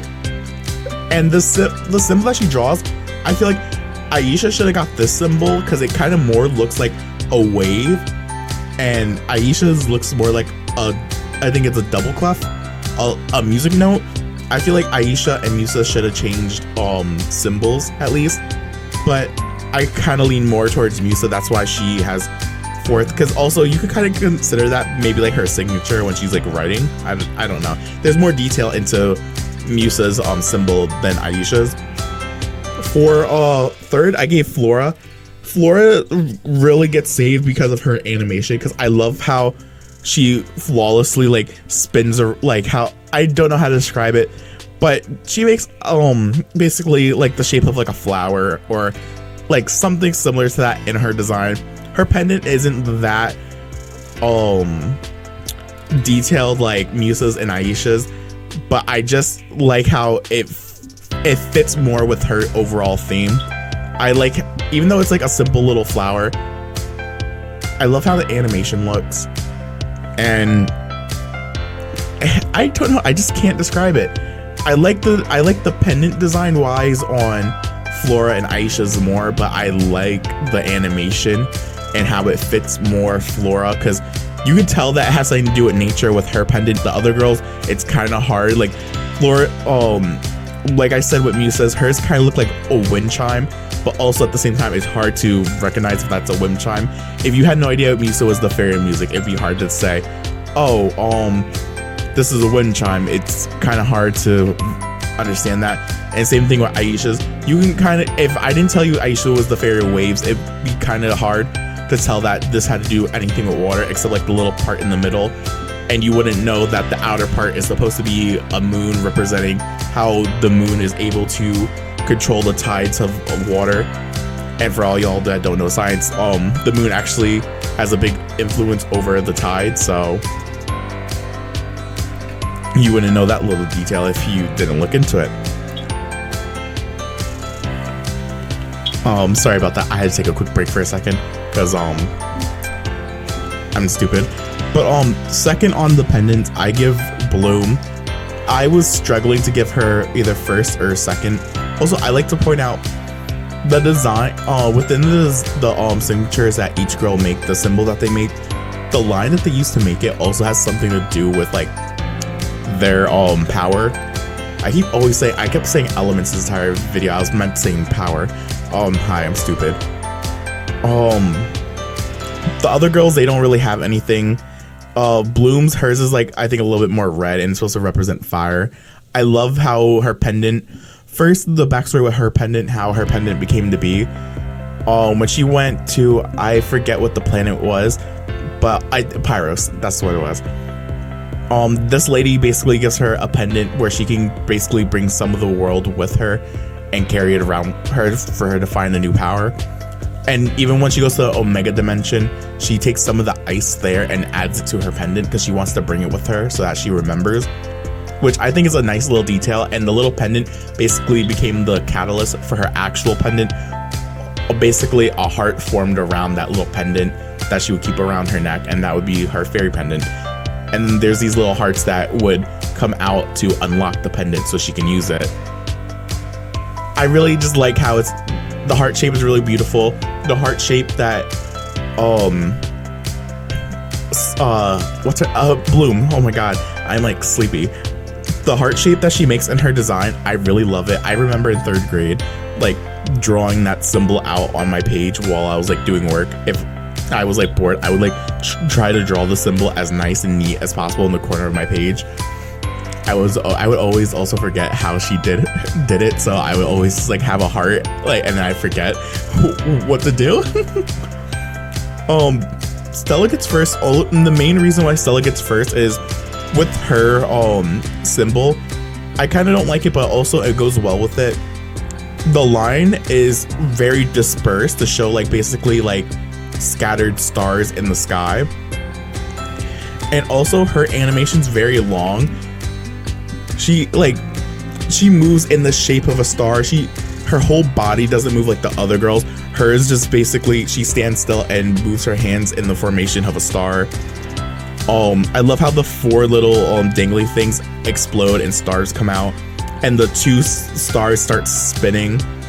And her little pendant, it just looks like a little sun. And she also just moves around and waving her finger as it follows her. I just think it's really like nice how it's animated. And I wish the other girls, theirs was animated a little bit longer and put more personality into it. Because after Stella's, all the other girls seem all copied and paste. They all pretty much do the same thing. They spin around and hers is, the camera actually follows the pendant and it follows Stella at the same time. It doesn't just zoom in and it's just a full body shot. Overall, it's just filmed differently and it just hits different, if that makes any sense. Okay, I know I talked about this earlier and I talked about the season 8 version ranked really low. I want to talk about the season 7 Butterflix that is also number 7 on the list.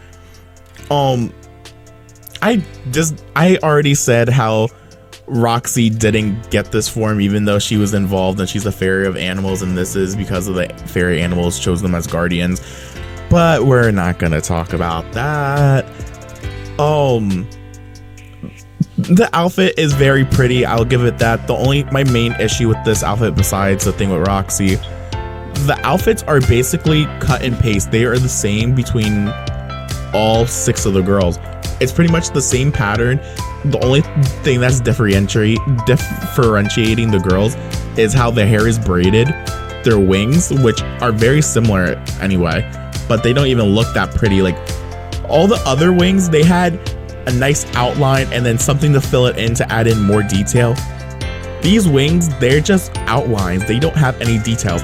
Like at least the Sirenix wings and the Cosmix wings, they were very each girl had pretty much the same wings, just a different color, but they at least had different details. They had the outlines looked pretty and they were filled in. These are just only outlines and it kind of feels like they got lazy there.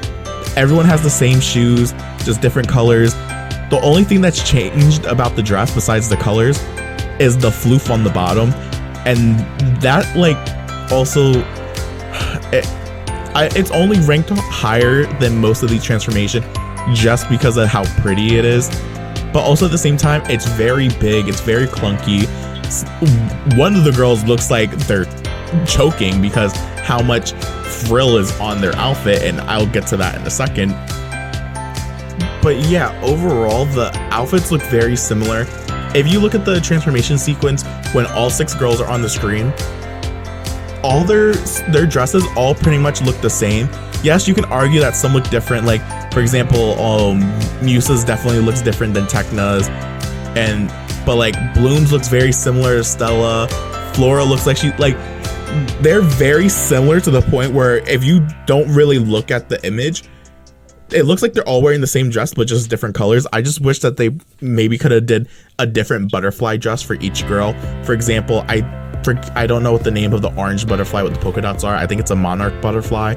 I could be wrong. Someone please correct me if I'm not wrong, because I don't feel like correct me if I'm wrong. Like adding like maybe black polka dots to her outfit and everything. Maybe it could be a really nice contrast where how she has all these bright colors and then add black into the design to show like, or just add in different types of butterflies. I'm not sure if I talked about this. I don't know if I'm repeating myself, but the wings are very plain. I wish that they added more detail like how the other wings used to be.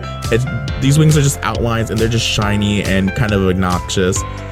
And the wings just don't look that well in my opinion.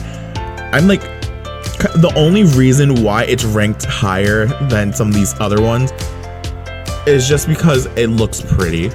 That's it. That it's only ranked it's higher than most of them is because they look pretty. Like if I look at my list, hold on. Like yeah, it's gonna be better than pretty much all the low tier is like season 8, and yeah. I also the transformation sequence, I wish there was a little bit more. They at least do a choreography dance and everything where all the girls are dancing. Well, that's one thing I appreciate, but I wish all the girls had like a little bit more time to shine in the transformation. Like Bloom, she got her shoes, they like did a lot for Bloom, but then every other girl, and then Stella, every girl turns to the right. Stella's the only one who turns to the left and then turns to the right. Like she messed up the dance, but she is just going with the flow, and I think that's really funny. But besides that, I don't care. I just wish that there was more done with this outfit. With the ranking is actually different from the season 8 one. For the bottom, I gave Aisha last for this group of girls. I don't know what it is, but the floof on, I think also too, their dress is also supposed to represent their bonded animal, and how Aisha's is Squonk, and he's like this big fluff, he's this little fluffy creature, and the little fluff on her dress kind of reminds me of it. But the way how it goes all the way up to her shoulders and it's like very close to her neck, it kind of looks like she's being choked. I know she's not being choked, but it looks so clunky to the point where I'm like, is Aisha okay? Aisha, blink twice if you need help. We'll get you out the outfit, I promise. Yeah, I like the colors on her, but it's just that little frill is what like bothers me. Next is Musa. I love the color palette. It looks, I don't know why it hits different in season 7. It looks very pretty, but the wings, how they're glowing, it might be the transformation sequence that I'm looking at that is like throwing me off. And I had to burp. I'm so sorry. I hope that didn't come up in the camera. The mic. I can't speak. It's like 1 a.m. I don't know how bright blue her wings are. Just doesn't like, it clashes kind of again. It doesn't clash well with her like dark blue hair already. And I just really like her.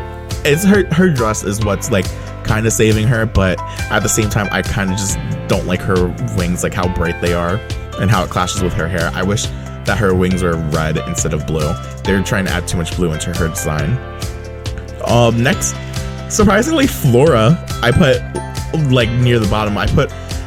I like how it looks on her, but I don't know, it just looks weird on her for this one. It just, because how it is in the season, because all the outfits look pretty clunky because they flare out the bottom so much that it makes the characters look bottom heavy. And overall I still like how Flora looks. It's just I don't really like it as much. Surprising, Tekna got 3rd for this one, because I don't know, the Tekna actually kind of rocks this. Like Tekna doesn't really wear like the very feminine outfits and like the very like they always slack with Tekna's design, but I feel like this one actually just genuinely compliments Tekna. I think the reason why it works so well for her is because her hair is short, and all the other girls, their hair is tied up, it is in braids, it's big, it's clunky. Hers, she doesn't have that extra weight because all the other girls look bottom heavy. She doesn't look bottom heavy. It actually suits her, and I feel like there's a nice balance between the top and the bottom. There's a lot happening on the bottom and a little bit on the top where it kind of balances it out. It's kind of like, when you're getting a haircut, and depending on your face shape, certain haircuts will flatter your facial features. So like if you have I don't know how to describe it, I'm not a professional, but basically you would have if you had a smaller jawline or something, you would have your hair come down near your jaw to widen the bottom part of your face, so your face is more of an oval shape, and because an oval is like the ideal shape. I don't know all about that. Someone will correct me if they have more knowledge about it. I've seen stuff here and there and stuff that I've heard, but it's kind of like that. It's there's a lot on the bottom and they're not adding too much to the bottom, and it just looks uniformly for Tekna, it just looks really well. Stella, I actually really prefer hers to her season 8 one. All these I prefer to theirs than their season 8 one, but it acts like Stella actually looks nice in this one for once. It's because they didn't pale her skin just like how they did it with everyone else, how they made everyone paler. Her skin is still more warm. I believe she has yellow undertones in her skin. I don't know. I'm an artist, but I don't know a lot. Her skin is still pretty warm, and it complements her hair and the yellow and the orange in her outfit, and then the pinks and the purples actually brighten up, and it's a nice like balance. My only thing is I wish that the purples were a little bit paler. Besides that, I really like how it is. Her wings are decent. I'm not too crazy about her wings. And Bloom I'm giving first for this one just because I love the color palette. My favorite color is blue, and the blue and the pinks look very nice in this outfit. It's hard to explain. Her wings are all right. I love the braid in her hair. Oh, I also love Stella's braid. Forgot to mention that. And I think it's the color palette that really saves her, because in this one they give the girls too much like blues and purples.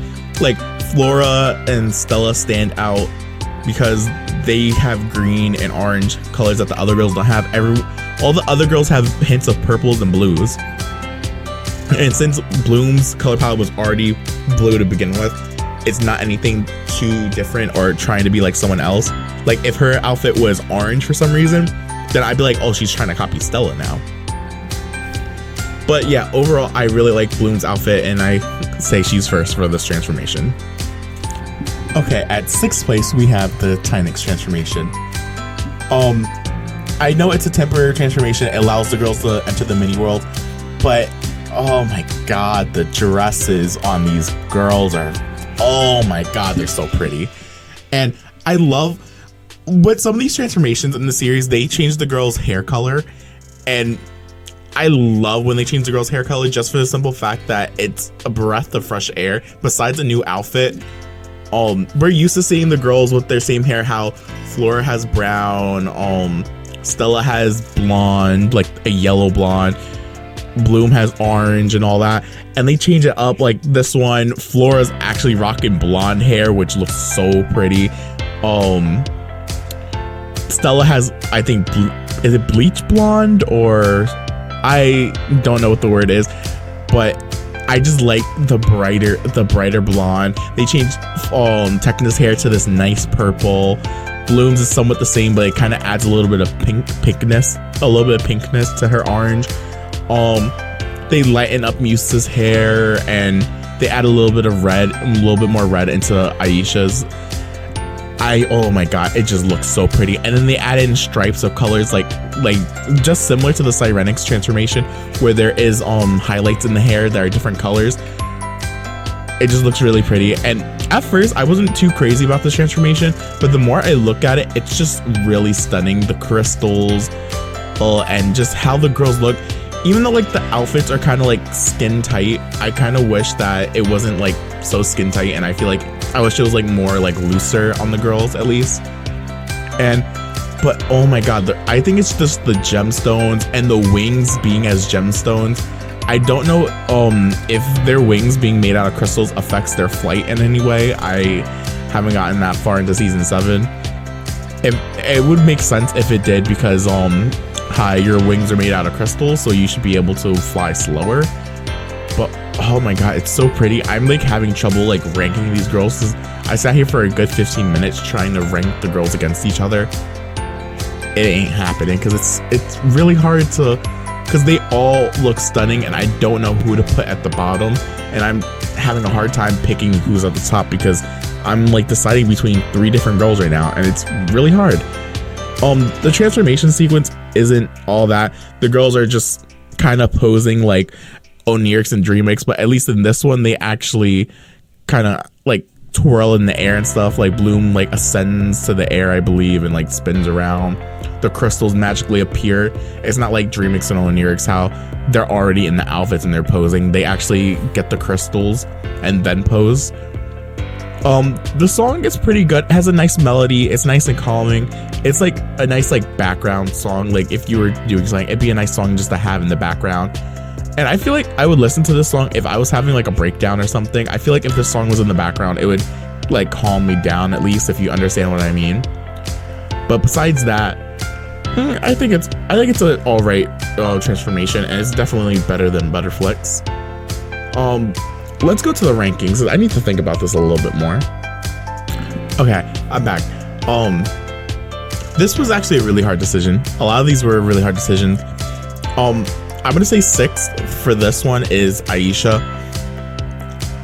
The main reason why I gave Aisha 6 is because her outfit is just covered in blue, and then there's hints of purple. Everything kind of blends in on itself. It's kind of really hard to like see the detail in the outfit. It's hard to see the actual frills of the skirt, and mixed in with the crystals, they kind of mesh in, and it's kind of hard to see the detail. The other girls, you can at least see the detail in their skirt, and she only has a shirt that's purple and a little bit of purple in the wings. I wish that the leggings could have possibly have been purple instead, maybe to balance it out, or maybe make the crystals on her like skirt purple or something else. It's way too much blue. There's a light blue on her leggings, light blue on the skirt, blue crystals, and then the hint of purple. And I don't know. That's pretty much my main reasons for putting her 6th. 5th, I have Tekna. Tekna's I actually like. They don't really try to give her the whole blue theme like how they did to three of the girls. I really like how her outfit looks. It's nice. It's simple. I like her haircut. It complements this outfit. My only thing is I love her wings. I just wish that there was more crystal on her actual outfit. It's like very scattered. It's very simple. Doesn't mean that it looks bad, but I wish that there was a little bit more crystals, just like how the other girls is, since this transformation has to do with crystals. I put Musa as the next one. Similar to Aisha, the crystals around her waist, I believe the crystals are pink. It's kind of hard to see against her already pink dress. And then they try to add in more blue. They add in blue in the wings, and they add in blue in the leggings, and I don't know. I wish that the crystals on her were blue instead of pink on pink. Because if it was blue, it probably would have ranked a little bit higher, because you wouldn't have been able to see more details in the crystals, and then it would complement the leggings and her wings, how it's blue and pink. And I like how her hair is. The only reason why I didn't give her 3rd, I gave Bloom 3rd. Similar to how she has the blue crystals on the blue dress, I wish the crystals were pink instead, so it could also complement her pink leggings, and how like the outside of her wings are pink and the inner parts are blue. And Musa is literally the exact opposite. I like Bloom's hair color a little bit more, and I like how her hair is styled.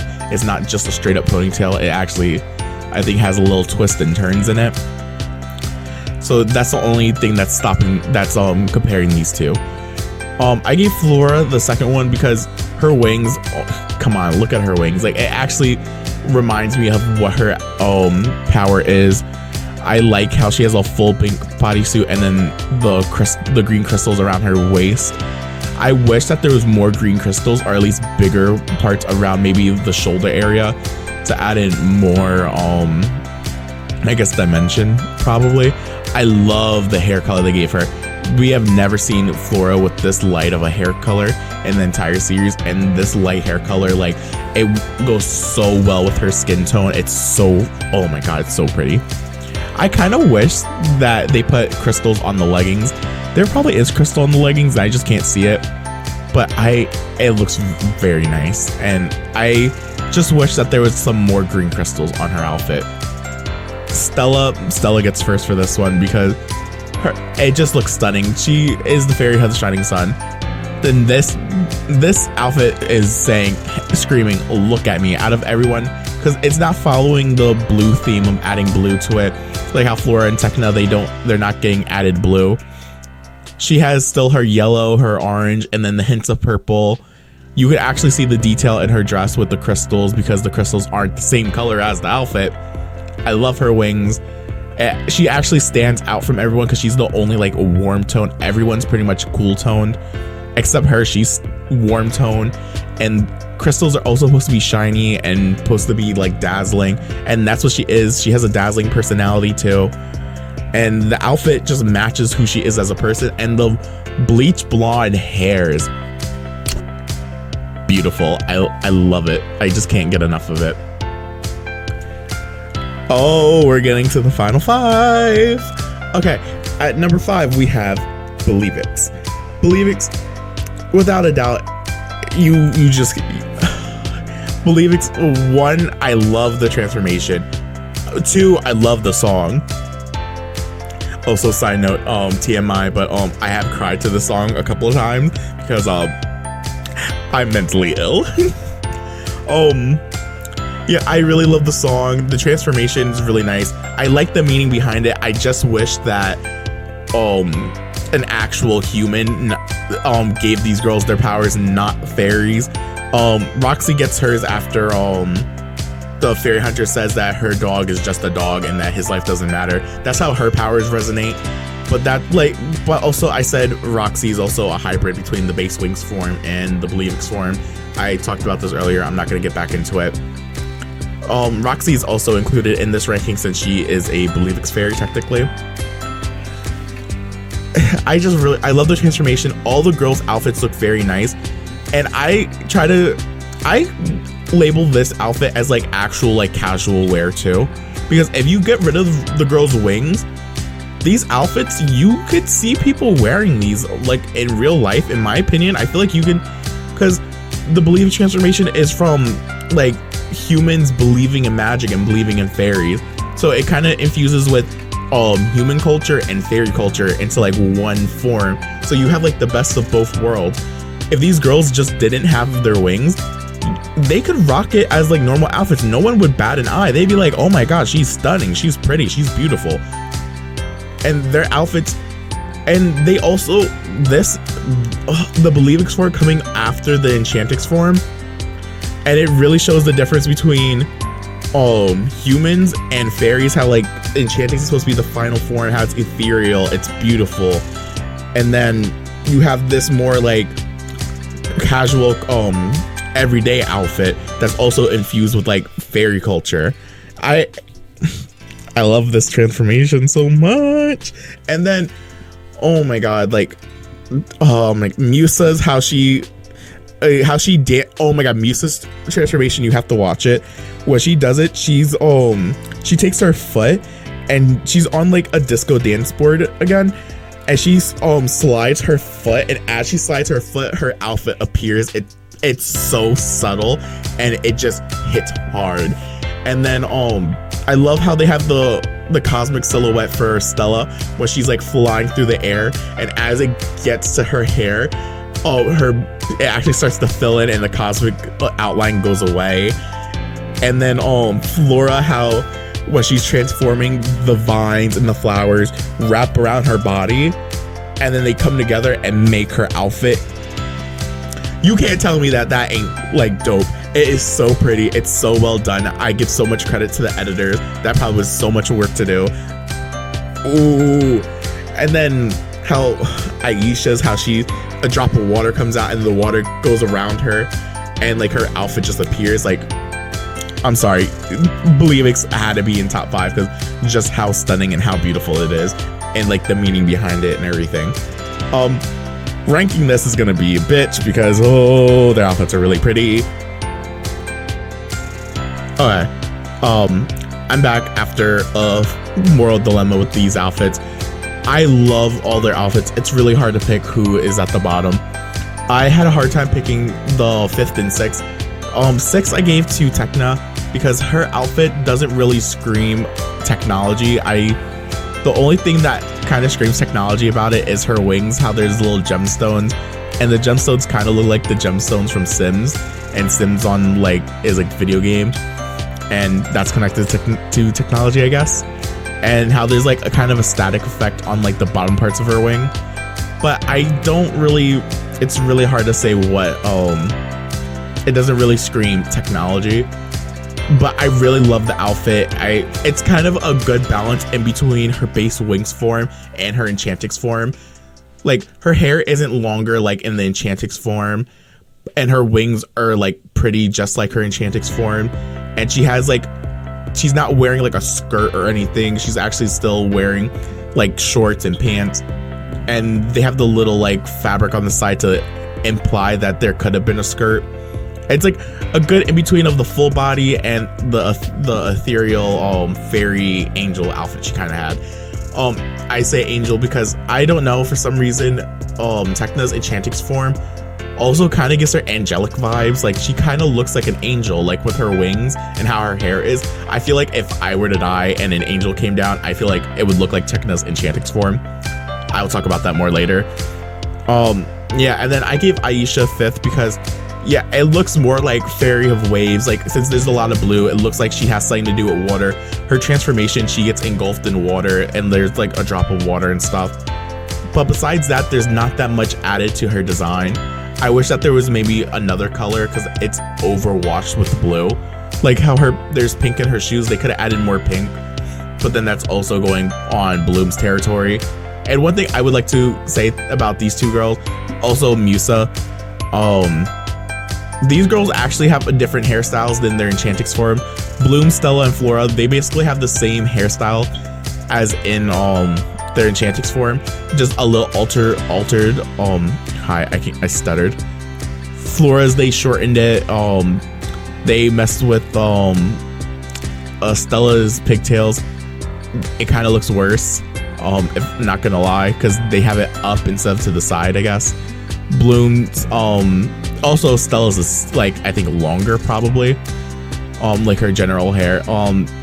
Bloom, they shortened her hair a little bit. They didn't make it as poofy, and they kind of changed up the top part, but it's pretty much a similar thing. Aisha, Tekna, and Musa, they gave them drastically different hairstyles. Like, Aisha's, they really just gave her normal hair. Tekna, they gave her short hair, but like a little bit longer than her regular form, but not as long as her Enchantix form. Moving on, Stella gets 3rd.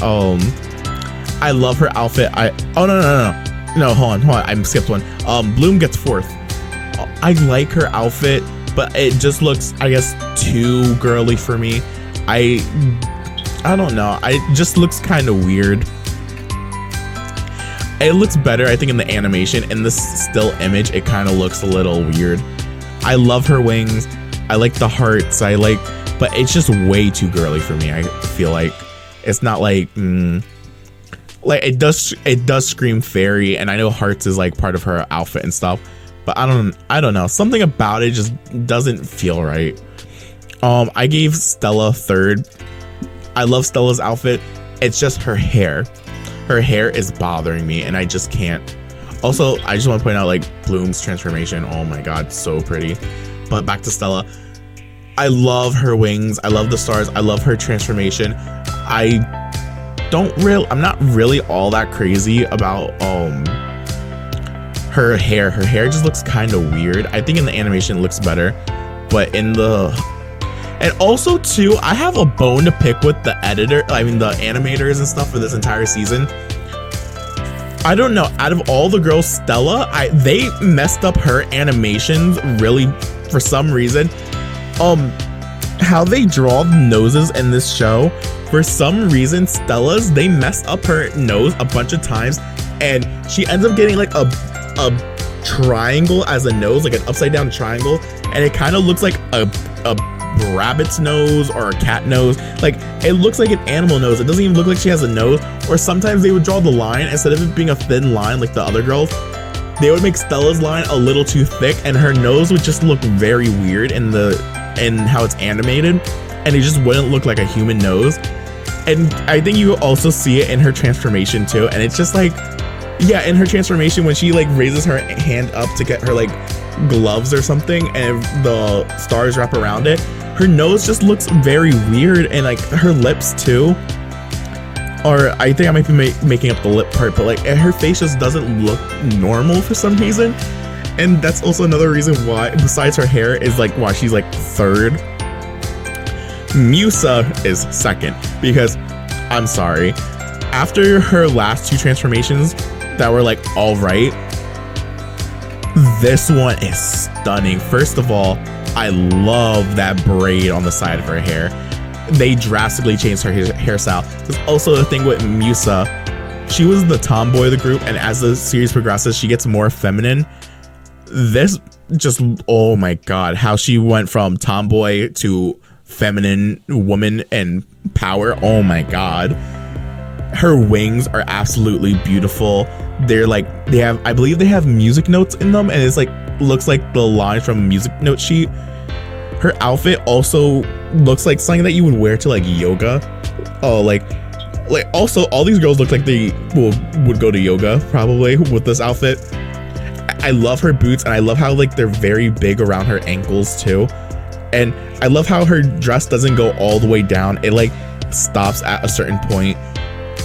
And like that little fabric on the side of her outfit, it adds a lot of movement to her overall design, and her transformation. I always kept saying how she moves her like leg and like her outfit just appears.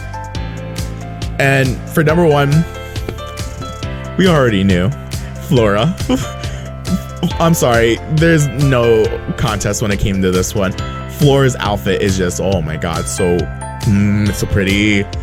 I actually want to like cosplay this Flora outfit and do a male version, because I'm sorry, you can't look at this. Oh, my Xbox. You can't look at this and tell me that this isn't the best out of the 6. Like, one, like the lucky four-leaf clovers on her wings, her outfit, the transformation is beautiful. The hair buns and how she's animated too in this season is, oh my god, I just can't. Let me stop fangirling, because I love this. I just love Flora's outfit for this one. Hey, it's the next day. I forgot to mention Roxy. This one was about the Believix form, and I completely forgot about Roxy. Roxy, I give 7th place. I really love Roxy. She's like one of my favorite characters, and I love her outfit. The only reason she's getting 7th is because hers isn't as like detailed as the other girls. If you look at the other girls, because as I said, she's like a hybrid between Believix and the base form, so she doesn't really have a lot of the details just like the other girls, if you understand what I mean. She has the Believix wings, but she doesn't have the access to the other sets of wings, and her outfit isn't as like her outfit just looks like the base form, if anything. I wish they did a little bit more with her outfit then, because also with her transformation, they gave her like a 10-second transformation, if anything. Not even like the other girls have pretty much 30-40 seconds. I wish they gave Roxy more time to shine, because she is the 7th member of the club, but after this season they're like whatever, because I think in the following season she only gets like 5 minutes of screen time, and it's like really annoying. Anyway, let's move on. Okay, I know whoever is watching, the 3 crazy people who actually watched this whole thing, y'all are gonna get mad at me real quick. I cannot pick my top 4. I'm at a stalemate. Literally, I have messaged my group chat ranting about this. I have messaged 3 of my friends through DMs, and they were trying to give me their input so maybe it can influence what I think, but I just can't pick.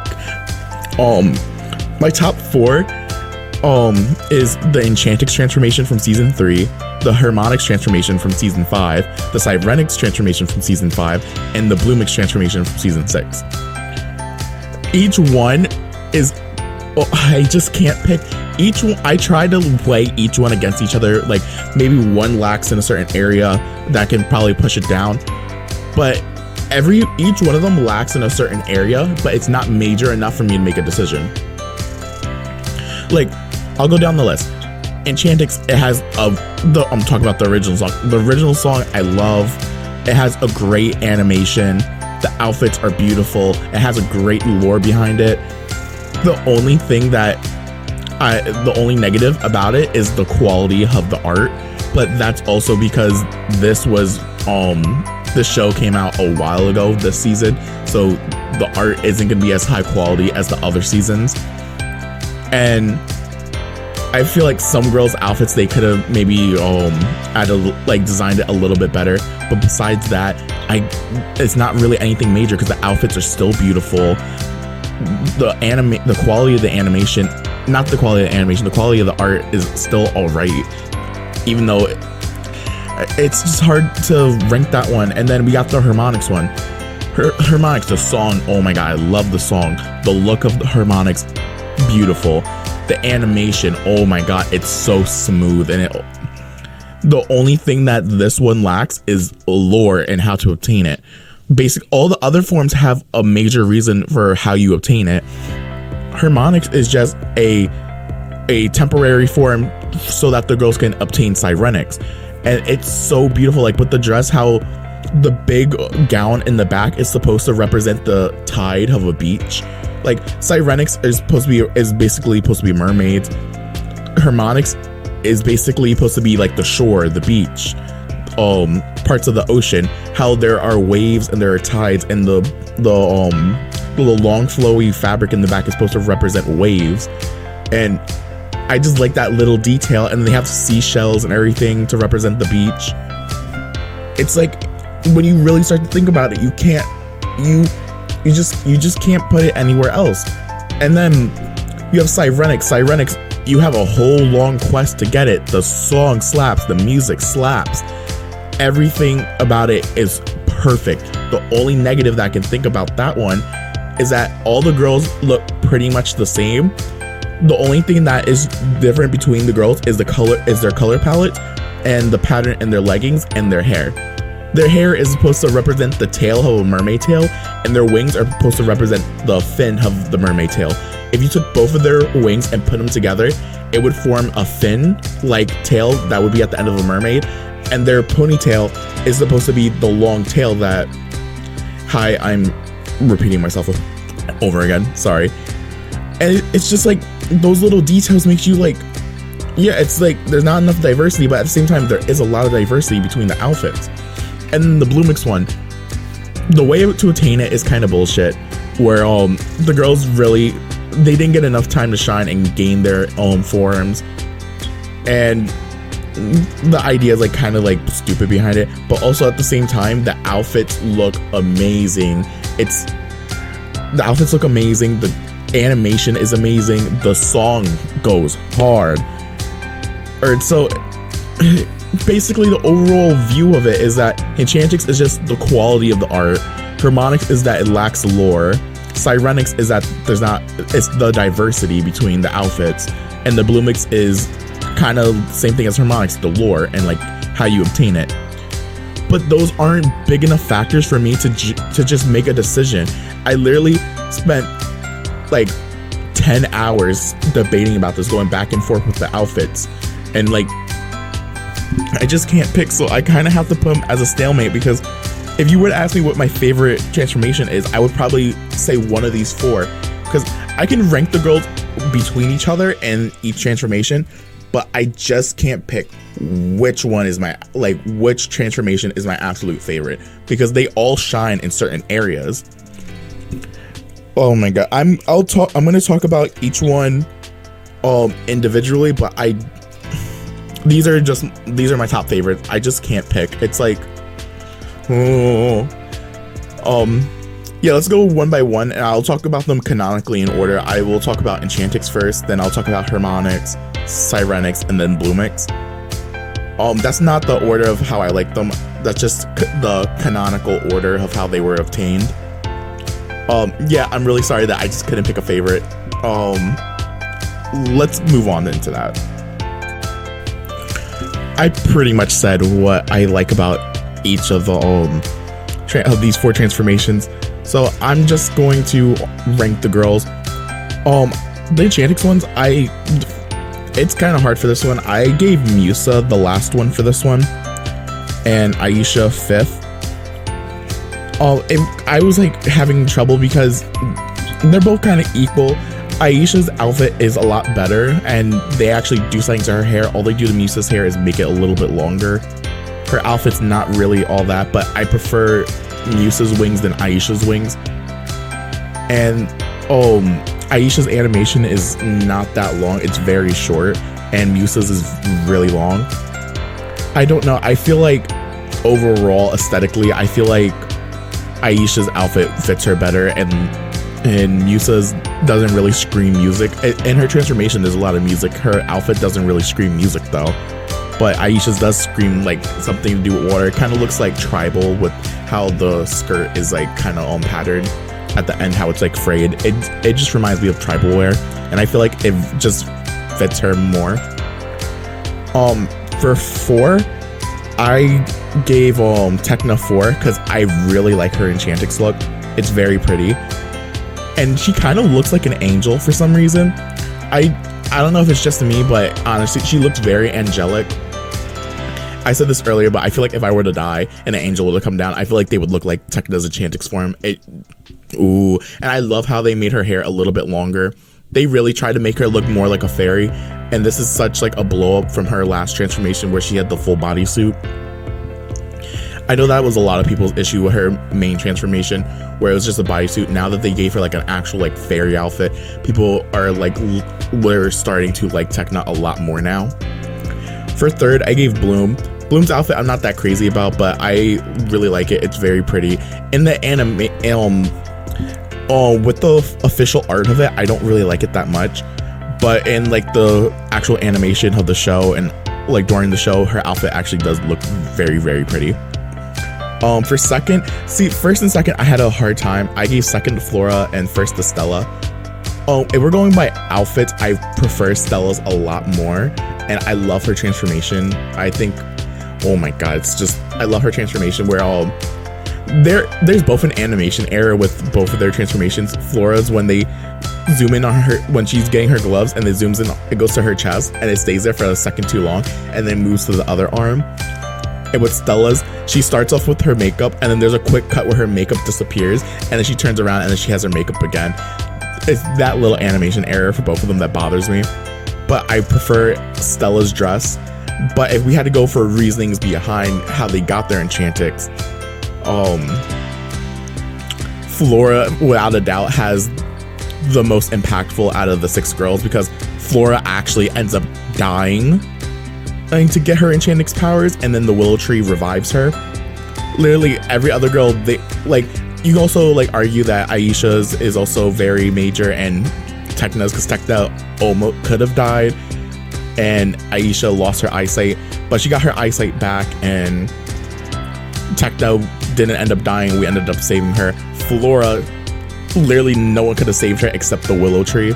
And this also goes into how I picked Aisha over Musa, because Musa didn't really save anyone and Aisha actually sacrificed her eyesight.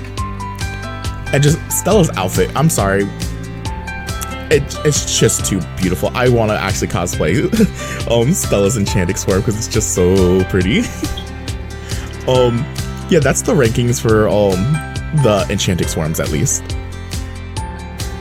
Okay, now we're gonna talk about the Harmonix form. The Harmonix, I didn't really have that much trouble ranking them. For 1st and 2nd, I had trouble, but overall, I didn't really have that much trouble ranking this transformation.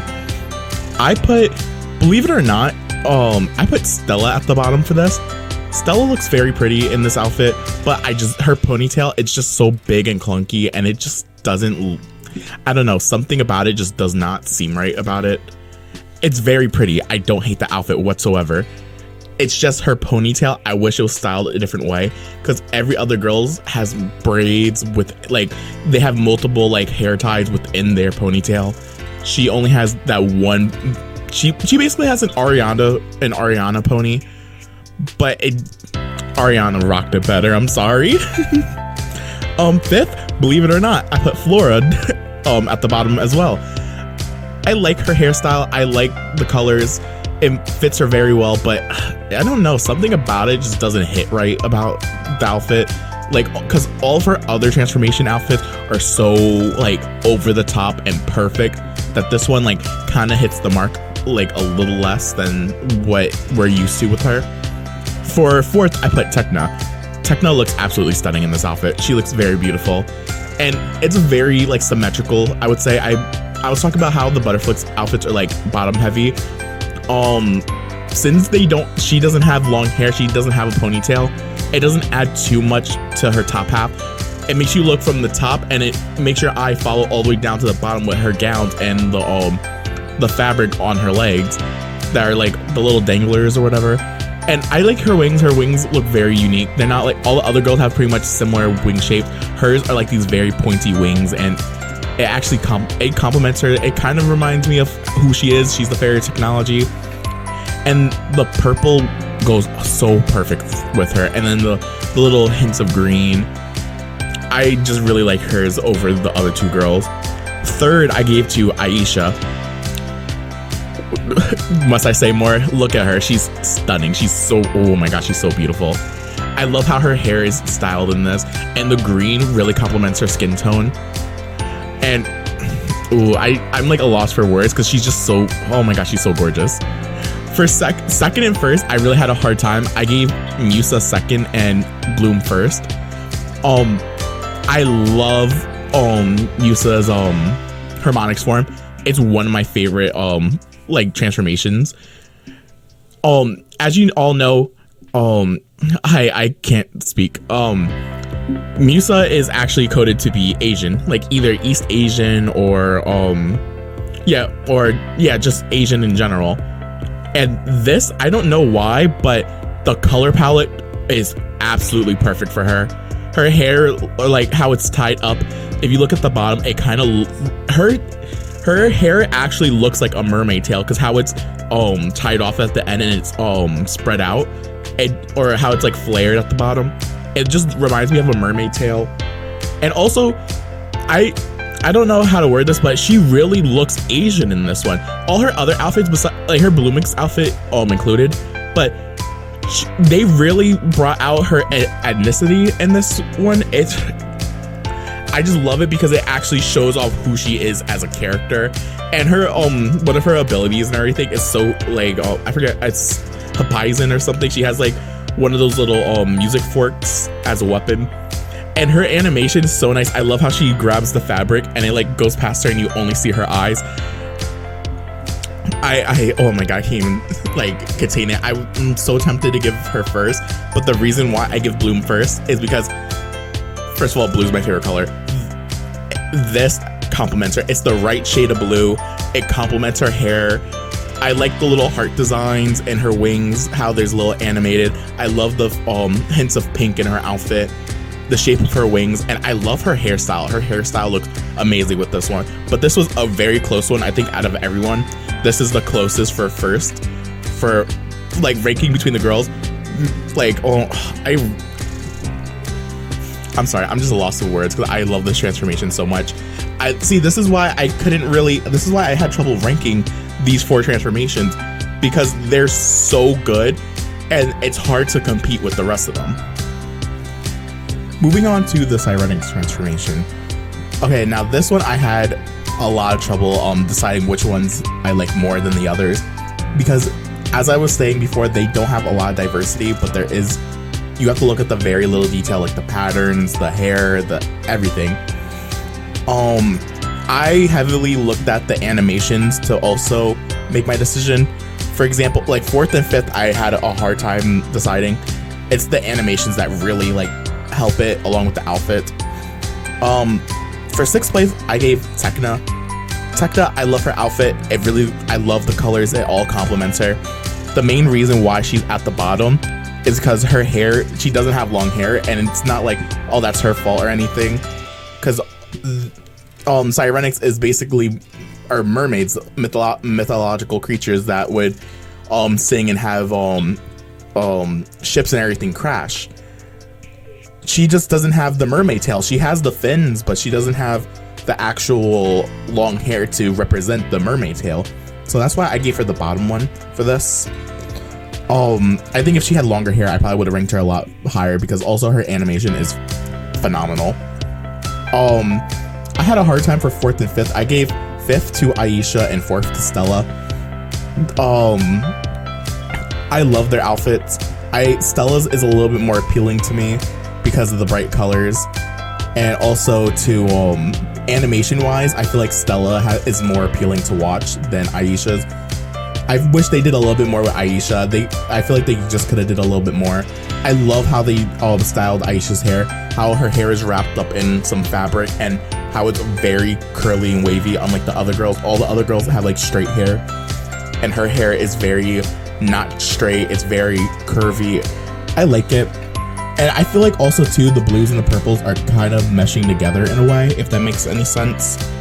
I wish that there was maybe a different blue or maybe a different purple, like a darker purple probably would have complemented it. Maybe like a purple similar to Techno's top. But overall, they're very solid designs and I really like it a lot. For third, I gave Musa. Musa's her transformation is really what put her higher. First one, she just looks like a giant strawberry, and I just like how it's cute. Her little hair thing in her hair is looks like a strawberry. I kind of wish that it was like a microphone, because this outfit is very reminiscent of her very first design. Like the top at least reminds me of it. I wish that instead of like the 2 headphones, maybe she had a 1 headphone mic, like how singers use at concerts. I would pretty much like to see that on her design instead of this like random strawberry in her hair. But overall, I love the colors. It fits very well together, and the animation is just so beautiful to watch. Bloom gets second for this one. I love the color palette on her. I love how they changed her hair from her orange to like this kind of like cherry plum red. And it's giving me kind of like Ariel vibes, but not Ariel. It looks like, because I think with this one, they also had to be very careful with how they designed Bloom, because since Bloom has like, she's in the orange red hair family, Ariel has red hair, but it's not the same red. I think, how do I say, like Ariel's has like a very bright normal red, and this is like a version of a red, and it just complements very well. They don't steal any colors from Ariel for her design, so they seem very different. I'm glad that they didn't heavily try to make her look like Ariel. And for this one, number 1, Flora. I'm sorry. She stole my heart. First of all, look at her hairstyle. I love out of all the girls, her hair is not tied at the top. It's tied at the bottom. And besides that, it's draped over her shoulder, and how she poses at the end of her transformation, she, as other people like to point out, it looks like they're being flailed around in this transformation, but I kind of like it. It looks really cool, and Flora just looks so powerful. Like, I love this look for Flora. They did such a good job. I feel like Flora is maybe the easiest to design out of all the fairies, because she has to do with nature, and nature is already related to all fairies. Oh my god, and the pink and the green, it just matches so well. They complement each other so well, and it looks so good animation wise while it's going throughout the episode. 10 out of 10. I love it so much. Okay, moving on to the last transformation, to the Bloomix transformation. I had a hard time actually ranking this one because I just love the girl's outfits. It has like similar energy to the Enchantix look. If you think about fairies, the Enchantix look is what you would think a fairy would look like. But this transformation is so beautiful. It reminds me of like what fairies look like. I'm like at a loss for words. With this one, it's very hard to rank the girls because they look so stunning. I gave Aisha the last one because I don't know, something just doesn't sit right with me when it comes to her outfit. I don't know. It might be her hair that's throwing me off, or maybe the pattern on her outfit. It's still a very pretty look, and it's very strong. I don't hate it whatsoever. I actually really prefer this to some of her actual other designs. But, ooh, like, oh my god, like, look at her wings. Her wings are so pretty, and then I like how her hair is styled. Her hair is like big and poofy, and it's upwards instead of being down all the time, because her hair is usually always down or in a ponytail or in braids. This is like a nice, like, it kind of also reminds me of like Junko Anishima's hairstyle from like Danganronpa, how she has 2 giant pigtails. For 5th, this is one of my favorite transformations for Stella, but I gave Stella 5th because compared to the other girls, it's not like the other girls have a very nice design, but I really like this design just for the simple fact that how like stupid her hair looks. A lot of people like dislike her hair in this style, and some people actually like it. I remember I was showing my friends, and some of my friends were telling me they're like, her hair looks stupid, I don't like it. I don't know. she just has a big giant side ponytail and then that little like tiny ponytail on the other side. I just really like it. Her wings are gigantic and they're so beautiful. And also, like, I love the red, the orange, the yellow. They all like complement each other well. Maybe the only thing I would probably change is the red that they use, maybe, or like the magenta they use, and maybe change it and make it a little lighter, or maybe a darker too. I gave Musa 4th. This one was really hard for 3rd and 4th. It was a really hard decision. The same thing for Harmonix. This really brings out Musa's Asian side. It really, when I look at her, I really know that she's Asian just by looking at her. Not by, like, I could watch this without someone telling me. I would look at her, I'd be like, she's definitely Asian. She looks Asian and it really compliments her. And I love the purples and the pinks in her outfit. Her wings are very nice. They're very small. They make enough impact where it's like not boom in your face. And I just love the detailing. It's very simple. And her hair is so pretty for no reason.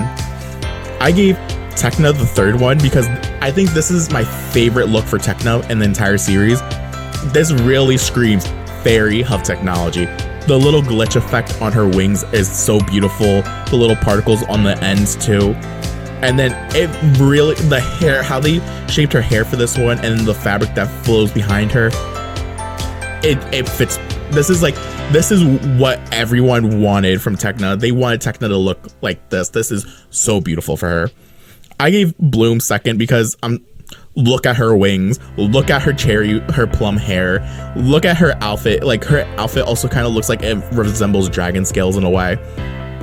And also, like, this is her transformation. It's literally so perfect for Bloom. And then I think possibly my favorite transformation in the entire series is Flora's Bloomix. You can't tell me nothing. Look at her design.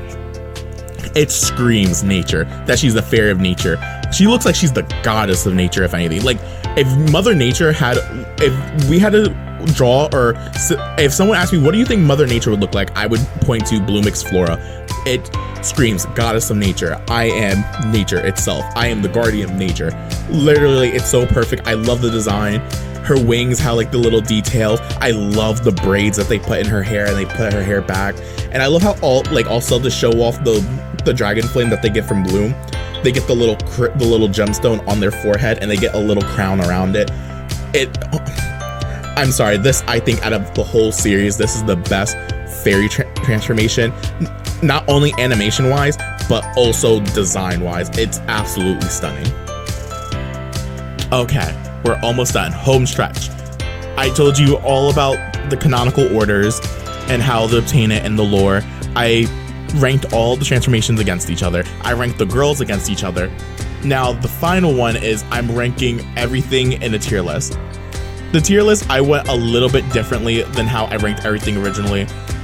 So, it doesn't mean that, like, oh, for example, I rank something very low on my rankings, doesn't mean that it couldn't be high on the tier list. This, I mostly based it off just outfits alone. And I didn't take into consideration of lore, I didn't take consideration of anything else. The only thing, this is based off outfits alone, nothing else. And maybe transformations, if anything, but this is just based off mostly outfits. S is the best. It's beyond perfect. It's my absolute favorites. It's king. It's the best.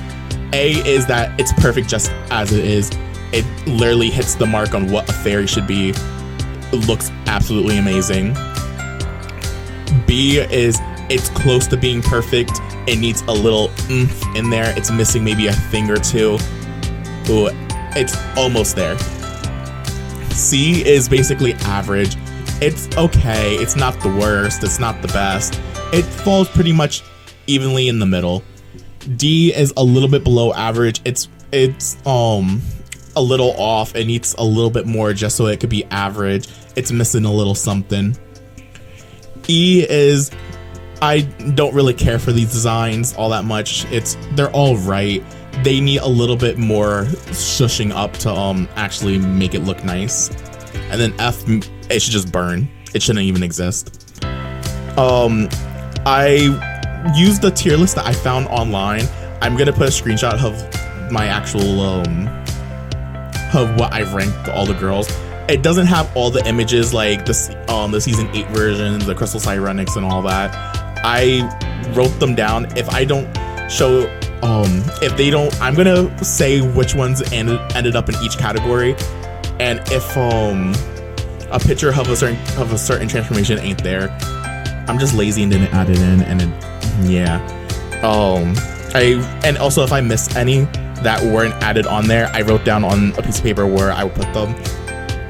If I don't say anything about it, then yeah, I probably forgot, and I'm really sorry. And also, how I ranked them before, even though if a transformation ended near the bottom of my list, doesn't mean that it can't be saved by how it looked and be higher on the list. So this is the tier list version. So now that I got the rules out of the way, let's get into it. Okay, in the F category, we all know who belongs here. That Bloom transformation from the reboot. Oh my god. I already stressed how much I hate this transformation. It's not even a transformation. She gets fire wings. Okay, cool. What else can you do? It's a lost magic, a lost transformation, and this girl doesn't even know how to control her skills or anything. And then, she gets fire wings? No, that's not how it works. I absolutely hate this. It deserves to burn. It shouldn't even exist. That whole reboot shouldn't exist. And I'm still mad that it's getting a season 2. I can't. But yeah, this is the only one that I actually genuinely hate that shouldn't exist, and it's the only one that will be an F. Alright, moving on to E. Hold on, I need to find my tier list. Did I add anything else into E? Nope. Okay. Pretty much the only ones that landed in E are the Dreamix and the Onyrix forms. I prefer the Dreamix over the Onyrix. I already said that. I was debating on putting some of the Dreamix into D and taking them out of E. The main two that I was looking at is Stella's and Flora's Dreamix forms. I was very close to actually adding them into D, but I decided, nah, I'll leave them in E since they're all non-canon. They're from a spin-off. I'll leave them there because they still, even those two alone, they still do good, but I feel like they still need more to actually be considered a fairy transformation. Moving over to category D, I don't have them on the screen, but all the season 8 variants of previous outfits. So that goes for season 8 season 8 Sirenix, season 8 Crystal Sirenix, season 8 Enchantix, and season 8 Butterflix. Yeah, all 4 of those, along with the Speedix, Tracix, and Zoomix wings from season 4. And on the screen, I have the Lovix form for Bloom, Flora, Aisha, Stella, and Tekna. And then I have the Sophix form for Bloom, Aisha, Musa, and Stella. Those are category D. Yeah, I feel like they fit in that category. They just need a little bit more oomph to be like considered average, to be considered, yeah, they're all right. But still, overall, I still generally like these forms. Moving on to category C, I don't have them on the screen, but I have Murda, Diaspro, and Melee's base Winx form. I just think that they are pretty much like the good standard for what the fairy outfit should have been like, along with the regular base form for all the girls, along with their Charmix forms. And then I have the mythic forms for Tekna, Musa, Flora, and Aisha, and the Butterflix forms for Tekna, Musa, Stella, Aisha, Flora, and Bloom. And I have all the girls' Cosmix forms as well. That's pretty much, I feel like that's average. I think also the Cosmix form ends up in this category just because of the art style. I don't really fancy it that much. But yeah, I feel like this is a good standard for what the fairies should actually look like in the show, and it gives like good fairy vibes. Also, I forgot to mention, I also added the fairy dust onto this category because they're not that very special, but they're actually average as like a fairy trinket. So I want to include it into this tier list as well. Almost forgot about that. Okay, moving on to category B. Hold on, I need to find my tier list. B, I love all the forms in this one. I added the Tynix version for Flora, Aisha, Tekna, and Musa, along with Roxy's Believix form, and the Believix forms for also Bloom, Stella, Tekna, Aisha, and also I put in the Enchantix form for Musa because I feel like it's not on par with the other girls' Enchantix form. It needs a little bit more. I also added in Stella and Bloom's Mythic forms, along with the Sophix form for oh my god, I can't speak, Flora and Tekna, and then for Sophix I put Musa's. I originally had her at C, but I decided to bump her up to B because I really like how it looks. I believe like her power or whatever in that one is like Snow Melody, and I just think it's really rad. But yeah, these are above average, and it's like they just need a little bit more work before they can just be considered perfect. And moving on to A, I don't think it's really a surprise. I cannot find my tier list. Oh my god.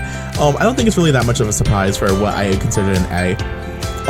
For Believix forms, I put Musa. Musa was so close. Like, I really love her design. Something is keeping me back from putting her in S. But it's still a very solid design for her. Also, I put in for Tynix, I put Bloom and Stella in here. I don't know, they just really shine like a star, and the crystals, and it just looks so beautiful. For Enchantix, I put Aisha, Bloom, and Tekna for this one. And it's just, they're very stunning. I really love the outfits. To me, I consider them perfect. They may be a little bit more like detail or a little work on them. They could be S, but they're very beautiful. For Harmonix, I put Aisha, Stella, Flora, Tekna. Wait, did I say? Yeah, Aisha, Stella, Flora, Tekna. I put for those four in A because I think they're very beautiful and they're very simplistic. I wish that there was a little bit more added to them to actually put them into S rank. For Sirenix, I put Stella, Tekna, Musa, Bloom, and Aisha, and also her Bloom's sister Daphne.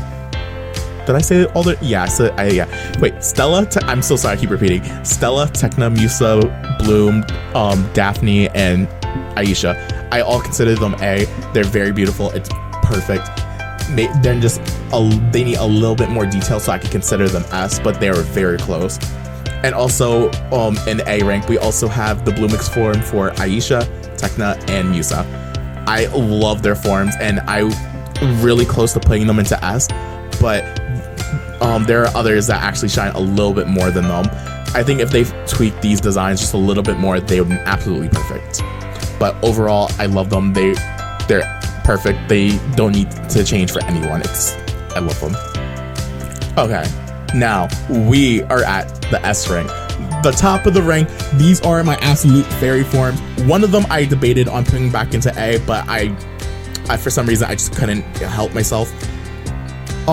This one, these are like the top fairy forms. These are perfect. They don't need anything else. They're just absolutely stunning. If you were to ask me what are my favorite fairy forms, I would refer to 1, 2, 3, 4, 5, 6, 7, 8, 9. These 9, I would refer to it. I would tell you, I'd be like, these are my 9. These are my top favorite. Nothing can beat these girls. They're absolutely perfect. And now that I'm looking at one of the previous, well, I absolutely love these ones. For Enchantix, I put Stella and Flora up here because they're just absolutely beautiful. And if I had to pick between the two, I would prefer Stella's over Flora's probably. It's a very close fight between those two outfits. And also the charm of how they got their Enchantix also adds on to the design. It just makes it look so much like, oh my god, it's so beautiful.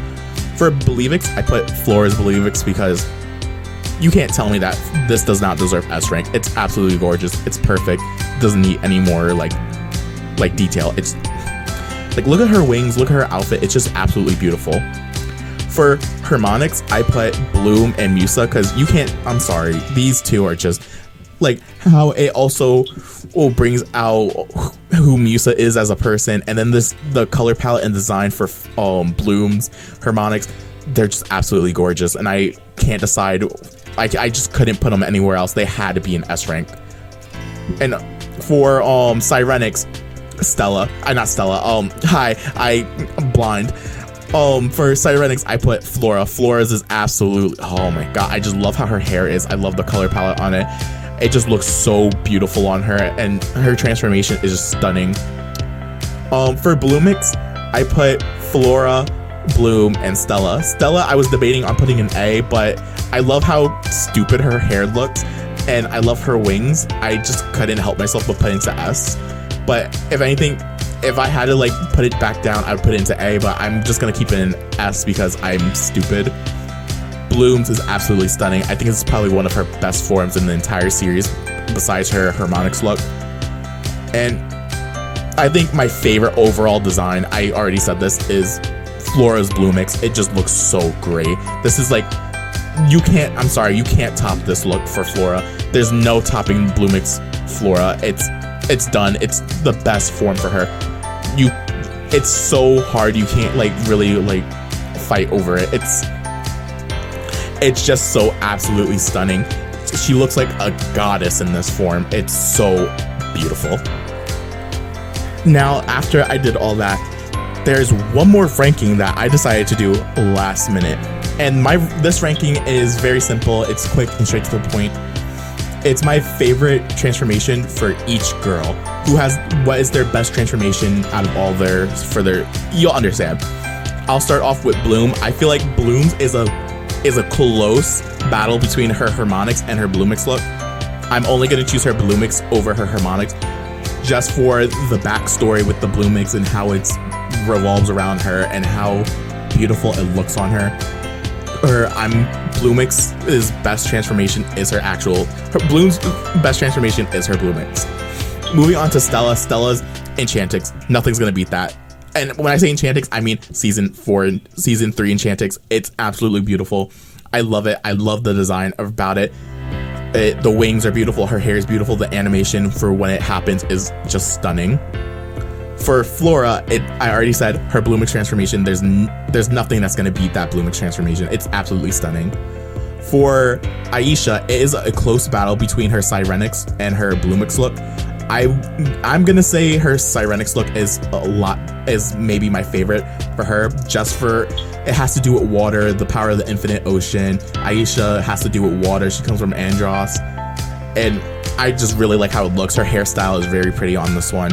I would say Sirenix is the best for Aisha. For Musa, it's a really close battle between her Believix, her Sirenix, and her Harmonix.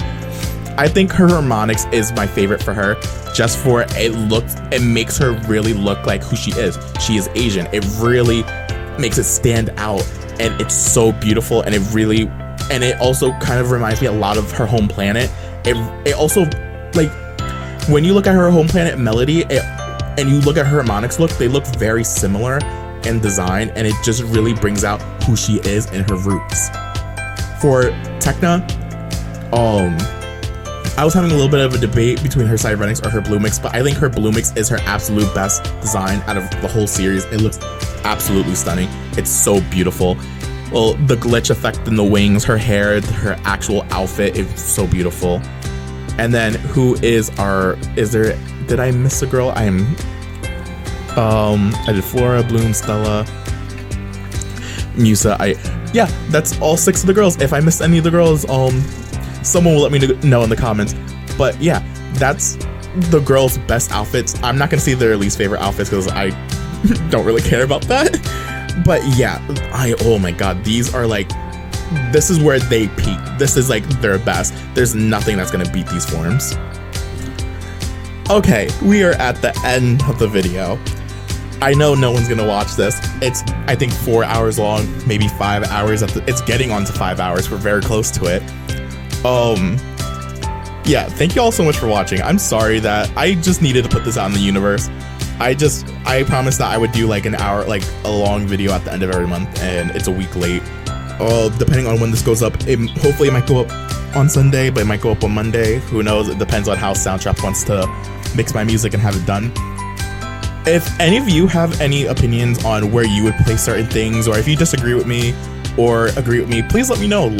Even if you're not a fan of the show and you have different opinions, let me know. If I got any information wrong when talking about the girls' lore, with the lore and stuff, and you actually know the information, feel free to actually let me know, because I do make mistakes sometimes. So yeah, I've had a lot of fun actually making this video, even though this video took me a week to record. But yeah, I really love Winx Club. It's one of my favorite shows, and it's just like, it brings a lot of fond memories whenever whenever I think about the show. It brings a lot of good memories, and I don't know how to word it. I just really love this show. I love the backstory. I love the lore. It's very perfect as it is. Even if it's a kid's show, there's a lot of subject matter in the show that's very relatable, and this show was ahead of its time, because there was a lot of diversity, not in body types until like later in the series, but also that's because of the art style. They had people of color, they had the lore, they had a lot of things that people can relate to. Parents getting divorced, a loved one dying. It hits close to home to a lot of people, and it's really good. It's a really good show. I always recommend watching it. I kind of convinced I think 3 people to watch it. I have one person debating on watching it. I'm gonna send them links later and be like, you should watch it. One person already started watching the show because of me.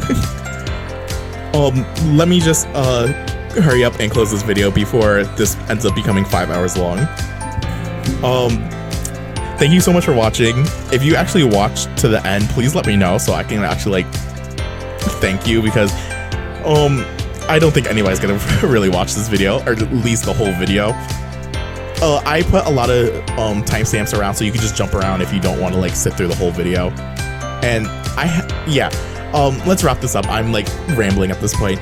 I will thank you all so much for watching. I will leave all my social medias down below. Feel free to check me out on all my other platforms. I am trying my hardest to do art as a living, and I am trying my best to get monetized on YouTube, because this is something I really want to do, and it's a lot of fun to record videos for people and just to make art. So hopefully I can make someone's day a little bit better with my videos, or even through my art.